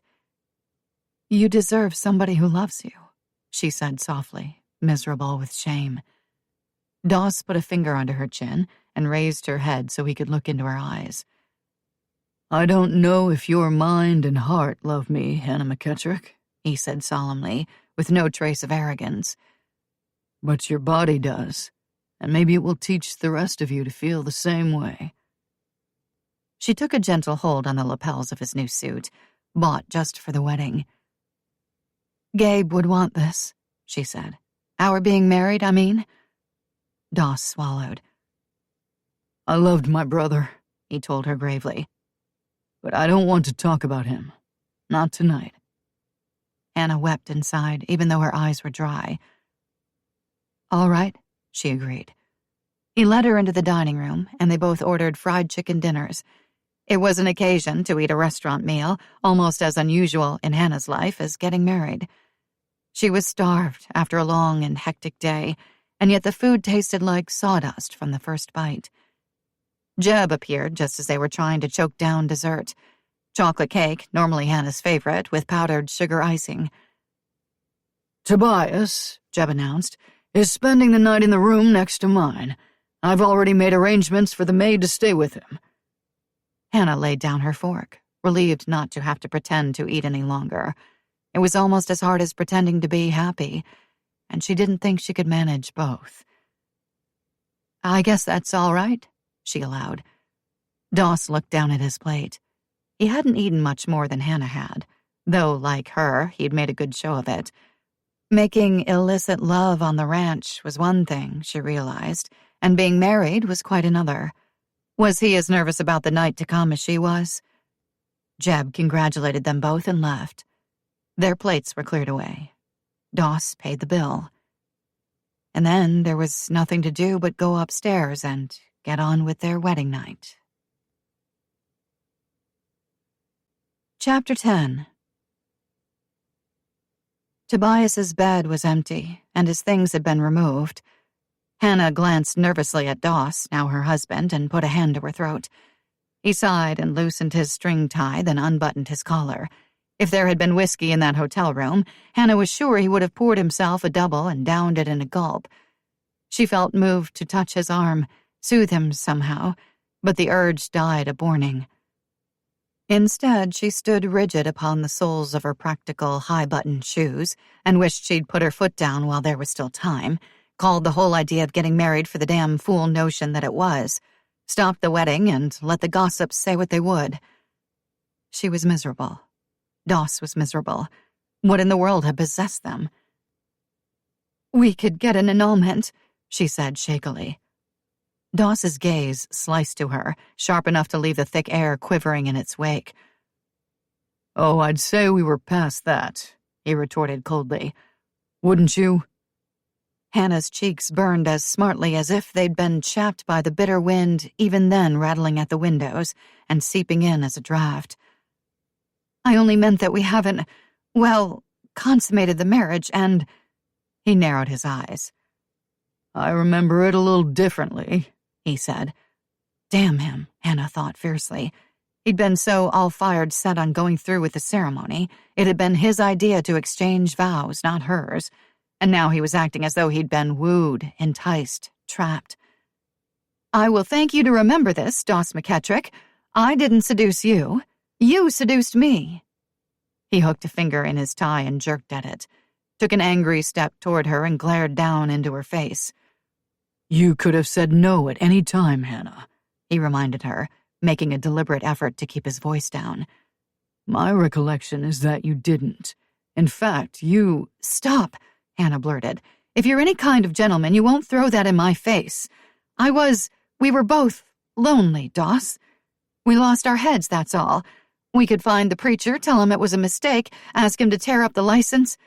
"You might as well stand in the middle of Main Street, ring a cowbell to draw a crowd, and tell the whole damn town what we did as do that," Doss seethed. "And what's going to happen in 6 months or so when your belly is out to here with my baby?" Hannah's back teeth clamped together so hard that she had to will them apart. "What makes you so sure there is a baby?" she demanded. "Gabe and I wanted more children after Tobias, but nothing happened." Doss opened his mouth, closed it again forcefully. Whatever he'd been about to say, he'd clearly thought better of it. All of a sudden, Hannah wanted to reach down his throat and haul the words out of him like a bucket from a deep well, even though she knew she'd be just as furious to hear them spoken as she was right then, left to wonder. For what seemed to Hannah like a very long time, the two of them just stood there, practically nose to nose, glowering at each other. Hannah broke first, shattered against that McKettrick stubbornness, the way a storm-tossed ship might shatter on a rocky shore. With a cry of sheer frustration, she turned on one heel, strode into the next room, and slammed the door hard behind her. There was no key to turn the lock, and nothing to brace under the knob to keep Doss from coming after her. So Hannah paced, arms folded, until some of her fury was spent. Her gaze fell on her nightgown, spread by some thoughtful soul, probably the maid who had looked after Tobias while she and Doss were downstairs ruining their lives, across the foot of the bed. Resignation settled over Hannah, heavy and cold as a wagon load of wet burlap sacks. I might as well get this over with, she thought, trying to ignore the unbecoming shiver of excitement she felt at the prospect of being alone with Doss, bared to him, surrendering and, at the same time, conquering. Resolutely, she took off her clothes, donned the nightgown, and unpinned her hair. And waited. Where was Doss? She sat down on the edge of the mattress, twiddling her thumbs. He didn't arrive. She got up and paced. Still no Doss. She was damned if she'd open the door and invite him in after the way he'd acted, but the waiting was almost unbearable. Finally, Hannah sneaked across the room, bent and peered through the keyhole. Her view was limited, and while she couldn't actually see Doss, that didn't mean he wasn't there. If he'd left, she would have heard him, wouldn't she? She paced again, briskly this time, muttering under her breath. The room was growing cold, and not just because there was no fire to light. She marched over to the radiator under the window and cranked on the handle until she heard a comforting hiss. Something caught her eye through the night-darkened glass as she straightened, and she wiped a peephole in the steam with the sleeve of her nightgown. Squinted. Was that Doss, standing in the spill of light flowing over the swinging doors of the Blue Garter Saloon down at the corner? His shape and stance were certainly familiar, but the clothes were wrong, or were they? Doss had worn a suit to the wedding, and this man was dressed for the open range. Hannah stared harder and barely noticed when the tip of her nose touched the icy glass. Then the man struck a match against the saloon wall and lit a cheroot, and she saw his face clearly in the flare of the orange light. It was Doss, and he was looking in her direction, too. He'd seen her, watching him from the hotel room window like some woebegone heroine in a melodrama. No, it couldn't be him. They had a lot to settle, it was true, but this was their wedding night. Hannah clenched her fists and turned from the window for a few moments, struggling to regain her composure as well as her dignity. By now, everyone in Indian Rock knew about the hurry-up wedding, knew they ought to be honeymooning, she and Doss, even if they hadn't gotten any further than the Arizona hotel. If Doss passed the evening in the Blue Garter Saloon, tonight of all nights... She whirled, fumbling to pull up the sash, meaning to call out to him, though God only knew what she'd say. But before she could open the window, he turned his back on her and went right through those saloon doors. Hannah watched helplessly as they swung on their hinges and closed behind him. Present day. Sierra stood with her hands on her hips, studying the January Christmas tree. The lights shimmered and the colors blurred as she took in the mountain of gifts still to be unwrapped. The wads of bright paper, the expensive loot Liam had already opened. Sweaters, a leather coat reminiscent of Travis's, cowboy boots and a hat, a set of toy pistols. Why, there was more stuff there than she'd been able to give Liam in all 7 years of his life, let alone for one Christmas. Eve had done it all, of course. The decorating, anyway. She might have brought the presents with her from Texas after sending some office minion out to ransack the high-end stores. Did it mean she genuinely cared, Sierra wondered, or was she merely trying to buy some form of absolution? Sierra sensed Eve's presence almost immediately, but it was a few moments before she could look her in the eye. The pistols might have been an error in judgment, Eve conceded quietly, poised in the doorway as though unsure whether to bolt or stay and face the music. I should have asked. The whole thing is an error in judgment, Sierra responded, her insides stretched so taut that they seemed to hum. It's too much. She turned at last and faced her mother. You had no right. Liam is my grandson, Eve pointed out, and the very rationality of her words snapped hard around Sierra's heart, like some giant rubber band, yanked to its limits and then let go. You had no right, Sierra repeated in a furious undertone. To her credit, Eve didn't flinch. What are you so afraid of, Sierra? That he'll like me? Sierra swayed a little, suddenly lightheaded. Don't you understand? I can't give Liam things like this. I don't want him getting used to this way of life. It will be too hard on him later when we have to leave it all behind. What way of life? Eve persisted. Her attitude wasn't confrontational, but it was obvious that she intended to stand her ground. It was all so easy for her, with her money and her power. She could make grand gestures, but Sierra would be the one picking up the pieces when she and Liam made a hard and inevitable landing in the real world. The McKettrick way of life, Sierra burst out. This big house, the land, the money. Sierra, you are a McKettrick, and so is Liam. Sierra closed her eyes for a moment, struggling to regain her composure. I agreed to come here for one reason, and one reason only, she finally said with hard-won moderation. Because my son needs medical attention, and I can't afford to provide it. But the agreement was for 1 year. 1 year, Eve. And we won't be here a single day after that condition is met. And after that 1 year is up, you think I'm just going to forget that I have a second daughter and a grandson? Whether you're still too blasted stubborn to accept my help or not? I don't need your help, Eve. Don't you? Sierra shook her head, more in an effort to clear her mind than to deny Eve's meaning, found a chair and sank slowly into it. I appreciate what you're doing, she said after a few slow, deep breaths. I really do. But if you expect anything beyond what we agreed to, there's a problem. Eve moved to the fireplace, took a long match from the mantel, and lit the newspaper and kindling already stacked in the grate. She waited until the flames caught, crackling merrily, then added more wood from the basket next to the hearth. What did Hank tell you about me, Sierra? She asked, quietly turning back to study Sierra's face. Did he tell you I was dead? Or did he say I didn't want you? He didn't have to say you didn't want me. That was perfectly obvious. Was it? Eve dusted off a place on the raised hearth and sat down, folding her hands loosely in her lap. I want to know what he told you, Sierra. After all these years, after all he took from me, I think I have the right to ask. He never said you didn't want me. He said you didn't want him. Well, that was certainly true enough. Sierra swallowed. I guess I was 5 or 6 before I noticed that other little girls had mothers, not just fathers. I started asking a lot of questions, and I guess he got tired of it. He said there'd been an accident, that you'd been badly hurt, and you'd probably have to go to heaven. Eve lowered her head then, wiped furtively at her cheek with the back of one hand. Who would have thought Hank Breslin would say 2 true things out of 3 in the same lifetime? Sierra slid to the edge of her chair, eager and tense at the same time.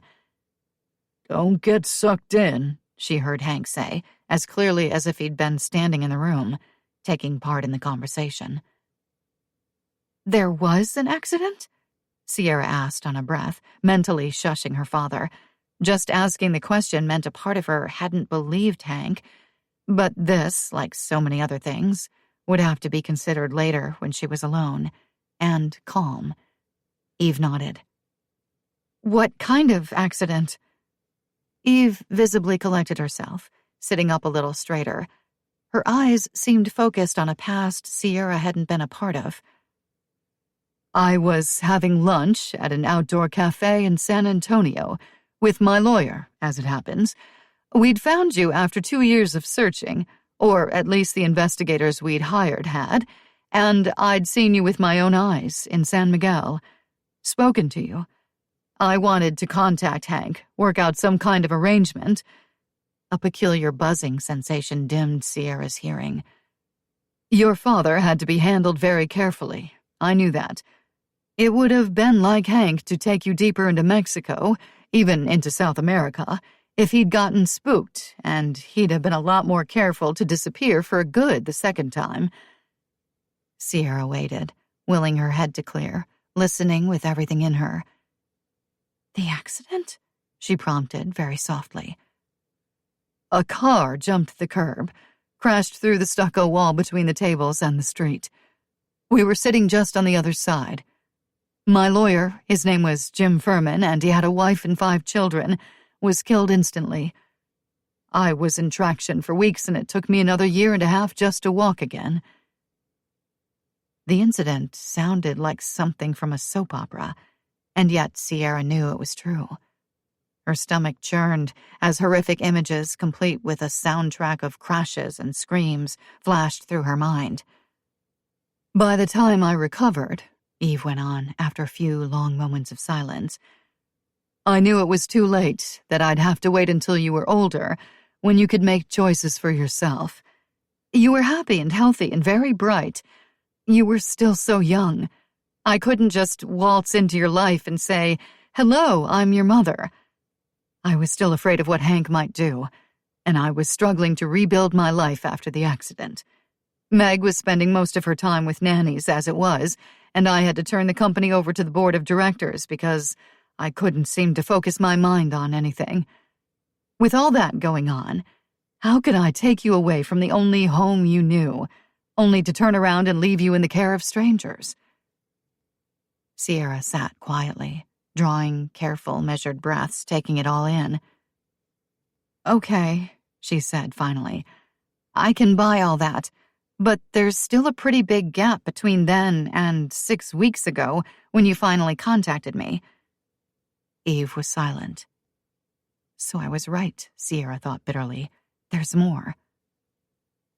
"I was ashamed," Eve said. "Ashamed?" Silence. "Eve?" "After the accident," Eve went on, her voice pitched so low that Sierra had to lean forward to hear, "I took a lot of pain pills. They became less and less effective, while the pain seemed to get worse, so I started washing them down with alcohol." Sierra's mouth dropped open. "Meg never mentioned—" "Of course she wouldn't," Eve said. "It was my place to tell you, and besides, you don't just email something like that to somebody. What was she supposed to say? Oh, by the way, Mother is a pill freak and a drunk?" "My God," Sierra whispered. "I was intermittently clean and sober," Eve went on, "but I always fell off the wagon eventually. If Rance hadn't stepped in after I took control of the company again, God bless him, I probably would have run McKettrick Company into the ground." "Rance? Your cousin?" Sierra struggled to hit a lighter note, because they both needed that. "Which branch of the family tree was he hatched in?" Eve smiled weakly, but with a kind of gratitude that pinched Sierra's heart in one of the tenderest places. "Rance is descended from Rafe and Emmeline," she answered. "Rafe was old Angus's son." "It took you all this time to get your life back together?" Sierra asked tentatively, after yet another lengthy silence had run its course. "No," Eve said. Color stained her cheeks. "No, I've been on the straight and narrow for 10 years or so. I said it before, Sierra. I was ashamed.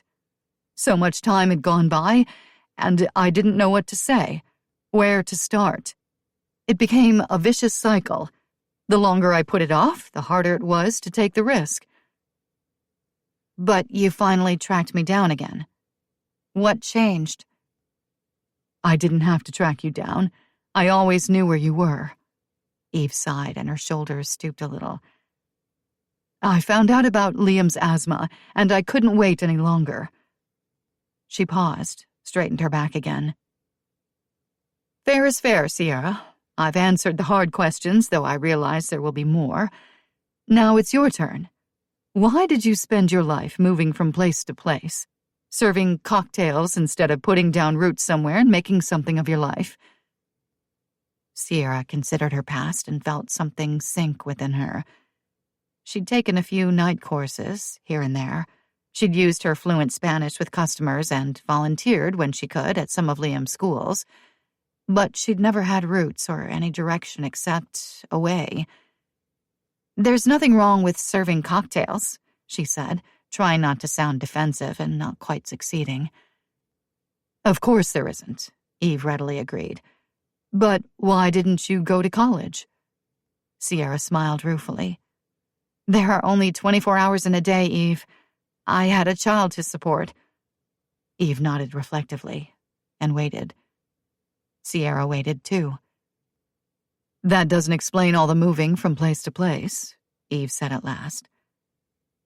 "I wish I had a ready answer," Sierra said, after considerable searching.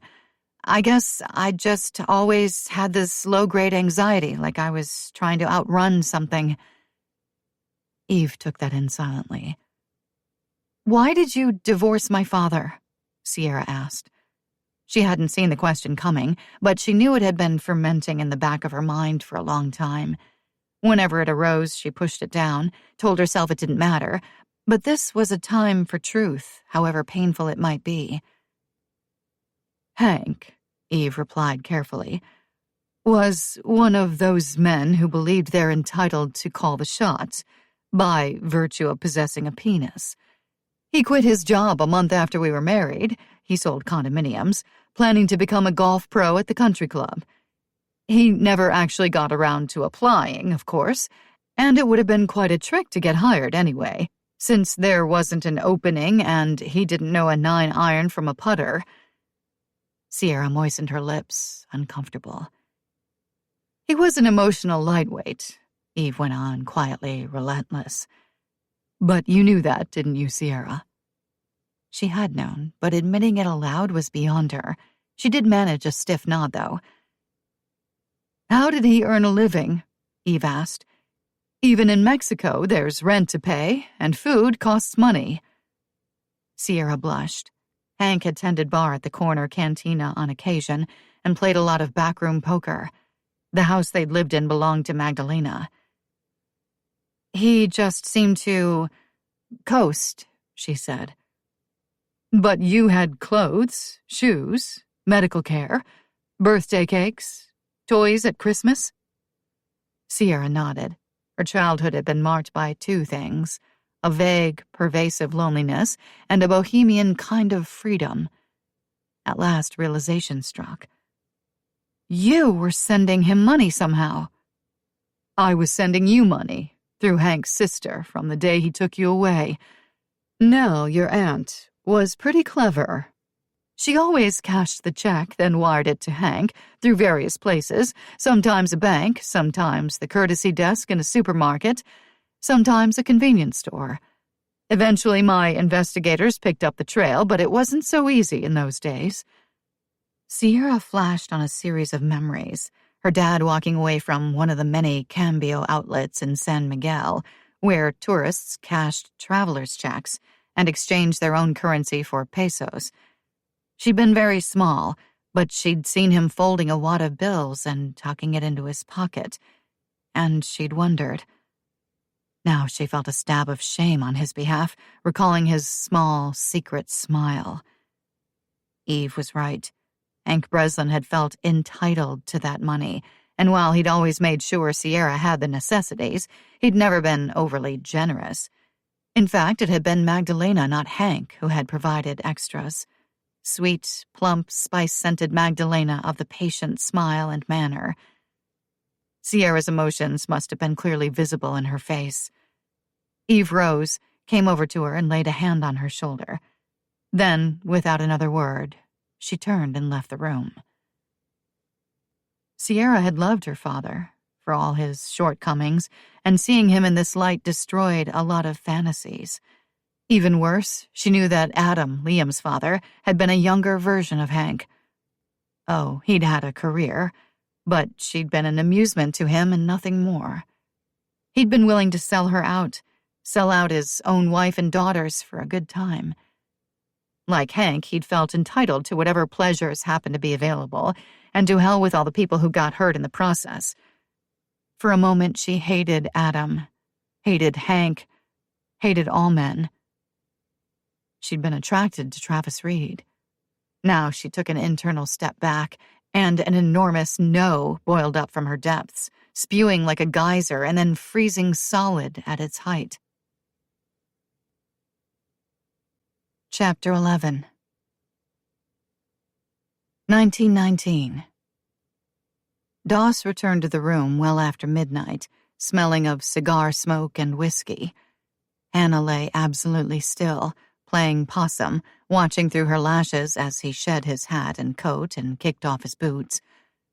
Maybe he knew she was awake, and maybe he was fooled. She wasn't about to give herself away by speaking to him, and besides, she didn't trust herself not to tear into him like a shrew. Once the first word tumbled out of her mouth, others would follow, like a raging horde with swords and cudgels. On the other hand, if he had the pure audacity to think, for one blessed moment, that he was going to enjoy his husbandly privileges, She'd come up out of that bed like a tigress, claws bared and slashing. She breathed slowly, deeply and regularly, making her body soft. Doss moved to the bureau, filled the china wash basin from the pitcher provided, and washed. She waited in delicious dread for him to undress, since he obviously intended to sleep in that room, in that bed with her. To her surprise, relief, and complete annoyance, he remained fully clothed, sat down on the edge of the bed, and stretched out on top of the covers. "I know you're not asleep," he said. Anna bit down hard on her lower lip. Though her eyes were shut tight, tears squeezed beneath her lids. Gabe would never have done such a thing to her, never have gone out on their wedding night to smoke and drink whiskey and carouse with bad companions, never have subjected her to such a public humiliation. A sob shook her body. "I hate you, Doss McKettrick," she said. He sighed, sounding resigned. If he'd apologized, if he'd put his arm around her and held her close, she would have felt better, in spite of it all, but he didn't. He kept to his own side of the bed, away to top the blankets, within touching distance, and yet as remote from Hannah as Indian Rock was from the eastern seaboard. "We'll have to make the best of things," he told her. She rolled onto her side with her back to him. "No, we won't," she whispered snappishly. "Because as soon as Tobias is well enough, he and I are getting on the train and leaving for good." "If it's a comfort to you," Doss replied, "then you just go ahead and think that. The truth of the matter is, you're my wife now, and as long as there's a chance you're carrying my baby, you're not going anywhere." "I hate you," Hannah repeated. "So you said," Doss answered with a long-suffering sigh. "I'll leave if I want to." "I'll bring you back, and believe me, Hannah, I can keep up the game as long as you can." "Then you mean to keep me prisoner?" Hannah spoke into the darkness, and it seemed like a shadow cast by her very soul, that gloom, rather than mere night, with the moon following its ancient course and the stars in their right places. It was, in that moment, as if the sun would never rise again. "I won't lock you in the cellar, if that's what you mean," Doss told her. "I won't mistreat you or force my attentions on you, and I'll be civil as long as you are. But until I know whether you're pregnant or not, you're staying right here." Anna huddled deeper into the covers, feeling small, and wiped away a tear with the edge of the sheet. "I hope I'm not," she whispered. "I hope I'm not carrying your baby." Even as she said the words, though, she knew they were the frayed and tattered weavings of a lie. She longed for another child, a girl this time, yearned to feel a life growing and stirring under her heart. She just didn't want Doss McKettrick to be the father, that was all. She cried quietly, lying there next to Doss, cried till her pillow was wet. She'd have bet money she wouldn't sleep a wink, but at some point she succumbed. The next thing she knew, it was morning. Doss's side of the bed was empty, and fat, lazy flakes of snow drifted past the window. The room was cold, but she could hear voices in the next room and the clattering of silverware against dishes. The aroma of bacon teased her nose, her stomach clenched with hunger, and then she was nauseous. "No," she said in a whisper, sitting bolt upright. "Yes," her body replied. She'd had the same reaction within 10 days of Tobias's conception. Tobias appeared in the doorway with Doss standing just behind him. "You want some breakfast, Ma?" the boy asked. He looked slightly feverish, but stronger, too, and he was wearing a new suit of clothes, black woolen trousers, a blue and white plaid flannel shirt, even suspenders. The whole picture turned hazy, and the mention of food, let alone the smell, sent bile scalding into the back of Hannah's throat. Avoiding Doss's gaze, she gulped and shook her head. Doss laid a hand on Tobias's shoulder and gently steered him back into the other room. He pulled the door closed, too, and the instant he did, Hannah rolled out of bed, pulled the chamber pot out from underneath, distractedly grateful that it was clean, and threw up until she collapsed onto the hooked rug, utterly spent. She heard the door open again, heard Doss say her name, but she couldn't respond. She just lay there on her side, wretched and empty, as though she'd lost her soul as well as the remains of her wedding supper. Doss knelt, gathered her in his arms, and put her back into bed, covering her gently. He fetched a basin of tepid water from the other room, along with a washcloth, and cleaned her up. When that was done, he handed her a glass, and she rinsed her mouth, then spat into the basin. "I'll get the doctor," he said. She shook her head. "Don't," she answered, and the word came out raspy and raw. "I just need to rest." Doss drew up a chair, sat beside the bed, keeping a silent vigil. Hannah wished he'd go away, and at the same time she dreaded his leave-taking with the whole echoing hollowness of her being. A maid came in, replacing the fouled chamber pot, washing out the basin, taking the pitcher away and bringing it back full. Although she cast the occasional worried glance in Hannah's direction, the woman never said a word, and when she was gone, Doss remained. He plumped the pillows behind Hannah's back and adjusted the radiator to warm the room. "I thought I'd bundle Tobias up," Doss ventured at some length, "and take him down to the general store. Get him some things to play with, maybe a book to read." Hannah was in a strange, dazed state, weak all over. "You see that he doesn't take a chill," she muttered. Common sense said Tobias ought to stay in, out of the weather, and if she'd been herself, she would have insisted on that. As things stood, she didn't have the strength, and anyway, she knew the boy was desperate to get out, if only for a little while. Doss stood, tucked the covers in around her. To look at them, Hannah thought, anybody would have thought they were a normal husband and wife, people who loved each other. "Can I bring you something back?" "No," she said, and closed her eyes, drifting. When she opened them again, Doss was back, with the chilly scent of fresh air surrounding him. She could hear Tobias in the next room, chatting with somebody. "Feeling better?" Doss asked. He was holding a parcel in his hands, wrapped in brown paper and tied with string. "Thirsty," Hannah murmured. Doss nodded, set the package aside, and brought her another glass of water, this time from the pitcher on the bureau. She drank it down, waited, and was pathetically pleased when it didn't come right back up. "You'd best have something to eat, if you can," Doss said. Hannah nodded. Suddenly she was ravenous. He left again, was gone so long that she wondered if he meant to hunt down the food, skin it, and cook it over a slow fire. Tobias wandered in, cheeks pink from the cold, eyes bright. "Uncle Jeb wants to buy me a sandwich," he told her. "Downstairs in the restaurant. Is it all right if I go?" Hannah smiled. "Sure it is," she said. Tobias drew a step nearer, moving tentatively, as though approaching something fragile enough to fall over and break at the slightest touch. "Doss says you're not dying," he said. "He's right," Hannah answered. "Then what's the matter? You never stay in bed in the daytime." Hannah extended her hand, and after hesitating, Tobias took it. "I'm being lazy," she said, giving his fingers a squeeze. He clung for a moment, then let go. His eyes were wide and worried. "I heard you being sick," he told her. A door opened in the distance, and Hannah heard Doss and Jeb exchange quiet words, though she couldn't make them out. "I'll be fine by tomorrow," she promised. "You go and have that sandwich. It isn't every day you get to eat in a real restaurant." Tobias relaxed visibly. He smiled, planted a kiss on her forehead, and fled, nearly colliding with Doss in the doorway.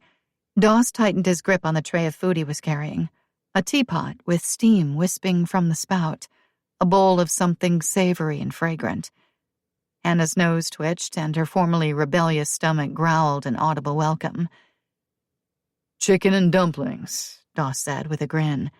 He set the tray carefully on Hannah's lap, poured her a cup of tea, and probably would have spoon-fed her, too, if she hadn't taken charge of the situation. "Thank you," she said, trying to square this attentive man with the one who had left her alone on their wedding night to visit the Blue Garter saloon. "You're welcome," he replied. He sat down to watch her eat, and his gaze strayed once or twice to the package on the nightstand, still wrapped and mysterious.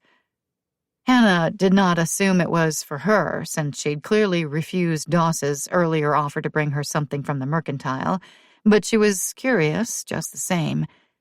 The shape was book-like, and before she'd married Gabe, she'd read so much her mother and father used to fret that her eyes might go bad. After she became a wife, she was too busy, and when Gabe went away to war, she found she couldn't concentrate on the printed word. Letters were all she'd been able to manage then. She ate what she could and sipped her tea, hot and sweet and pale with milk, and Doss took the tray away, set it on the bureau. Jeb and Tobias had long since gone downstairs for their midday meal, and except for the sounds of wagons passing in the street below and the faint hiss of the radiator, the room was silent. Doss cleared his throat and shifted uncomfortably in his chair. Hannah, about last night. "Stop," Hannah said quickly, and with as much force as she could manage, given her curiously fragile state. The teacup rattled in its saucer, and Doss leaned forward to take it from her, set it next to the parcel. He looked resigned and a little impatient. Hannah leaned back on her pillows, fighting another spate of tears.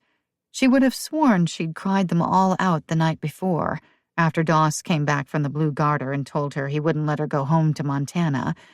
But here they were, burning behind her eyes, threatening to spill over. "I figure you know what this means, you're being sick like this," Doss said presently, and in a tone that said he wouldn't be silenced before he'd finished his piece. "That's the only reason I didn't bring the doctor over here first thing." Hannah closed her eyes, nodded. "I know you'd rather it was Gabe sitting here," he went on. "That he'd be the one who fathered that child, the one taking you home to the ranch, the one bringing Tobias up to be a man. But the plain fact of the matter is, it'll be me doing those things, Hannah, and you might as well make peace with that." She didn't speak because she couldn't. She tried to summon up Gabe's image in her mind, but it wouldn't come to her. All she saw was Doss, coming in after a night at the Blue Garter, taking off his coat and hat and boots, lying down beside her on the bed, keeping a careful distance. He retrieved the parcel from the nightstand and laid it in her lap. She listened, despondent, as he left the room, closed the door quietly behind him. She ought to refuse the package, throw it against the wall or into Doss's face when he came back, but some part of her wanted a gift, something frivolous and impractical, chosen purely to bring a smile to her face. She barely remembered what it was like to smile, without thinking about it first, without deciding she ought to because it was called for or expected. Her hands trembled as she undid the string, wound it into a little ball to keep, turned back the brown paper which she would carefully fold and save against some future need, to find that Doss had indeed given her a book. Her breath caught at the beauty of the green leather cover. The title, embossed in shining gold, seemed to sing beneath the tips of her fingers. "The Flowers of Western America, Native and Imported, an Illustrated Guide." Hannah held the thick volume reverently, savoring the anticipation for a few moments before opening it to look at the title page, memorize the author's name as well as that of the artist who'd done the original wood cuttings and metal etchings for the pictures. When she couldn't bear to wait another moment, Hannah turned that page, expecting to read the table of contents. Instead, there was a note, written in Doss's strong, clear handwriting. "On the occasion of our marriage, and because I know you long for spring and your garden. Doss McKettrick, January 17th, 1919. An emotion Hannah could not recognize swelled in her throat, fairly cutting off her breath. She traced his name with her eyes and then with the tip of her index finger. Doss McKettrick. As if men by that name were common as thorns in a blackberry thicket, and any one of them might be her husband. As if he had to be sure she knew which one would give her a book, and which had noticed how fiercely, how desperately she craved that first green stirring in the cold earth, and in the bare-limbed branches of trees. Did he know how she listened for the breaking of the ice on the pond, far back in the woods behind the house? How she watched the frigid sky for the first brave birds, carrying back the merry little songs she pined for in the secret regions of her heart, when the snow was just beginning to seep into the ground. Hannah closed the book, held it against her chest. Then she opened it again and carefully turned to the first illustration, a lovely colored woodcut of purple crocuses, blooming above a thin snowfall. She drank them in, surfeited herself on lilacs and climbing roses, sweet williams and peonies. Doss had given her flowers in the dead of winter. Just looking at the pictures, she could imagine their distinctive scents, the shape of their petals, the depth upon depth of their various colors, everything from the palest of whites to the fathomless purples and crimsons. She gobbled them all greedily with her eyes, page after page of them, tumbled flower-drunk into sleep and dreamed of them. Dreamed of spring, of trout quickening in the creeks, of green grass and of fresh, warm breezes teasing her hair and tingling on her skin. When she wakened, drowsy and confused, the room was lavender with twilight, and a rim of golden light edged the lower part of the door. She heard Doss and Tobias talking in the next room, knew by a series of decisive clicks that they were playing checkers. Tobias gave a shout of triumphant laughter, and the sound seemed so poignant to Hannah that tears thickened in her throat. She got up, used the chamber pot, washed her hands at the basin. She rummaged for her flannel wrapper, pulled it on, and crossed the cold wooden floor to the door. Opened it. Tobias and Doss both turned to look at her. Tobias smiled, delighted. Doss looked shy, as though they'd just met. He got up suddenly, came to her, took her arm, escorted her to a chair. "Don't fuss," she scolded, but it was after the fussing was through. "I beat Uncle Doss 4 times, Tobias crowed. "Did you?" Hannah asked, deliberately widening her eyes. Doss went over to the other bed, pulled the quilt off, made Hannah stand, wrapped her up like renderings in a sausage skin, and sat her down again. "What am I to make of you, Doss McKettrick?" she asked silently. "I'll go down and order us some supper," Doss said. "Has your Uncle Jeb gone?" Hannah asked Tobias when they were alone. Tobias nodded, kneeling on the floor, stacking checker pieces into red and black towers that teetered on the wooden board. "He took the afternoon train back to Phoenix. Said to tell you he hoped you'd be feeling better soon." "I wish I could have said goodbye," Hannah said, but it wasn't the complete truth. She'd not been eager to face Doss's uncle. He was half again too wise, and, besides, he must have known that her new husband had spent much of their wedding night in a saloon, just to avoid her. He'd never have mentioned it, of course, but she'd have seen the knowledge in his eyes. Would he tell his wife, Chloe, when he got home? Would she, in turn, tell Emmeline and Mandy and the other McKettrick women? Get them all feeling sorry for poor Hannah? She'd know soon enough. Concerned letters would begin arriving, probably in the next batch of mail, full of wary congratulations and carefully worded questions.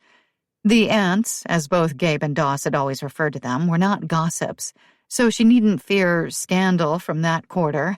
But they would have plenty of private discussions among themselves, and they'd give Doss what for when they returned to the Triple M in the spring, settling into their houses on all parts of the ranch, throwing open windows and doors, planting gardens, and entertaining a steady stream of children and grandchildren. Hannah thought she would have welcomed even their curiosity if it meant the long winter was over. "Ma?" Hannah realized she'd let her mind wander and turned her attention to Tobias, who was studying her closely and clearly had something of moment to say. "Yes, sweetheart." "Is Uncle Doss my pa, now that you and him are married?" Hannah blinked, took in a slow breath, and took her time letting it out. "I told you before, Tobias. Doss is still your uncle. Your father will always be your father." Tobias's forehead creased as he frowned. "But Pa's dead," he said. Hannah sighed. "Yes." "Uncle Doss is alive." "He certainly is." "I want a pa. Somebody to take me fishing and teach me how to shoot." "Uncles can do those things," Hannah didn't want Tobias within a mile of a gun, but she didn't have the strength to fight that battle just then, so she let it go. It isn't the same, Tobias reasoned. Tobias, there are some things in this life a person has to accept. Your father is gone. Doss is your uncle, not your pa. You'll just have to make the best of that. The best would be if he was my pa instead of my uncle. Tobias? You said once that Uncle Doss would be my stepfather if he got married. Now you're his wife. So if you leave off the step part, that makes him my pa. Hannah rubbed her temples with her fingertips. Tobias beamed.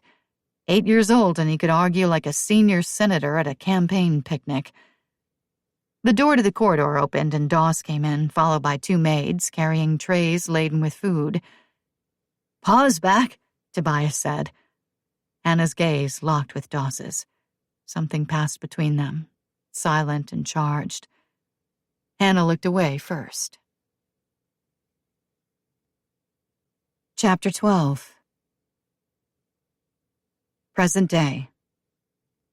You need time to absorb all this, Eve told Sierra the next morning at the breakfast table. Eve had made waffles for them all, and everyone had eaten with a hearty appetite. Now Liam was upstairs, dressing for his first visit to Indian Rock Elementary School. Sierra planned to register him, but wasn't sure he was ready for a full day of class. And Travis had given the ranch house a wide berth ever since their return from Flagstaff the previous afternoon. "So I'm going to leave," Eve finished, gently decisive. Sierra, who had spent a largely sleepless night, had mixed feelings about Eve's going away. On the one hand, there were so many things she wanted to know about her mother, things that had nothing to do with their long separation. What kind of books did she read? What places had she visited? Had she loved anyone before or after Hank Breslin? What made her laugh? Did she cry at sad movies, or was she a stone realist, prone to saying, "It's only a story"? On the other, Sierra craved solitude, to think and reflect and sort what she had learned into some kind of sensible order. She wanted to huddle up somewhere with her arms around her knees and decide what she believed and what she didn't. "Okay," she said. "There is one thing I want to show you before I go," Eve said, rising from the kitchen table and crossing to the china cabinet to lean down and open one of the drawers. She brought out a large, square object wrapped in soft blue flannel and set it before Sierra, who had shoved her plate and coffee cup aside in the meantime and wiped her part of the tabletop clean with a checkered cloth napkin. Sierra's heart raced a little and, at a nod from Eve, she folded back the flannel covering to reveal an old photo album. "These are your people, Sierra," Eve said quietly. "Your ancestors. There are journals and other photographs in the attic, and they need cataloging.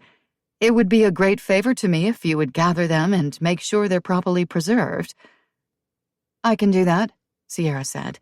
Her hand, resting on the album cover, trembled a little, with both anticipation and a certain reluctance to get involved.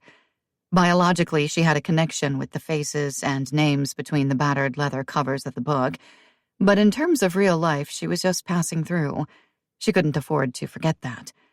Eve laid a hand on her shoulder. "Sorry about the Christmas tree," she said with a slight smile. "I was the one who put it up, and I should be the one to take it down, but the plane will be arriving in an hour, so there isn't time. The corresponding boxes are in the basement at the bottom of the steps."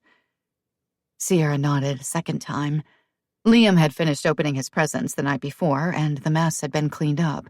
Putting away the tree, like sorting photos and journals, would be a bittersweet enterprise. She hadn't looked closely at the ornaments, but she supposed they were heirlooms, like so many other things in that house, each one with a meaning she could never fully understand. So many McKettrick Christmases, and she hadn't been a part of any of them. With Hank, the holiday had gone almost unnoticed, although there were always a few gifts. Sierra hadn't felt deprived at the time because she hadn't known that other people made more of a fuss.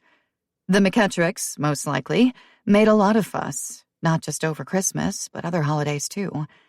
They'd probably kept happy secrets at Yuletide, sung carols around that haunted piano, toasted each other with eggnog poured into cut glass cups that were older than any of them. Enough, Sierra told herself sternly. That time is gone. You missed it. Get over wishing you hadn't. Eve bent to kiss Sierra on top of the head, then went upstairs to the big master bedroom to pack up her things.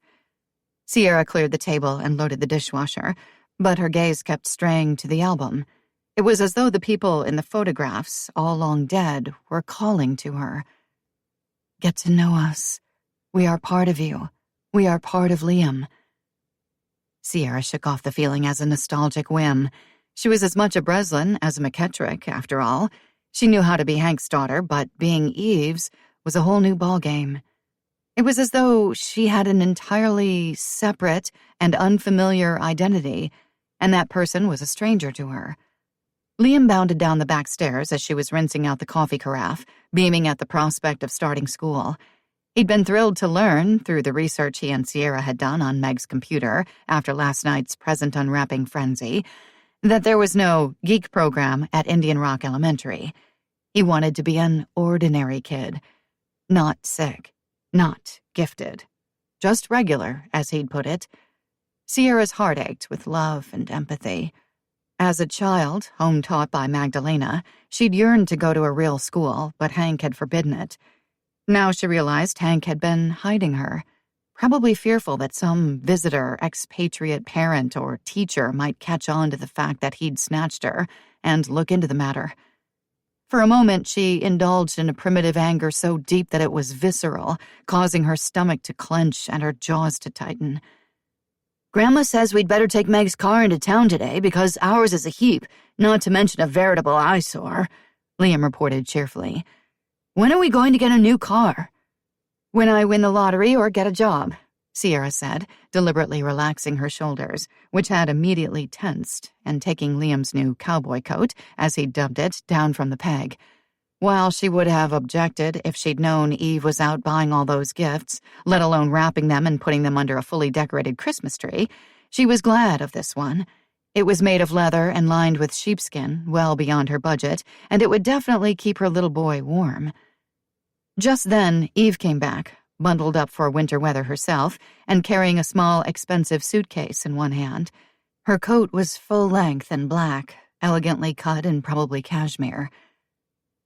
We're in the process of opening a branch office of McKettrick Company in Indian Rock, she announced, evidently unabashed that she'd been eavesdropping. Keegan is heading it up, but I'm sure there will be a place for you in the organization if you want one.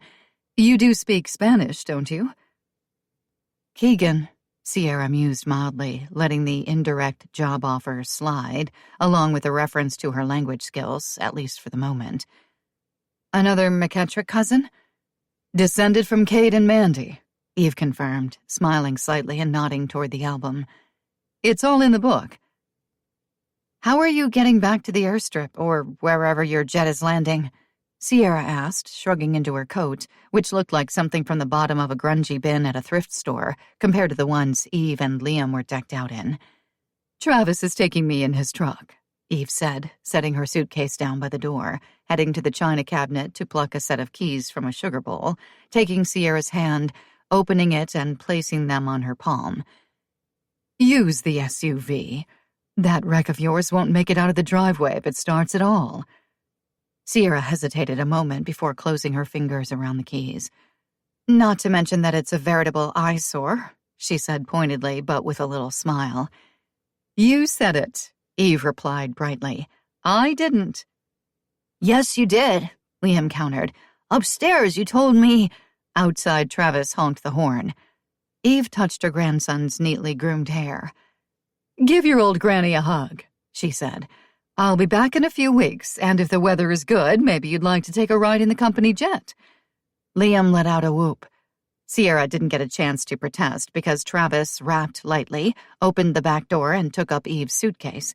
He gave Sierra a nod for a greeting and grinned down at Liam. Hey, cowpoke, he said. Looking good in that new gear. Liam preened, showing off the coat. I wanted to wear the hat, too, he replied, but Mom said I might lose it at school. The world, Travis replied with a longer glance at Sierra, is full of hats. What's that supposed to mean? Sierra asked, feeling defensive again. Travis sighed. A look passed between him and Eve. Then he simply turned without answering and headed for the truck. Eve hugged Liam, then Sierra. Moments later, she and Travis were in the truck and barreling away. Sierra found the door leading into the garage, cleverly hidden in back of the pantry. This short intermission is just for you, a quiet moment to breathe, relax, and find comfort in peaceful sound. Thank you for listening and supporting this free audiobook channel.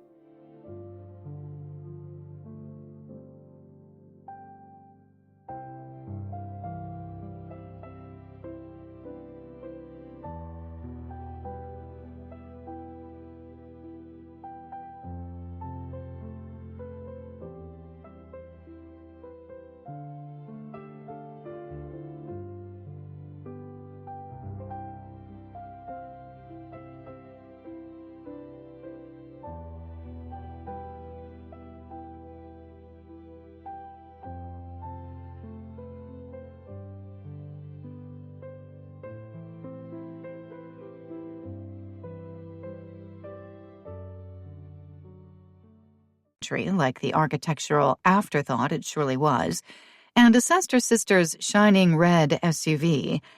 Liam strained to reach the button on the wall, and the garage door grumbled up on its rollers, letting in a shivery chill. Her station wagon was parked outside behind the SUV, and Sierra muttered as she started Meg's vehicle, after she and Liam were both buckled in, and maneuvered around the eyesore. 1919. Despite the bitter cold, Hannah sat well away from Doss as they drove home in the sleigh 2 days after the wedding, Tobias cosseted between them. She was married. Each time her thoughts drifted in that direction, she started inwardly, surprised all over again. She was a wife, but she certainly didn't feel like one. Doss remained silent for the greater part of the journey, his gloved hands gripping the reins with the ease of long practice. Hannah felt his gaze on her a couple of times. But when she looked in his direction, he was always watching the snow-packed trail ahead. By the time they reached the ranch, Hannah sorely wished she could simply crawl into bed, pull the covers up over her head, and remain there until something changed. It was an indulgence ranch women were not afforded. Doss drew the team and sleigh up close to the house, lifted a half-sleeping Tobias from the seat and carried him in. Hannah got down on her own, bringing her valise, the flower book tucked safely inside among her dirty clothes, and followed stalwartly. The kitchen was frigidly cold. Doss pulled the string on the light bulb in the middle of the room as he passed, heading for the stairs with Tobias. Hannah rose above an inclination to turn it right back off again. She set her valise down and made for the stove. By the time Doss returned, she had a fire going and lamps lighted. She'd fetch some eggs from the spring house, she decided, provided that Willie had gathered them during their absence, and make an omelet for their supper. Perhaps she'd fry up some of the sausage she'd preserved last fall and make biscuits and gravy, too. "I'll see to the team," Doss said. "Where do you suppose Willie's got to?" Hannah asked. She'd seen no sign of the hired man when they were driving in, and she feared for her chickens along with the livestock in the barn. Like many laborers, Willie was a drifter, and might have taken it into his head to kick off the traces and take to the road anywhere along the line. "I saw him when we came in," Doss answered, opening the door to go out again. "Out by the bunkhouse, stacking firewood." Hannah gave a sigh of relief. In the next moment, she wanted to tell Doss to stay inside where it was warm, that she'd have the coffee ready in a few minutes, but it would have been a waste of breath. He was a rancher, born and bred, and that meant he looked after the cattle and horses first and saw to his own comforts later when the work was done. "Supper will be on the table in half an hour," she said, as though she were a landlady in a boarding house and he a paying guest, planning the briefest of stays. "Willie's welcome to join us if he wants." Doss nodded, raised his coat collar around his ears, and went out. Some time later, he returned alone. Hannah had already fetched the eggs from the spring house, and they were scrambled, cooked, and waiting on a platter in the warming oven above the stove. The kitchen was snug, and the softer light of lanterns glowed, replacing the glare of the overhead bulb. "Willie's gone on back to the main ranch house," he said, But he thanks you kindly for the invite to supper." Hannah wiped her hands on her apron and took plates from the china cabinet to set the table. That was when she noticed the album lying there, as though someone had been perusing it and intended to come back and look some more later. She stopped in her tracks. Doss, in the act of shedding his coat and hat, followed her gaze. "What's the matter, Hannah?" he asked with a quiet alertness in his voice. "The album," she said. "What about it?" Doss asked, passing her to approach the stove. He poured himself a cup of coffee and came to stand beside her. "Willie wouldn't have gone through our things, would he?" Doss shook his head. "Not likely it would even have occurred to him to do that," he said. "Judging by how cold it was in here when we got home, he probably didn't set foot in the house once he'd finished off that chicken soup you made before we left." Hannah wrung her hands, took a step toward the table, and then paused. Do you ever get the feeling we're not alone in this house?" she asked, almost whispering the words. "No," Doss said with conviction. "It was bad enough when the teapot kept moving. Now the album—" "Hannah," he touched her arm. "you sound like Tobias, going on about seeing a boy in his room." "Maybe," Hannah ventured to speculate, almost breathless with the effort of speaking the words aloud. "He's not imagining things. Maybe it wasn't the fever." Doss cupped Hannah's elbow in one hand and steered her to the table, letting go only to pull back a chair. It was pure fancy, of course, but as Hannah sat down, it seemed to her that the album, fairly new and reverently cared for, was very old. The sensation lasted only a moment or so, but it was so powerful that it left her feeling weak. "We've all been under a strain, Hannah," Doss reasoned. "One of us must have gotten the album out and forgotten about it." She looked up into his face. "Did you?" she challenged softly. He paused, shook his head. "I know I didn't," she insisted. "Tobias, then?" Doss said. "No," Hannah replied. "He was too sick." Doss set his coffee on the table, sat astride the bench facing her. "There's a simple explanation for this, Hannah. Somebody might have come up from one of the other places, let themselves in." As close as the McKettricks were, they didn't go into each other's houses when no one was at home. If one of them had wanted to see the album, they'd have said so. Anyway, the aunts and uncles were all in Phoenix, their children grown and gone. The people who looked after their places wouldn't have considered snooping like this, even if they'd been interested, which seemed unlikely. "The biscuits will burn if you don't take them out of the oven," Hannah said, staring at the album, almost expecting it to move on its own, float through the air like a spirit medium's trumpet at a seance.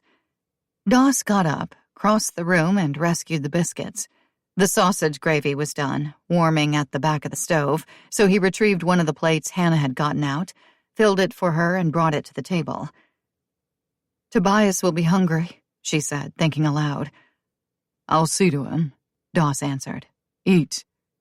Hannah moved the album out of the way and pulled the plate toward her, resigned to taking her supper, even though she didn't want it. Doss brought her silverware, then filled another plate for Tobias and took it downstairs. When he returned, he dished up his own meal and joined Hannah at the table. She was still staring at her scrambled eggs, sausage gravy, and biscuits. "Eat," he repeated. She took up a fork. "There's someone here," she said. "Someone we can't see. Someone who moves the teapot and now the album, too." "Let's assume for a moment that that's true," Doss ruminated, tucking into his food with an energy Hannah envied. "What do you plan to do about it?" Hannah swallowed a bite of tasteless food. "I don't know," she answered, but it wasn't the complete truth. An idea was already brewing in her mind. They finished their supper. Hannah cleared the table, put the album back in its drawer in the china cabinet, and went upstairs to look in on Tobias while Doss washed the dishes. Her son was sitting up in bed when she entered his room, his supper half-eaten and set aside on the bedside table. "The boy's not here," he said. "I wonder if he's gone away." Hannah frowned. "What boy?" she asked, even though she knew. "The one I see sometimes, with the funny clothes."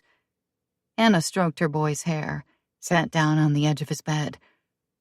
"Does this boy ever speak to you? Does he have a name?" Tobias shook his head. His eyes were large in his pale face. The trip back from Indian Rock had been hard on him, and Hannah was both worried about her son and determined not to let on. "We mostly just look at each other. I reckon he's as surprised to see me as I am to see him." "Next time he shows up, will you tell me?" Tobias bit his lower lip, then nodded. "You believe me?" "Of course I do, Tobias. Pa said he was imaginary. When we talked about it, I mean." Hannah sighed. "Tobias, Doss is your uncle, not your pa." Suddenly, Tobias's eyes glistened with unshed tears. "Why won't you let him be my pa?" he asked. "He's your husband, isn't he? If you can have a husband, why can't I have a pa?" Had Tobias been older, Hannah thought she might have explained that Doss wasn't a real husband, that theirs was a marriage of convenience, but he was still far too young to understand. In point of fact, she didn't entirely understand the situation herself. "A woman can have more than one husband," she said cautiously. "A boy has only one father, and your father was Gabriel Angus McKettrick. I don't want you to forget that." "I won't forget," Tobias said. "You can wash my mouth out with soap if you want to, but I'm still going to call Uncle Doss my pa. I've got enough uncles, Jeb and Kate and Rafe and John Henry too. What I need is a pa." Hannah was too exhausted to argue, and she knew she wouldn't win anyhow. "So long as you promise me you will never forget who your real father is," she said, "and I would appreciate it if you would include your Uncle David, my brother, in that list of relations you just mentioned." Tobias brightened and put out one small hand for a shake. "It's a deal," he agreed. "I like Uncle David. He can spit a long way." "Go to sleep," Hannah told him with a smile, reaching to turn down the wick in the lantern next to his bed. "I didn't wash my face or brush my teeth," he confessed, settling back onto his pillows. "Just this once, we'll pretend you did," she said. The lamp went out. She kissed his forehead, found it blessedly cool, and tucked the covers in close around him. "Good night, Tobias," she said. "Good night, Ma," Tobias replied with a yawn. He was probably asleep before she reached the door. She'd hoped Doss would have turned in by the time she went downstairs so she wouldn't have to be alone with him in the intimacy of the evening. But he was right there in the kitchen, with the bathtub set out in the middle of the floor and buckets and kettles of water heating on the stove. "I just came down to say goodnight," she lied. Actually, she'd been planning to sit up a while, pondering her plan. It wasn't much, but she was bound and determined to find out something about the strange goings-on in that house. "You can have this bath if you want," Doss told her. "I can always take one later." "You have it," Hannah said, even though she would have loved to soak the chill out of her bones in a tub of hot water. She wondered if he was planning to share her bed. But she'd have broken the ice on top of the horse trough and stripped bare for a dunking before asking him outright. He simply nodded. "Don't forget to bank the fire," she said. He grinned. "I never do, Hannah," he reminded her. She turned, blushing a little, and went back upstairs. Entering her room, the one she'd shared with Gabe, she exchanged her clothes for a nightgown.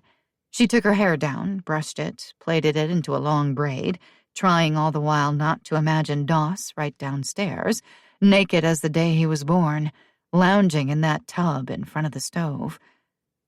Would he join her later? He was her legal husband, and he had every right to sleep beside her. She, on the other hand, had every right to turn him away, wedding band or none. Would she? She honestly didn't know, and in the end, it didn't matter. She put out her lamp, threw back the covers on her bed, and stretched out, waiting and listening. Presently, she heard Doss climb the stairs, walk along the hallway, and pass her room. His door closed moments later. Hannah told herself she was relieved and then cried herself into a fitful sleep. Present day.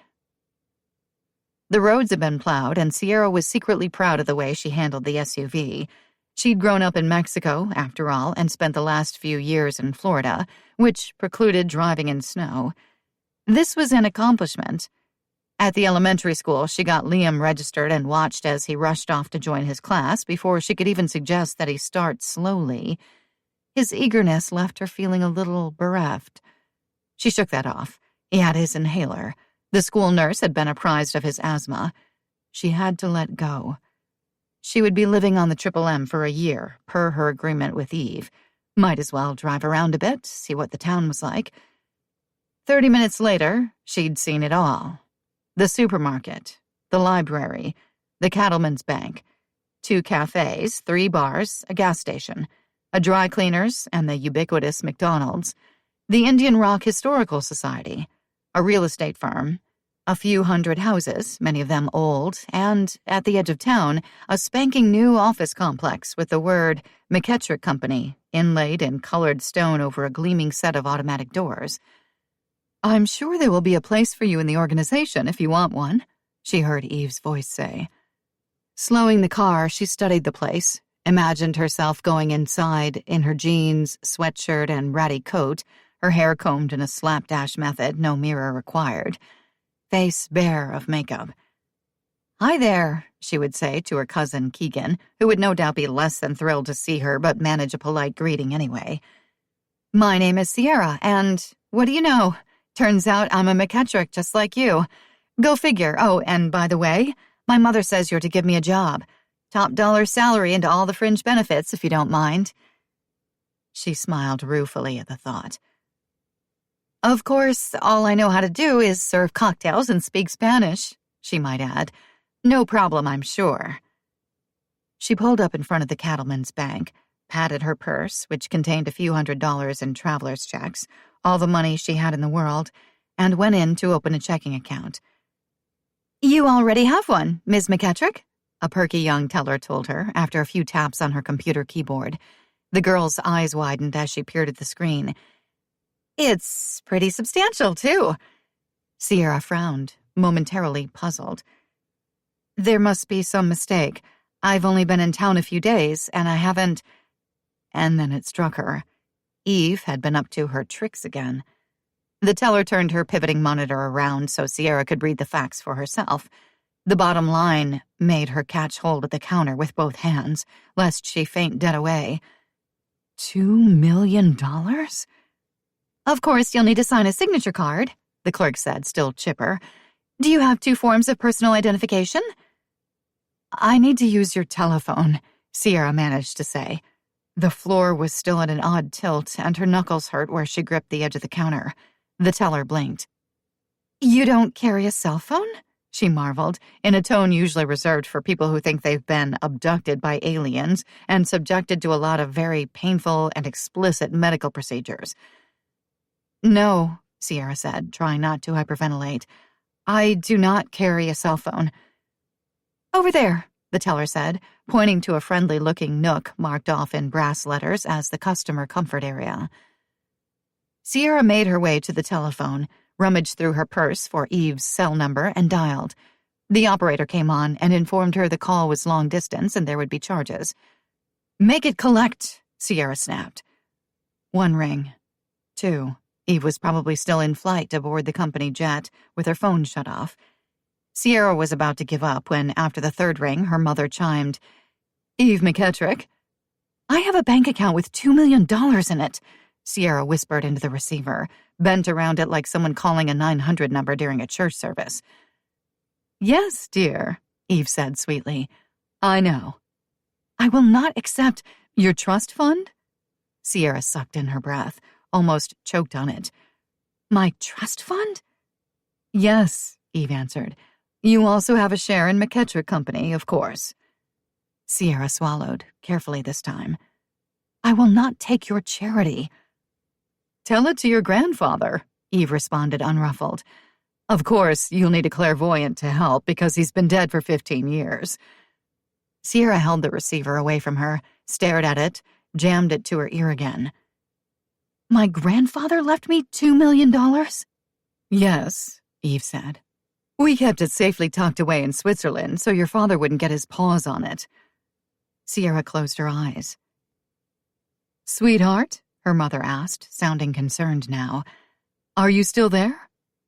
"Yes," Sierra breathed. She could have walked away from all that money. She really could have, if not for Liam. "Why didn't you tell me about this when you were at the house?" "Because I knew you weren't ready to hear it, and I didn't want to waste precious time arguing." Sierra swallowed. "How come you can talk on a cell phone in flight?" Eve laughed. "Because I patched the number into the phone on board the plane before takeoff," she answered. "I'm quite the technological whiz. Any more questions?" "Yes. What am I supposed to do with $2 million? Chapter 13. 1919. By the time Hannah came downstairs, Doss had built up the fire, brewed the coffee, and left for the barn, like he did every morning. She put on Gabe's old coat, there was nothing of his scent left in it now, and made a trip to the privy, then the chicken house. She was washing her hands in a basin of hot water when Doss came in from doing the chores. "I guess I'll drive the sleigh down and look in on the widow Jessup again," he said. "This cold snap might outlast her firewood." "You'll have a good hot breakfast first," Hannah told him. "While I'm fixing it, why don't you get some preserves from the pantry and pack them up? Mrs. Jessup especially loves those cinnamon pears and pickled crab apples I put up for Christmas." Doss nodded, a grin crooking one corner of his mouth in a way that made Hannah feel sweetly flustered. "How's Tobias today?" "He's sleeping in," she said, cracking eggs into a bowl, keeping her gaze averted with some difficulty. "And don't think for a moment you're going to take him with you. It's too cold and he's worn out from yesterday." She'd thought Doss was in the pantry, but all of a sudden, his hands closed over her shoulders, startling her so that she stiffened.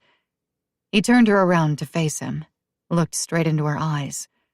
Her heart beat a little faster. Was he about to kiss her? Say something important? She held her breath, hoping he would, hoping he wouldn't. "Before he went back to Phoenix, Uncle Jeb said we ought to help ourselves to some hams from the smokehouse down at Rafe and Emmeline's place," he said. "A side of bacon, too. That means I'll be gone a little longer than usual." Hannah merely nodded. They stood, the two of them facing each other for a long moment. Then Doss let go of Hannah's shoulders, and she turned to whip the eggs and slice bread for toasting. He found a crate and filled it with provisions for the widow Jessup. After he'd gone, Hannah carried a plate up to Tobias, who seemed content to stay in bed with one of his many picture books. "I'm getting worried about that boy," Tobias told Hannah solemnly. "He ought to be back by now." "I'm sure you'll see him again soon," Hannah said moderately. "Remember, you promised to let me know right away when you do."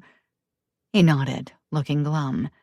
She kissed his forehead and went out, leaving the door open so she'd hear if he called for her. What he needed most right now was rest and good food to build his strength. When Doss got back with the bacon and hams, she'd make up a special meal. Downstairs, Hannah tidied the kitchen, washed the dishes, dried them, and put them away. When that was done, she built up the fire and went to the china cabinet to open the top drawer. The album was there, where it belonged, but a little shiver went up her spine at the sight of it, just the same. She reached past it, found the small leather-bound remembrance book Lorelei and Holt had sent her for a Christmas present. The cover was a rich shade of blue, the pages edged in shiny gold. She hadn't written a word in the journal, hadn't even opened it. She hadn't wanted to record her grief, hadn't wanted to make it real by writing it down in dark, formal letters. Now she had something very different in mind. She carried the remembrance book to the table and then went to the study for a bottle of ink and a pen. The room was chilly. She rarely went there because it always brought back memories of Gabe, sitting at the desk, reading or pondering over a ledger. It was especially empty that day, though. Strangely, it was Doss's absence Hannah felt most keenly, not Gabe's. She collected the items she needed and hurried out again. Back in the kitchen, she found a rag to wipe the pen clean. When she was finished, she opened the ink and turned to the first page.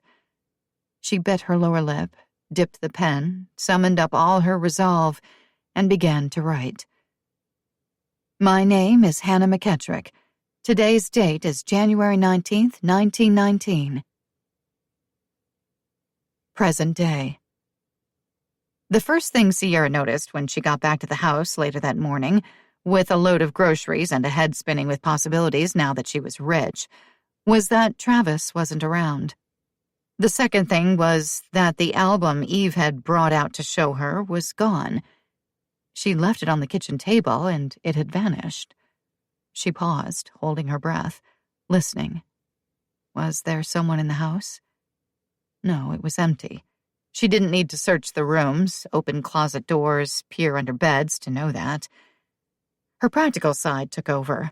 She brought in the rest of the supermarket bags and put everything away. Put on a pot of coffee, made a tuna salad sandwich and ate it. Only when she'd rinsed the plate and put it in the dishwasher did she walk over to the china cabinet and open the top drawer, as Eve had done earlier that morning. The album was back in its place. Sierra frowned. Invisible fingers played a riff on her spine, touching every vertebra. She closed the drawer again. She would look at the photographs later. Combine that with the job of cataloging the ones stored in the attic. She brought the Christmas boxes up from the basement, carried them into the living room, carefully and methodically removed and wrapped each ornament. Some were obviously expensive, others were the handiwork of generations of children. By the time she'd put them all away and dismantled the silk tree, it was time to drive into town and pick Liam up at school. Backing the SUV out of the garage, she almost ran over Travis, who had the hood up on the station wagon and was standing to one side, fiddling with one of its parts. He leaped out of her path, grinning. She slammed on the brakes, buzzed down the window on the passenger side. "You scared me," she said. Travis laughed, leaning in. "I scared you? I wasn't expecting you to be standing there. I wasn't expecting you to come shooting out of the garage at 65 miles an hour either." Sierra smiled. "Do you always argue about everything?" "Sure," he said with an affable shrug of his impressive shoulders. "Gotta stay sharp in case I ever want to practice law again. Where are you headed in such a hurry anyway?" "Liam's about to get out of school for the day." "Right," Travis said, stepping back. "Do you want to come along?"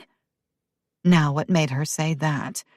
She liked Travis Reed well enough and certainly appreciated all he'd done to help, but he also made her poignantly uncomfortable.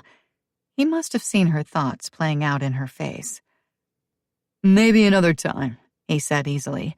"Eve told me you were going to take down the Christmas tree. It's a big sucker, so I'll lug it back to the basement if you want." "That would be good. The coffee's on. Help yourself." Travis grinned, nodded, stepped back from the side of the SUV with exaggerated haste. As she drove away, Sierra wasn't thinking about her $2 million trust fund, the vanishing teapot, the piano that played itself, teleporting photo album, or even Liam. She was thinking about the hired help. Peering through his new telescope at the night sky, Liam felt that familiar shiver in the air. He knew, even before he turned around to look, that the boy would be there. And he was, lying in the bed staring at Liam. "What's your name?" the boy asked. For a moment, Liam couldn't believe his ears. He wasn't scared, but his throat got tight just the same. He'd planned on telling the boy all about his first day at the new school and a lot of other things, too, as soon as he showed up. But now the words got stuck and wouldn't come out. "Mine's Tobias." "I'm Liam." "That's an odd name." Liam straightened his back. "Well, Tobias is pretty weird, too," he countered. Tobias tossed back the covers and got out of bed. He was wearing a funny flannel nightgown, more suited to a girl than a boy. It reached clear past his knees. "What's that?" he asked, pointing to Liam's telescope. Liam patiently explained the obvious. "Want to look? You can see all the way to Saturn with this thing." Tobias peered through the viewer. "It's bouncing around, and it's blue." "Yep," Liam agreed. "How come you're wearing a nightie?"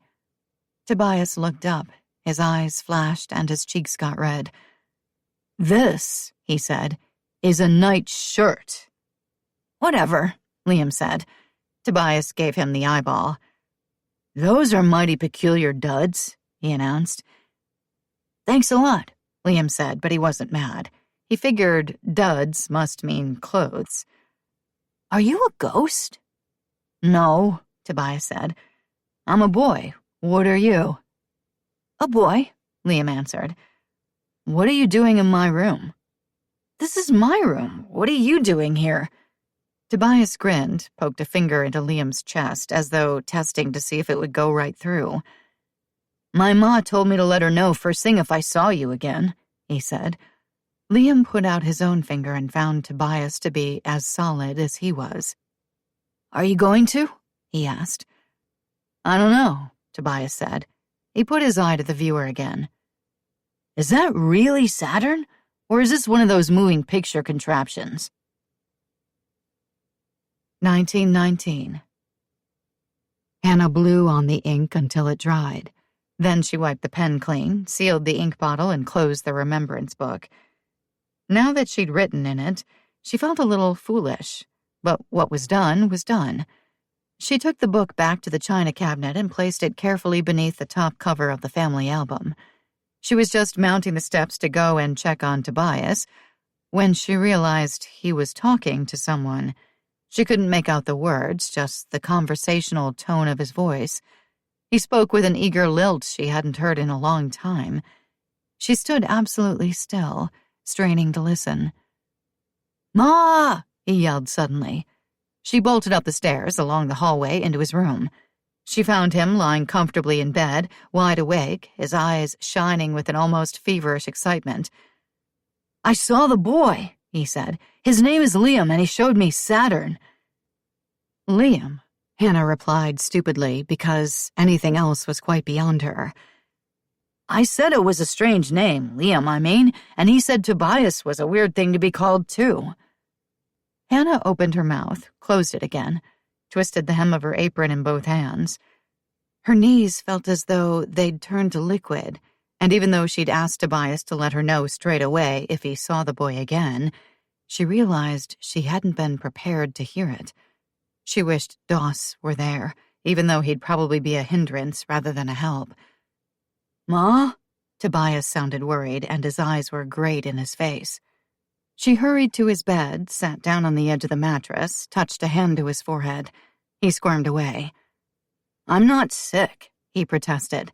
"I saw Saturn. It's blue, and it really does have rings." Hannah withdrew her hand, and it came to rest, fluttering at the base of her throat. "You don't believe me," Tobias accused. "I don't know what to believe," Hannah admitted softly. "But I know you're not lying, Tobias." "I'm not seeing things either." It's just so strange." Tobias subsided a little, falling back onto his pillows with a sigh. "He told me lots of stuff, Ma," he said, his voice small and uncertain. Hannah took his hand, squeezed it, tried to appear calm. "What stuff, Tobias?" she managed after a few slow, deep breaths. "That Saturn has moons, just like the Earth does, only it's got 4 instead of just 1. One of them is covered in ice, and it might even have an ocean underneath, full of critters with no eyes." Hannah swallowed a slight, guttural cry of pure dismay. "What else?" "People have boxes in their houses, and they can watch all kinds of stories on them. Folks act them out like players on a stage." Tears of pure panic burned in Hannah's eyes, but she blinked them back. "You must have been dreaming, Tobias," she said, fairly croaking the words, like a frog in a fable. "You fell asleep and it only seemed real." "No," Tobias said flatly. "I saw Liam. I talked to him. He said it was the 21st century, where he lives. I told him he was full of sheep dip, that it was 1919 and I'd get the calendar to prove it. Then he said if I was 8 years old in 1919, I was probably dead or in a nursing home someplace in his time." He paused. "What's a nursing home, Ma? And how could I be 2 places at once? A kid here and an old man somewhere else?" Dizzy, Hannah gathered her boy in both arms and held him so tightly that he struggled. "Let me go, Ma," he said. "You're fair smothering me." With a conscious effort, Hannah broke the embrace, let her arms fall to her sides. "What's happening to us?" she whispered. "I need to use the chamber pod," Tobias announced. Hannah stood slowly, like a sleepwalker. She moved out of that room, closed the door behind her, and got as far as the top of the back stairs before her legs gave out and she had to sit down. She was still there when Doss came in, back from his travels to the smokehouse and the widow Jessup's place. As though he'd sensed her presence, he came to the foot of the steps, still in his coat and hat. "Hannah, what's the matter? Is Tobias all right?" Yes. Doss tossed his hat away, came up the steps, sat down next to Hannah, and put an arm around her shoulders. She sagged against his side, even as she despised herself for the weakness, turned her face into his cold weather and leather-scented shoulder, and wept with confusion and relief and a whole tangle of other emotions. He held her until the worst of it had passed. She sniffled and sat up straight, even tried to smile. "How was the widow Jessup?" she asked. Present day. That night, Sierra invited Travis to supper. Just marched right out to his trailer, knocked on the door, and, the moment he opened it, blurted, "We're having spaghetti tonight. It's Liam's favorite. It would mean a lot to him if you came and ate with us." Travis grinned. Evidently he'd been changing clothes because his shirt was half unbuttoned. "If you're trying to make up for almost running over me backing out of the garage this afternoon, it's okay," he teased. "I'm still pretty fast on my feet." Sierra was doing her level best not to admire what she could see of his chest, which was muscular. She wondered what it would be like to slide her hands inside that shirt, feel his skin against her palms and her splayed fingers. Then she looked up into his eyes again, saw the knowing smile there and blushed. "It's more about thanking you for taking the Christmas tree downstairs," she fibbed. "At your service," he said with a slight drawl. Was that a double entendre? Don't be silly, she told herself. Of course it wasn't. "There's wine, too," she blurted out, and then blushed again. At this rate, Travis would think she'd already had a few nips. "Everything but music," he quipped.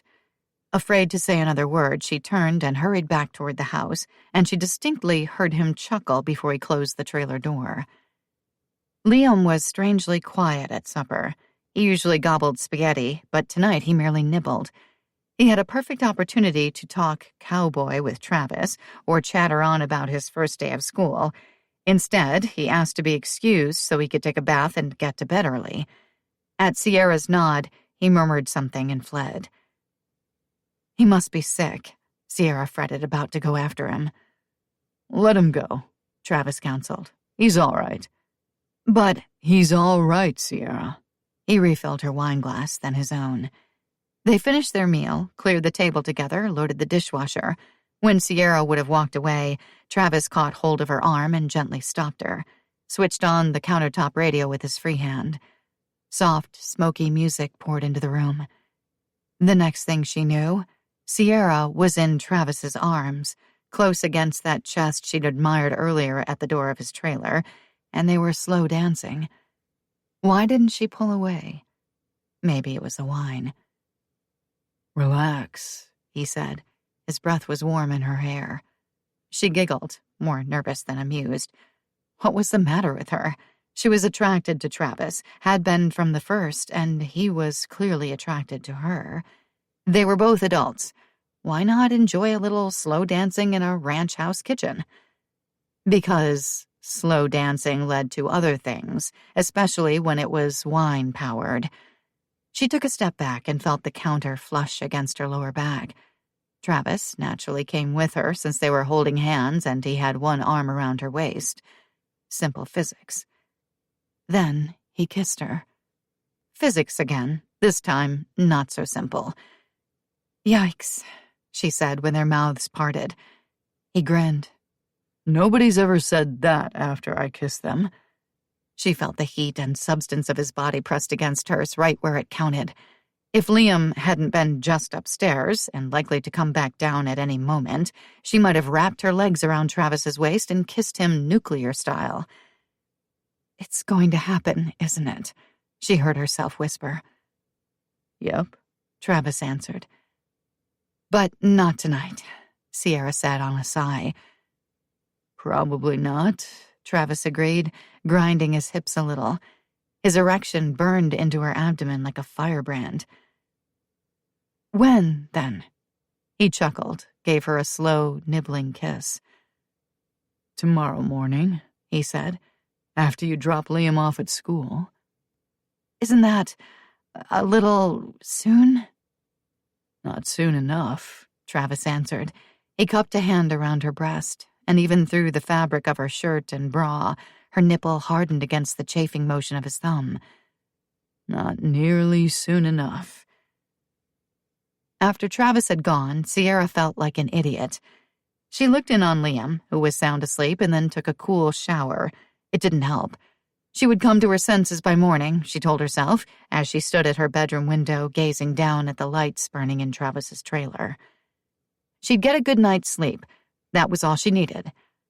She slept, as it happened, like the proverbial log, but she woke up thinking about Travis, about the way she'd felt when he kissed her, when he backed her up against the counter. She made breakfast, took Liam to school, zoomed straight back to the ranch, even though she'd intended to drive around town for a while, giving herself a chance to cool down. Instead, she was on autopilot. But it wasn't as if she gave up easily. She raised every argument she could think of. It was way too soon. She didn't know Travis well enough to sleep with him. She would regret this in the morning. No, long before then. The truth was, she'd denied herself so much for so long that she couldn't stand it anymore. She didn't even bother to park the SUV in the garage.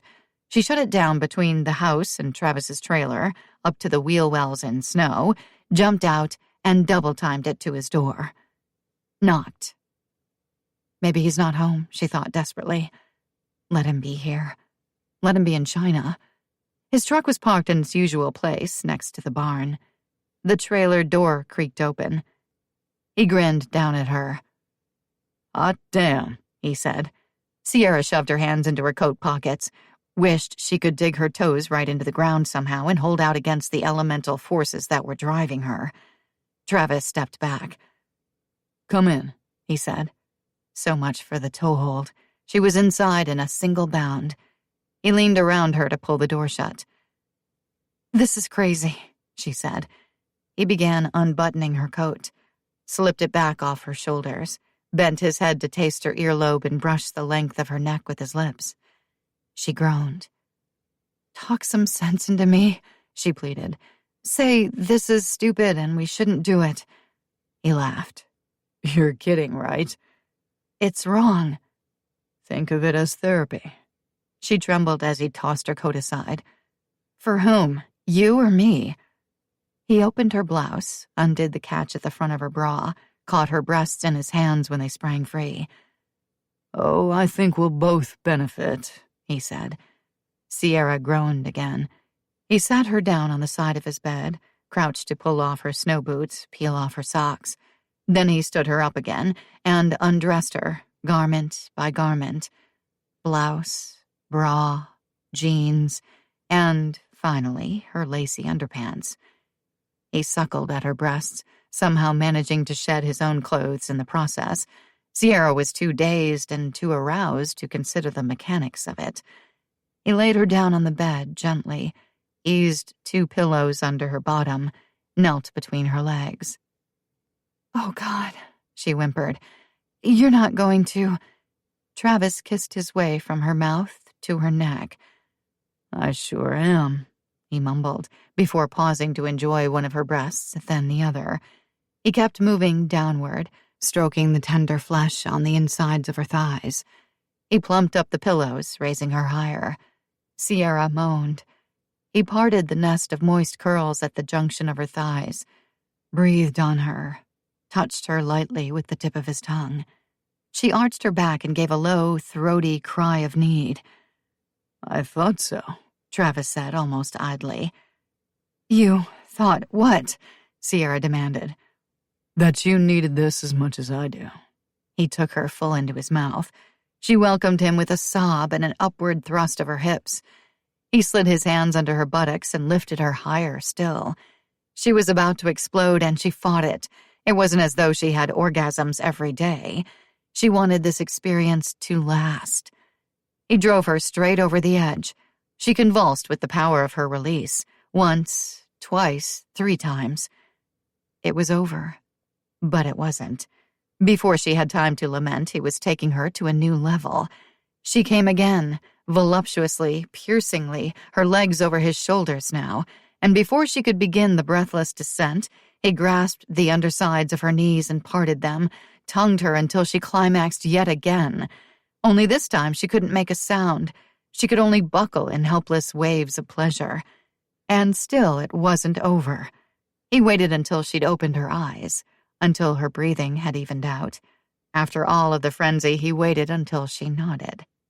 He entered her in a long, slow, deep stroke, supporting himself with his hands pressing into the narrow mattress on either side of her shoulders, gazing intently down into her face, taking in every response. She began the climb again, rasped his name, clutched at his shoulders. He didn't increase his pace. She pumped, growing more and more frantic as the delicious friction increased, degree by degree, towards certain meltdown. The wave crashed over her like a tsunami, and when she stopped flailing and shouting in surrender, and only then, she saw him close his eyes. His neck corded like a stallion's as he threw back his head and let himself go. His powerful body flexed and flexed again, every muscle taut, and Sierra almost wept as she watched his control give way. Afterward, he lowered himself to lie beside her, wrapping her close in his arms, kissed her temple where the hair was moist with perspiration, stroked her breasts and her belly. She listened as his breathing slowed. "You're not going to fall asleep, are you?" she asked. He laughed. No, he said. He rolled onto his back, pulling her with him so that she lay sprawled on top of him, caressed her back, her shoulders, her buttocks. She nestled in, buried her face in his neck, popped her head up again, suddenly alarmed. "Did you use—" "Yes," he said. She snuggled up again. "That was great," she confessed and giggled. He shifted beneath her. She felt some fumbling. "We can't possibly do that again," she said. "Wanna bet?" He eased her upright, set her knees on either side of his hips, felt him move inside her, sleek and hard. A violent tremor went through her, left her shuddering. He cupped her breasts in his hands, drew her forward far enough to suck her breasts. All the while, he was raising and lowering her along his length. She took him deeper, and then deeper still. And then the universe dissolved into shimmering particles and rained down on them both like atoms of fire. Chapter 14. Sierra slept, snuggled against Travis's side, one arm draped across his chest, one shapely leg flung over his thighs. Travis pulled the quilt up over them both so she wouldn't get cold, and considered his situation. He'd been to bed with a lot of women in his time. He knew how to give and receive pleasure. He said goodbye as easily as hello. But this was different. Different feeling, different woman. He'd been a dead man up until now, and this trailer had been his coffin. Rance had sure been right about that. Sierra McKettrick, who had probably expected no more from this encounter than he had, a roll in the hay, some much-needed satisfaction, a break in the monotony, had resurrected him. Probably inadvertently, but the effect was the same. "Shit," he whispered. He'd needed that all-pervasive numbness and the insulation it provided, needed not to feel. Sierra had awakened everything inside him, and it hurt to the center of his soul like frostbitten flesh thawing too fast. She stirred against him, uttered a soft sound, but didn't awaken. He held her a little closer and thought about Brody. his little brother. Brody would never make love to a woman like Sierra. He'd never watch the moon rise over a mountain creek, the water purple in the twilight, or choke up at the sight of a ragged band of wild horses racing across a clearing for no other reason than that they had legs to run on. He'd never throw a stick for a faithful old dog to fetch, watch 4th of July fireworks with a kid perched on his shoulders, or eat pancakes swimming in syrup in a roadside cafe while hokey music played on the jukebox. There were so many things Brody would never do.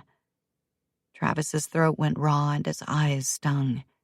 The loss yawned inside him, a black hole, an abyss. He'd thought losing his brother would be the hardest thing he'd ever had to do, but now he knew it wasn't. Dying inside was easy. It was having the guts to live that was hard. He shifted. Sierra sighed, raised her head, looked straight into his face. It was too much to hope, he figured, that she wouldn't notice the tear that had just trickled out at the corner of his eye to streak toward his ear. If she saw, she had the good grace not to comment, and the depth of his gratitude for that simple blessing was downright pathetic, by his reckoning. "What time is it?" she asked, looking anxious and womanly. Real womanly. He stretched, groped for his watch on the little shelf above the bed. 12:30, he answered gruffly. He wanted to say a whole lot more, but he wasn't sure what it was. He'd have to say it all to himself first and make sense of it before he could tell it to anyone else, especially Sierra. Not that he loved her or anything, it was too early for that. But he sure as hell felt something, and he wished he didn't. "You okay?" she asked, raising herself onto one elbow and studying his face a lot more intently than he would have liked. "Fine," he lied. "This doesn't have to change anything," Sierra reasoned, hurrying her words a little, pushing them along like rambunctious cattle toward a narrow chute.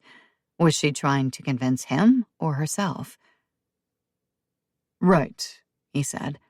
She pulled away, sat on the backs of her thighs, the quilt pulled up to her chin. "I'd better get back to the house." He nodded. She nodded. Neither of them moved.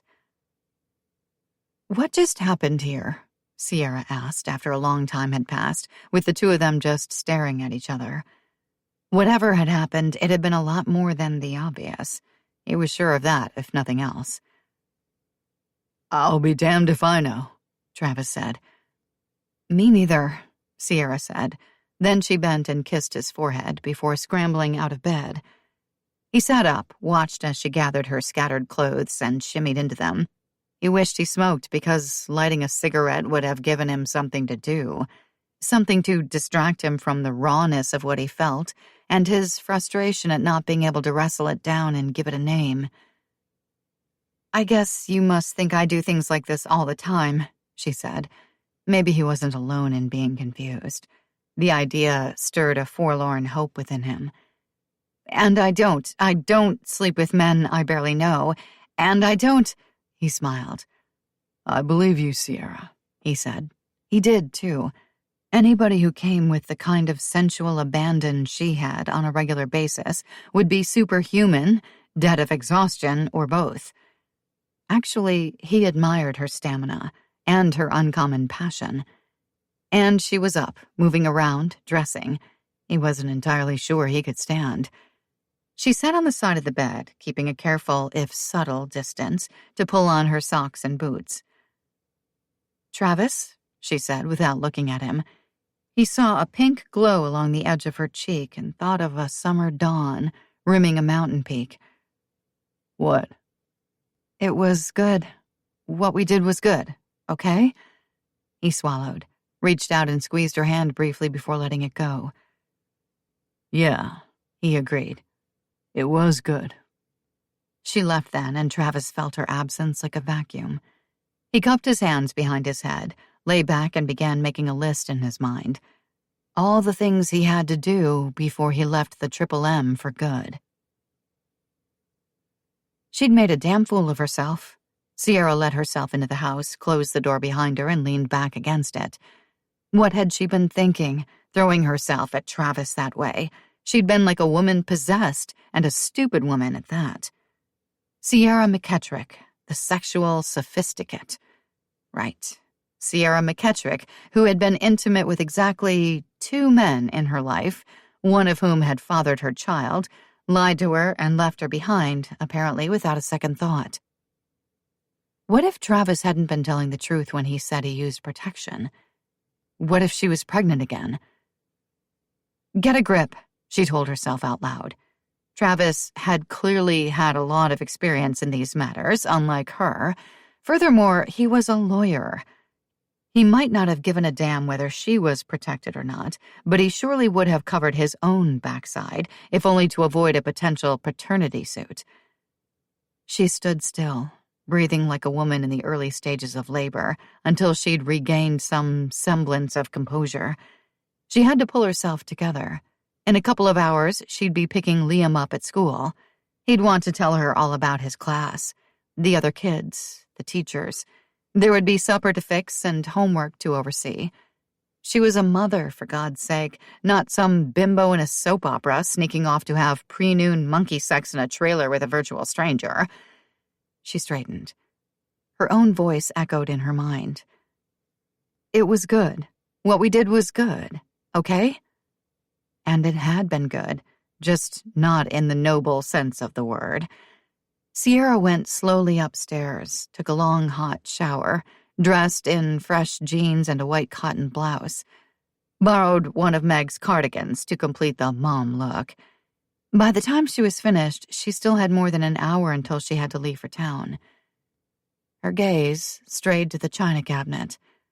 She would look at the pictures in the album, get a frame of reference for all those McKettricks that had gone before, try to imagine herself as one of them, a link in the biological chain. She heard Travis's truck start up, resisted an urge to go to the window and watch him drive away. There was too much danger that she would morph into a desperate housewife, smile sweetly and wave. Not gonna happen. Keeping her thoughts and actions briskly businesslike, she retrieved the album, carried it to the table, sat down, and lifted the cover. A small blue book was tucked inside, its corners curled with age.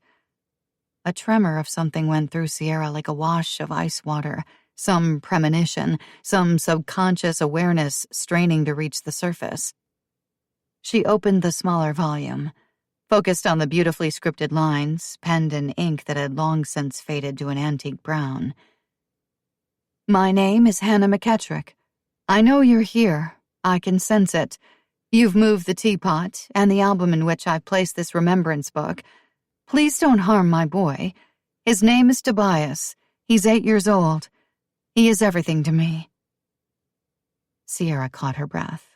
There was more, but her shock was such that, for the next few moments, the remaining words might as well have been gibberish. Was this woman, probably long dead, addressing her from another century? Impossible. But then, it was impossible for teapots and photograph albums to move by themselves, too. It was impossible for an ordinary piano to play itself with no one touching the keys. It was impossible for Liam to see a boy in his room. Sierra swallowed, lowered her eyes to the journal again. The words had been written so very long ago, and yet they had the immediacy of an email. How could this be happening? She sucked in another breath, read on. I must be losing my mind. Doss says it's grief over Gabe's dying. I don't even know why I'm writing this except in the hope that you'll write something back. It's the only way I can think of to speak to you. Sierra glanced at the clock. Only a few minutes had passed since she sat down at the table, but it seemed like so much longer. She got out of her chair, found a pen in the junk drawer next to the sink. This was crazy. She was about to deface what might be an important family record. And yet there was something so plaintive in Hannah's plea that she couldn't ignore it. My name is Sierra McKettrick. I have a son, too, and his name is Liam. He's 7, and he has asthma. He's the center of my life. You have nothing to fear from me. I'm not a ghost, just an ordinary flesh-and-blood woman, a mother like you. The telephone rang, jolting Sierra out of the spell. Conditioned to unexpected emergencies because of Liam's illness, she hurried to answer, squinting at the caller ID. Indian Rock Elementary School. The room swayed. "This is Sierra McKettrick," she said. "Is my son all right?" The voice on the other end of the line was blessedly calm. "Liam is just a little sick at his stomach, that's all," the woman said. "The school nurse thinks he ought to come home. He'll probably be fine in the morning." "I'll be right there," Sierra answered and hung up without saying goodbye. Liam is safe, she told herself, but she felt panicky just the same. She deliberately closed Hannah McKettrick's journal, put it back inside the album, placed the album inside the drawer. Then she raced around the kitchen, frantically searching for the car keys before remembering that she'd left them in the ignition earlier when she'd come back from town. She'd been so focused on having an illicit tryst with Travis Reed. She grabbed her coat, dashed out the door, jumped into the SUV. The roads were icy, and by the time Sierra sped into Indian Rock, huge flakes of snow were tumbling from a grim gray sky. She forced herself to slow down, but when she reached the school parking lot, she almost forgot to shut off the motor in her haste to get inside, find her son. Liam lay on a cot in the nurse's office, alarmingly pale. Someone had laid a cloth over his forehead, presumably cool, but he was all by himself. How could these people have left him alone? "Mom," he said, "my stomach hurts. I think I'm gonna hurl again." She went to him. He rolled onto his side and vomited onto her shoes. "I'm sorry," he wailed. She stroked his sweat-dampened hair. "It's all right, Liam. Everything is going to be all right." He threw up again. Sierra snatched a handful of paper towels from the wall dispenser, wet them down at the sink, and washed his face. "My coat," he lamented. "I don't want to leave my cowboy coat." "Don't worry about your coat," Sierra said, wondering distractedly how she could possibly be the same woman who'd spent half the morning naked in Travis's bed. The nurse, a tall blonde woman with kindly blue eyes, stepped into the room carrying Liam's coat and backpack. Silently, she laid the things aside in a chair and came to assist in the cleanup effort. Sierra went to get the coat. "No," Liam cried out as she approached him with it. "What if I puke on it?" "Sweetheart, it's cold outside, and we can always have it cleaned." The nurse caught her eye, shook her head. "Let's just bundle Liam up in a couple of blankets. I'll help you get him to the car. This coat is important to him, so important that, sick as he was, he insisted I go and get it for him." Sierra bit her lip. She and the nurse wrapped Liam in the blankets, and Sierra lifted him into her arms. He was getting so big. One day soon, she probably wouldn't be able to carry him anymore. The main doors whooshed open when Sierra reached them. "Oh, great," Liam moaned. "Everybody's looking. Everybody knows I Ralphed." Sierra hadn't noticed the children filling the corridor. The dismissal bell must have rung, but she hadn't heard it. "It's okay, Liam," she said. He shook his head. "No, it isn't. My mom is carrying me out of the school in a bunch of blankets like a baby. I'll never live this down." Sierra and the nurse exchanged glances. The nurse smiled and shifted Liam's coat and backpack so she could pat his shoulder. "When you get back to school," she said, "you come to my office and I'll tell you plenty of stories about things that have happened in this school over the years.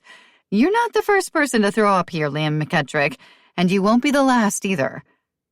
Liam lifted his head, apparently heartened. "Really?" The nurse rolled her eyes expressively. "If you only knew," she said in a conspiratorial tone, opening the door of the SUV on the passenger side so Sierra could set Liam on the seat and buckle him in. "I wouldn't name names, of course, but I've seen kids do a lot worse than vomit." Sierra shut the door, turned to face the nurse. "Thanks," she said. Liam peered through the window, his face a greenish, bespectacled moon, his hair sticking out in spikes. "You have a unique way of comforting an embarrassed kid, but it seems to be effective." The nurse smiled, put out her hand. "My name is Susan Yarnia," she said. "If you need anything, you call me, either here at the school or at home. My husband's name is Joe, and we're in the book." Sierra nodded, took the coat and backpack and put them into the rig, after ferreting for Liam's inhaler just in case he needed it on the way home. "Do you think I should take him to the clinic?" she asked in a whisper after she'd closed the door again. "That's up to you, of course," Susan said. "There's been a flu bug going around, and my guess is Liam caught it. If I were you, I'd just take him home, put him to bed, and make a bit of a fuss over him. See that he drinks a lot of liquids, and if you can get him to swallow a few spoonfuls of chicken soup, so much the better." Sierra nodded, thanked the woman again, and rounded the SUV to get behind the wheel. "What if I spew in Aunt Meg's car?" Liam asked. "I'll clean it up," Sierra answered. "This whole thing is mortifying. When I tell Tobias..." Tobias. If Sierra hadn't been pulling out onto a slick road, she probably would have slammed on the brakes. "Please don't harm my boy," Hannah McKettrick had written 88 years ago in her journal. "His name is Tobias. He's 8 years old."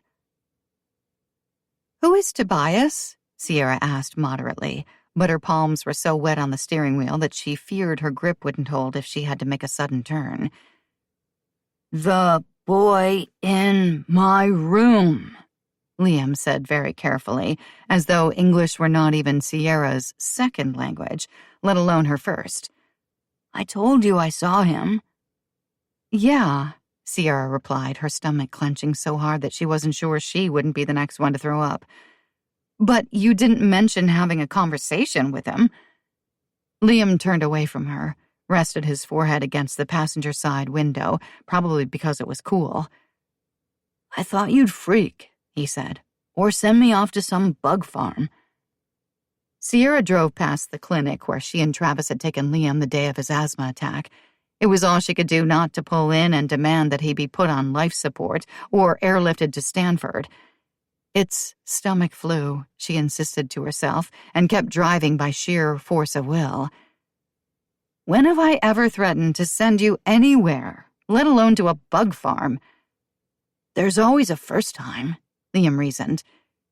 "You were sick last night," Sierra realized aloud. "That's why you were so quiet at supper." "I was quiet at supper because I figured Tobias would be there when I went upstairs." "Were you scared?" Liam flung her a scornful look. "No," he said, and then his cheeks puffed out and he made a strangling sound. Sierra pulled to the side of the road, got out of the SUV, and barely got around to open the door before he decorated her shoes again. "This is your real life," she thought pragmatically. Not the $2 million. Not great sex in a cowboy's bed. It's a 7-year-old boy barfing on your shoes. The reflections were strangely comforting given the circumstances. When Liam was through, she wiped off her boots with handfuls of snow, got back into the car, and drove to the nearest gas station, where she bought him a bottle of Gatorade so he could rinse out his mouth, spit gloriously onto the pavement, and hopefully retain enough electrolytes to keep from dehydrating. Twilight was already gathering by the time she pulled into the garage at the ranch house, having noticed, in spite of herself, that Travis was back from wherever he'd gone, and the lights were glowing golden in the windows of his trailer. Not that it mattered. In fact, she wasn't the least bit relieved when he walked into the garage before she could shut the door or even turn off the engine. Liam unsnapped his seatbelt and lowered his window. "I horked all over the schoolhouse," he told Travis gleefully. "People will probably talk about it for years." "Excellent," Travis said with admiration. His eyes danced under the brim of his hat as he looked at Sierra over Liam's head, then returned his full attention to the little boy. "Need some help getting inside? One cowpoke to another?" "Sure," Liam replied staunchly. "Not that I couldn't make it on my own or anything." Travis chuckled. "Maybe you ought to carry me then." His gaze snagged Sierra's again. "It happens, and I'm feeling a little weak in the knees myself."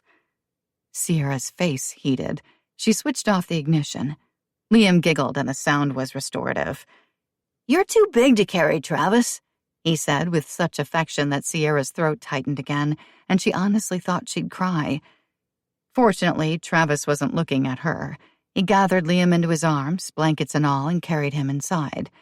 Sierra followed with her son's things, scrambling to get her emotions under control. It's Arctic in here, Liam said.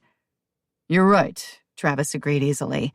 He set Liam in the chair where Sierra had sat writing in the diary of a woman who was probably buried somewhere among all those bronze statues in the family cemetery, and approached the old stove.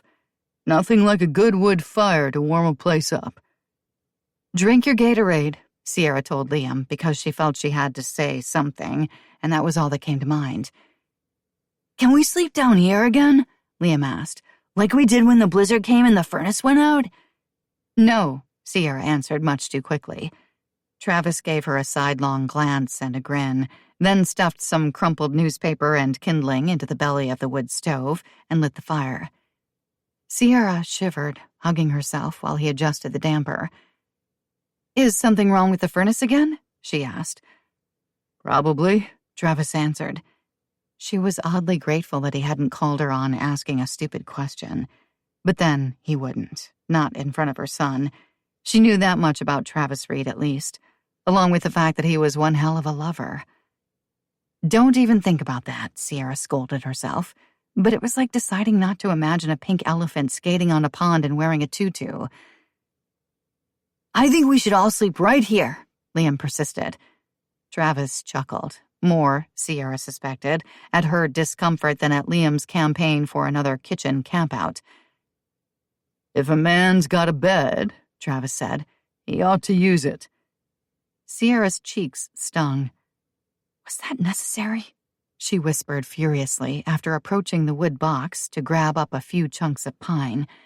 If she was going to live in this house for a year, she'd better learn to work the stove. No, Travis whispered back. But it was fun. Will you stop? Another grin. He seemed to have an infinite supply of those, and all of them were saucy. Nope. What are you guys whispering about? Liam asked suspiciously. Are you keeping secrets?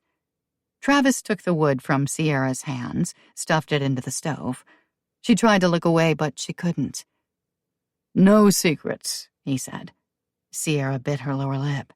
The kitchen began to warm up, but she couldn't be certain it was because of the fire in the cook stove. Travis left them to go downstairs and attend to the furnace.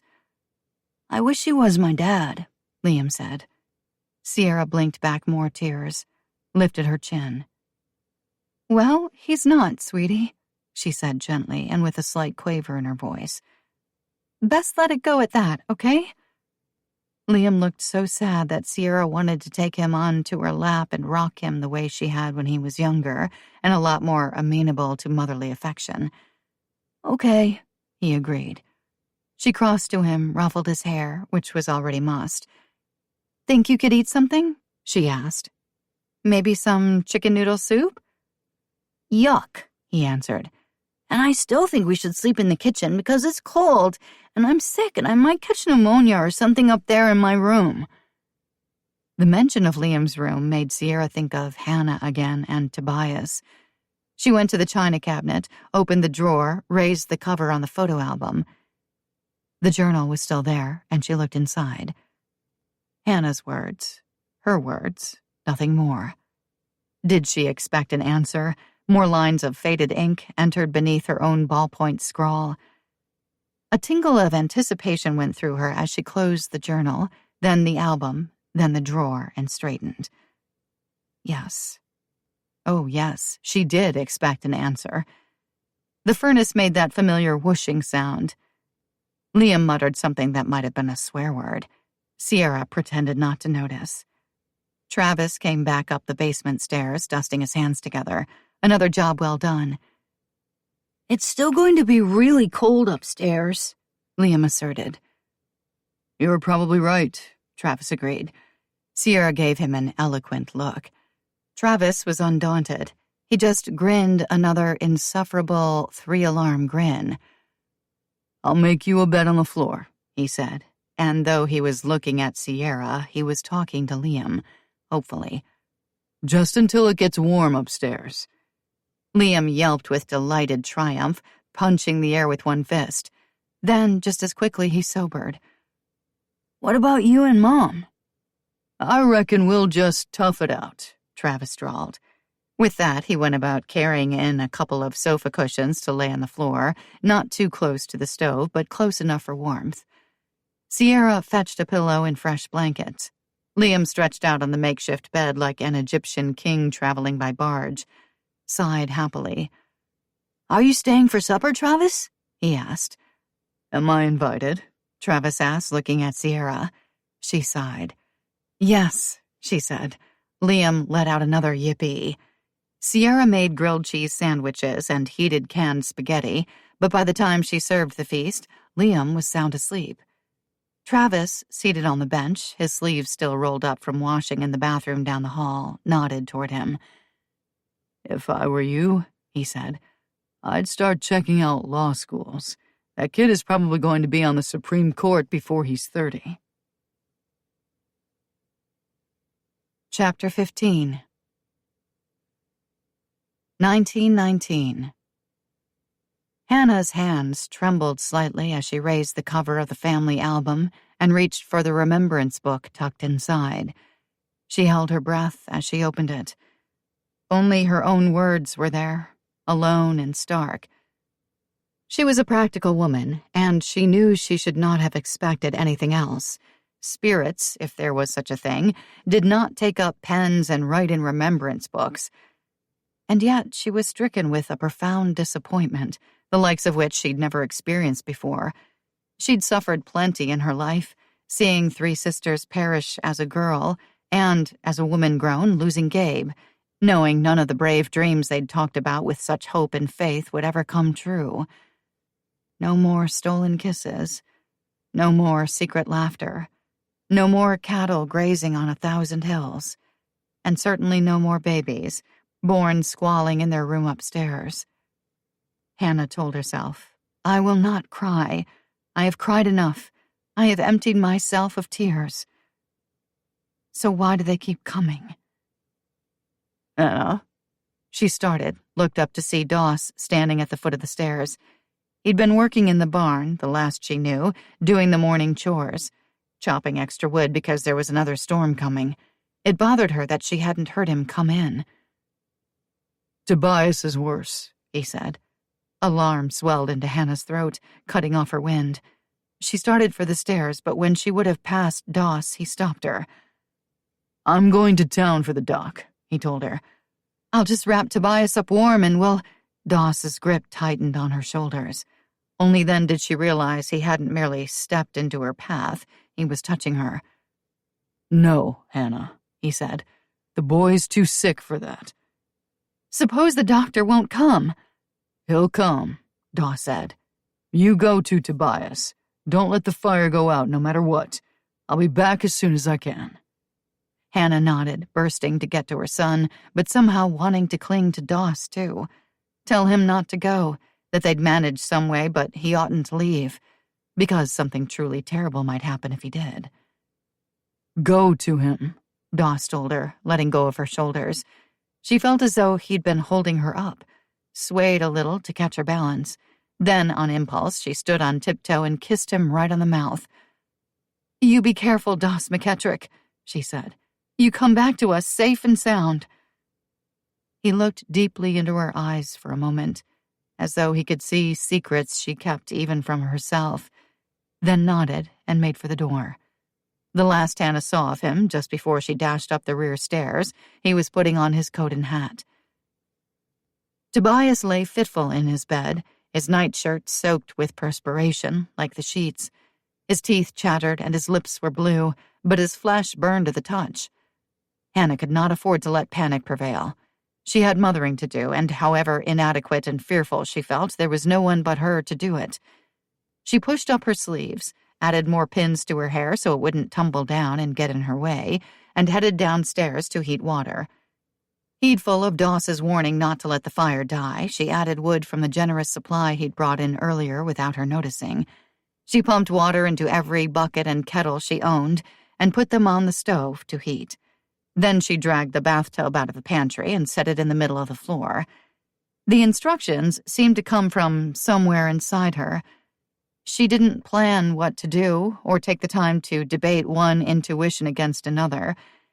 It was as if some stronger, smarter, better Hannah had stepped to the fore and pushed the timid and uncertain one aside. This Hannah knew what to do. The regular one stood in the background, wringing her hands and counseling hysteria. Tobias was practically delirious when Hannah roused him from his bed, an hour later when the tub was full of hot water and half carried, half led him downstairs. In the kitchen, she stripped him and put him into the bath, scrubbed him down, all the while talking quietly, confidently, without ever stopping to think up the words she'd say next. "You'll be fine, Tobias. Come spring, you'll be able to ride your pony through the fields and swim in the pond. We'll get you that dog you've been wanting. You can pick him out yourself, and he can sleep right in your room, too, on the foot of your bed if you want. You can call your Uncle Doss Pa from now on, and there'll be a brand new baby in this house at harvest time. Think of it, Tobias. A little brother or sister. You can choose the name." Tobias shuddered, chilled even in water that would be too hot to stand any other time. Hannah dried him with towels, put him in a clean nightshirt, got him back upstairs again, settled him into her own bed while she hastened to put fresh sheets and blankets on his. All that morning and all that afternoon she tended her boy, touching a cold cloth to his forehead, holding his hands, telling him that his pa had gone to town for the doctor and he needn't worry because he was going to be just fine. They were all going to be just fine. Tobias had occasional moments of lucidity. "Liam's sick too," he said once. "I want to be with Liam."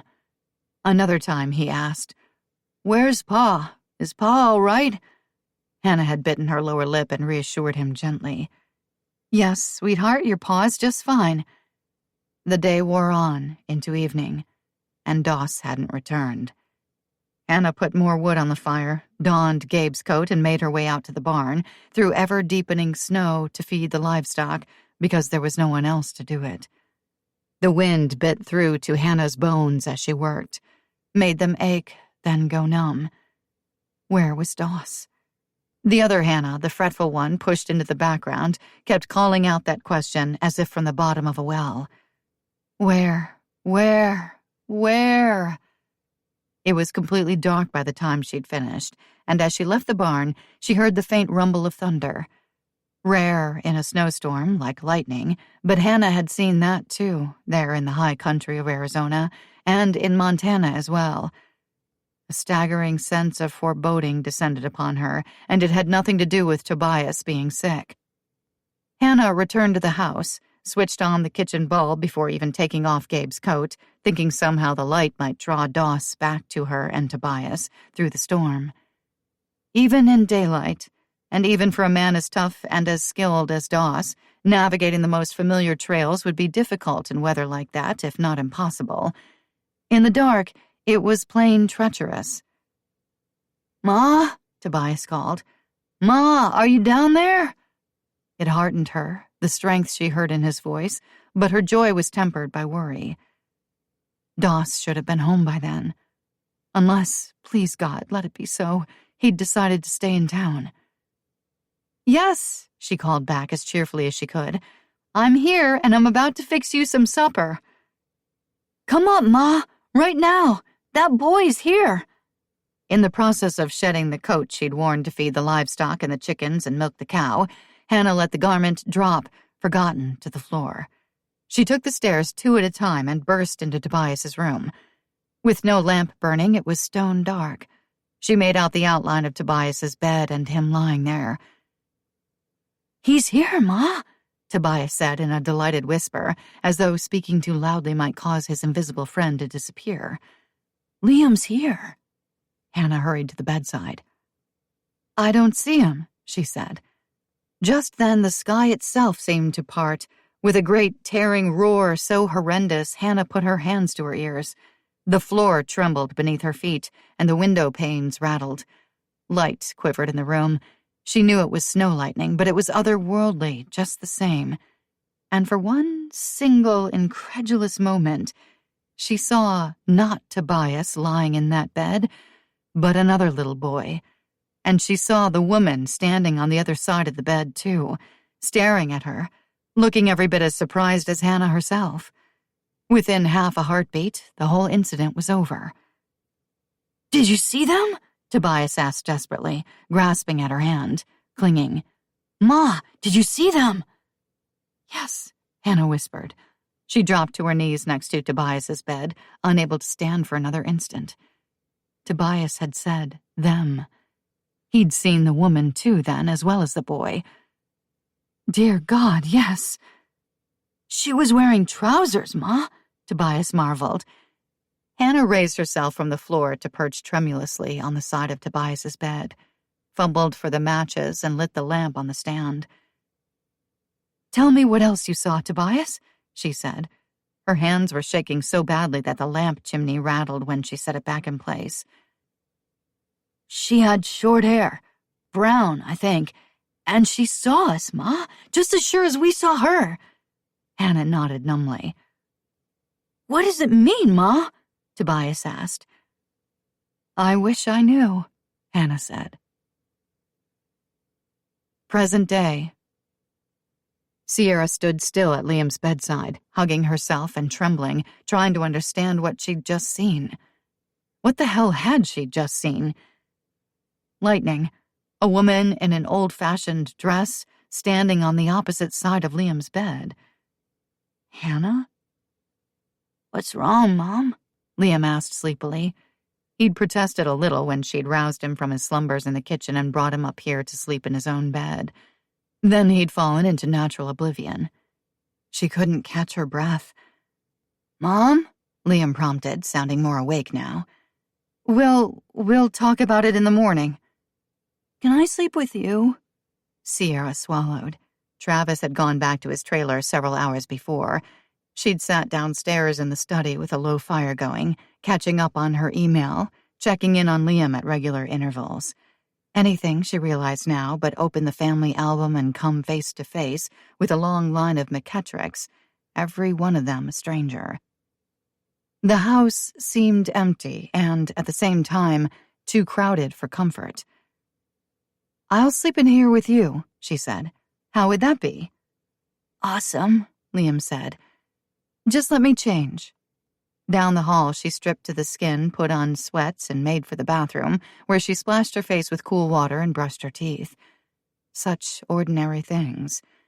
In the wake of what she'd just experienced, she wondered if anything would ever be ordinary again. Liam was snoring softly when she got back to his room. She slipped into the narrow bed beside him, turned onto her side, and stared into the darkness until at last she, too, fell asleep.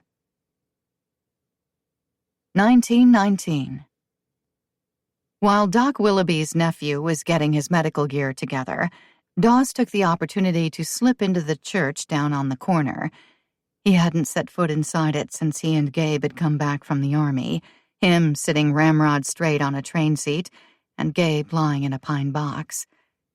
He'd had no truck with God after that. Now they had some business to discuss. Dawes opened the door, which was always unlocked, lest some wayfarer seek to pray or to find salvation, and took off his hat. He walked down front to the plain wooden table that served as an altar and lit one of the beeswax candles with a match from his pocket. "I'm here to talk about Tobias," he said. God didn't answer. Dawes shifted uncomfortably on his feet. They were so cold from the long drive into town that he couldn't feel them. Cain and Abel had been fractious on the way, and he'd had all sorts of trouble with them. Once, they'd just stopped and refused to go any farther. And then, crossing the creek, the team had made it over just fine, but the sleigh had fallen through, sunk past the runners in the frigid water. He'd still be back there, wet to the skin and frozen stiff as laundry left on a clothesline before a blizzard, if 3 of Rafe's ranch hands hadn't come along to help.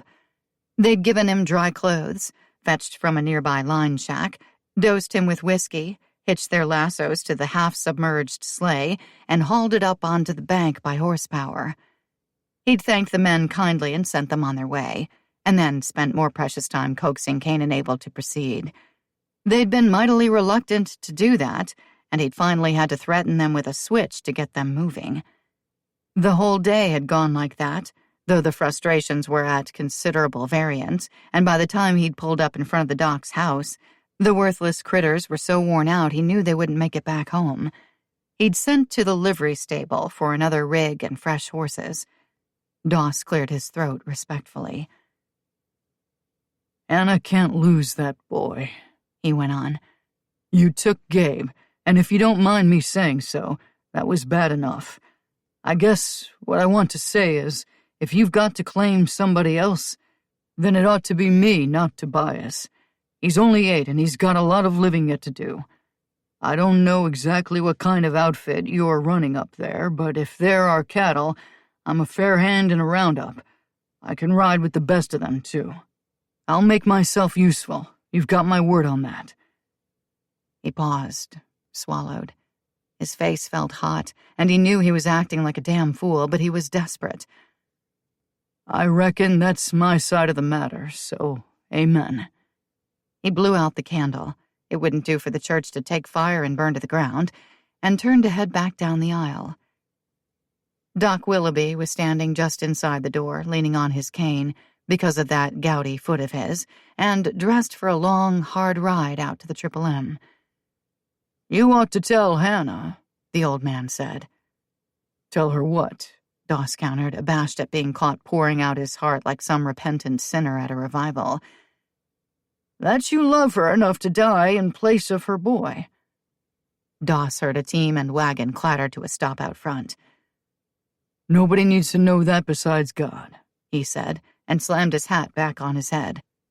"What are you doing here, anyhow, besides eavesdropping on a man's private conversation?" The doc smiled. He was heavyset with a face like a full moon, a scruff of beard, and keen little eyes that never seemed to miss much of anything. "I'm going out to your place with you, and we'd better be on our way if that boy is as sick as you say he is." "What about your nephew?" "He'd never stand the trip," Doc said. "My bag's out on the step, and I'll thank you to help me up into the wagon so we can get started." Doss felt a mixture of chagrin and relief. Doc Willoughby was old as desert dirt, but he'd been tending McKettrick's and a lot of other folks for as long as Doss could remember. His own health might be failing, but Doc knew his trade, all right. "Come on, old man," Doss said, "and don't be fussing over hard conditions along the way. I've got neither the time nor the inclination to be coddling you." Doc chuckled, though his eyes were serious. He slapped Doss on the shoulder. "Just like your grandfather," he said. "Tough as a boiled owl with a heart the size of the whole state of Arizona and 2 others like it." Getting the old coot into the box of the hired wagon was like trying to hoist a cow from a tar pit, but Doss managed it. He climbed up, took the reins in one hand, and tossed a coin to the livery stable boy, shivering on the sidewalk with the other. Cain and Abel would be spending the night in warm stalls, maybe longer with all the hay they required and some grain to boot, and, cussed as they were, Doss was glad for them. He and the doc were almost to the ranch house when the lightning struck, loud enough to shake snow off the branches of trees, throwing the dark countryside into clear relief. The horses screamed and shied. The wagon slid on the icy trail and plunged onto its side. Doss heard the doc yell, felt himself being thrown sky high. Just before he hit the ground, it came to him that God had taken him up on the bargain he'd offered, back there in Indian Rock at the church. He was about to die, but Tobias would be spared. Someone was pounding at the back door. Hannah muttered a hasty word of reassurance to Tobias, who sat up in bed, wide-eyed at the sound. "That can't be Pa," he said.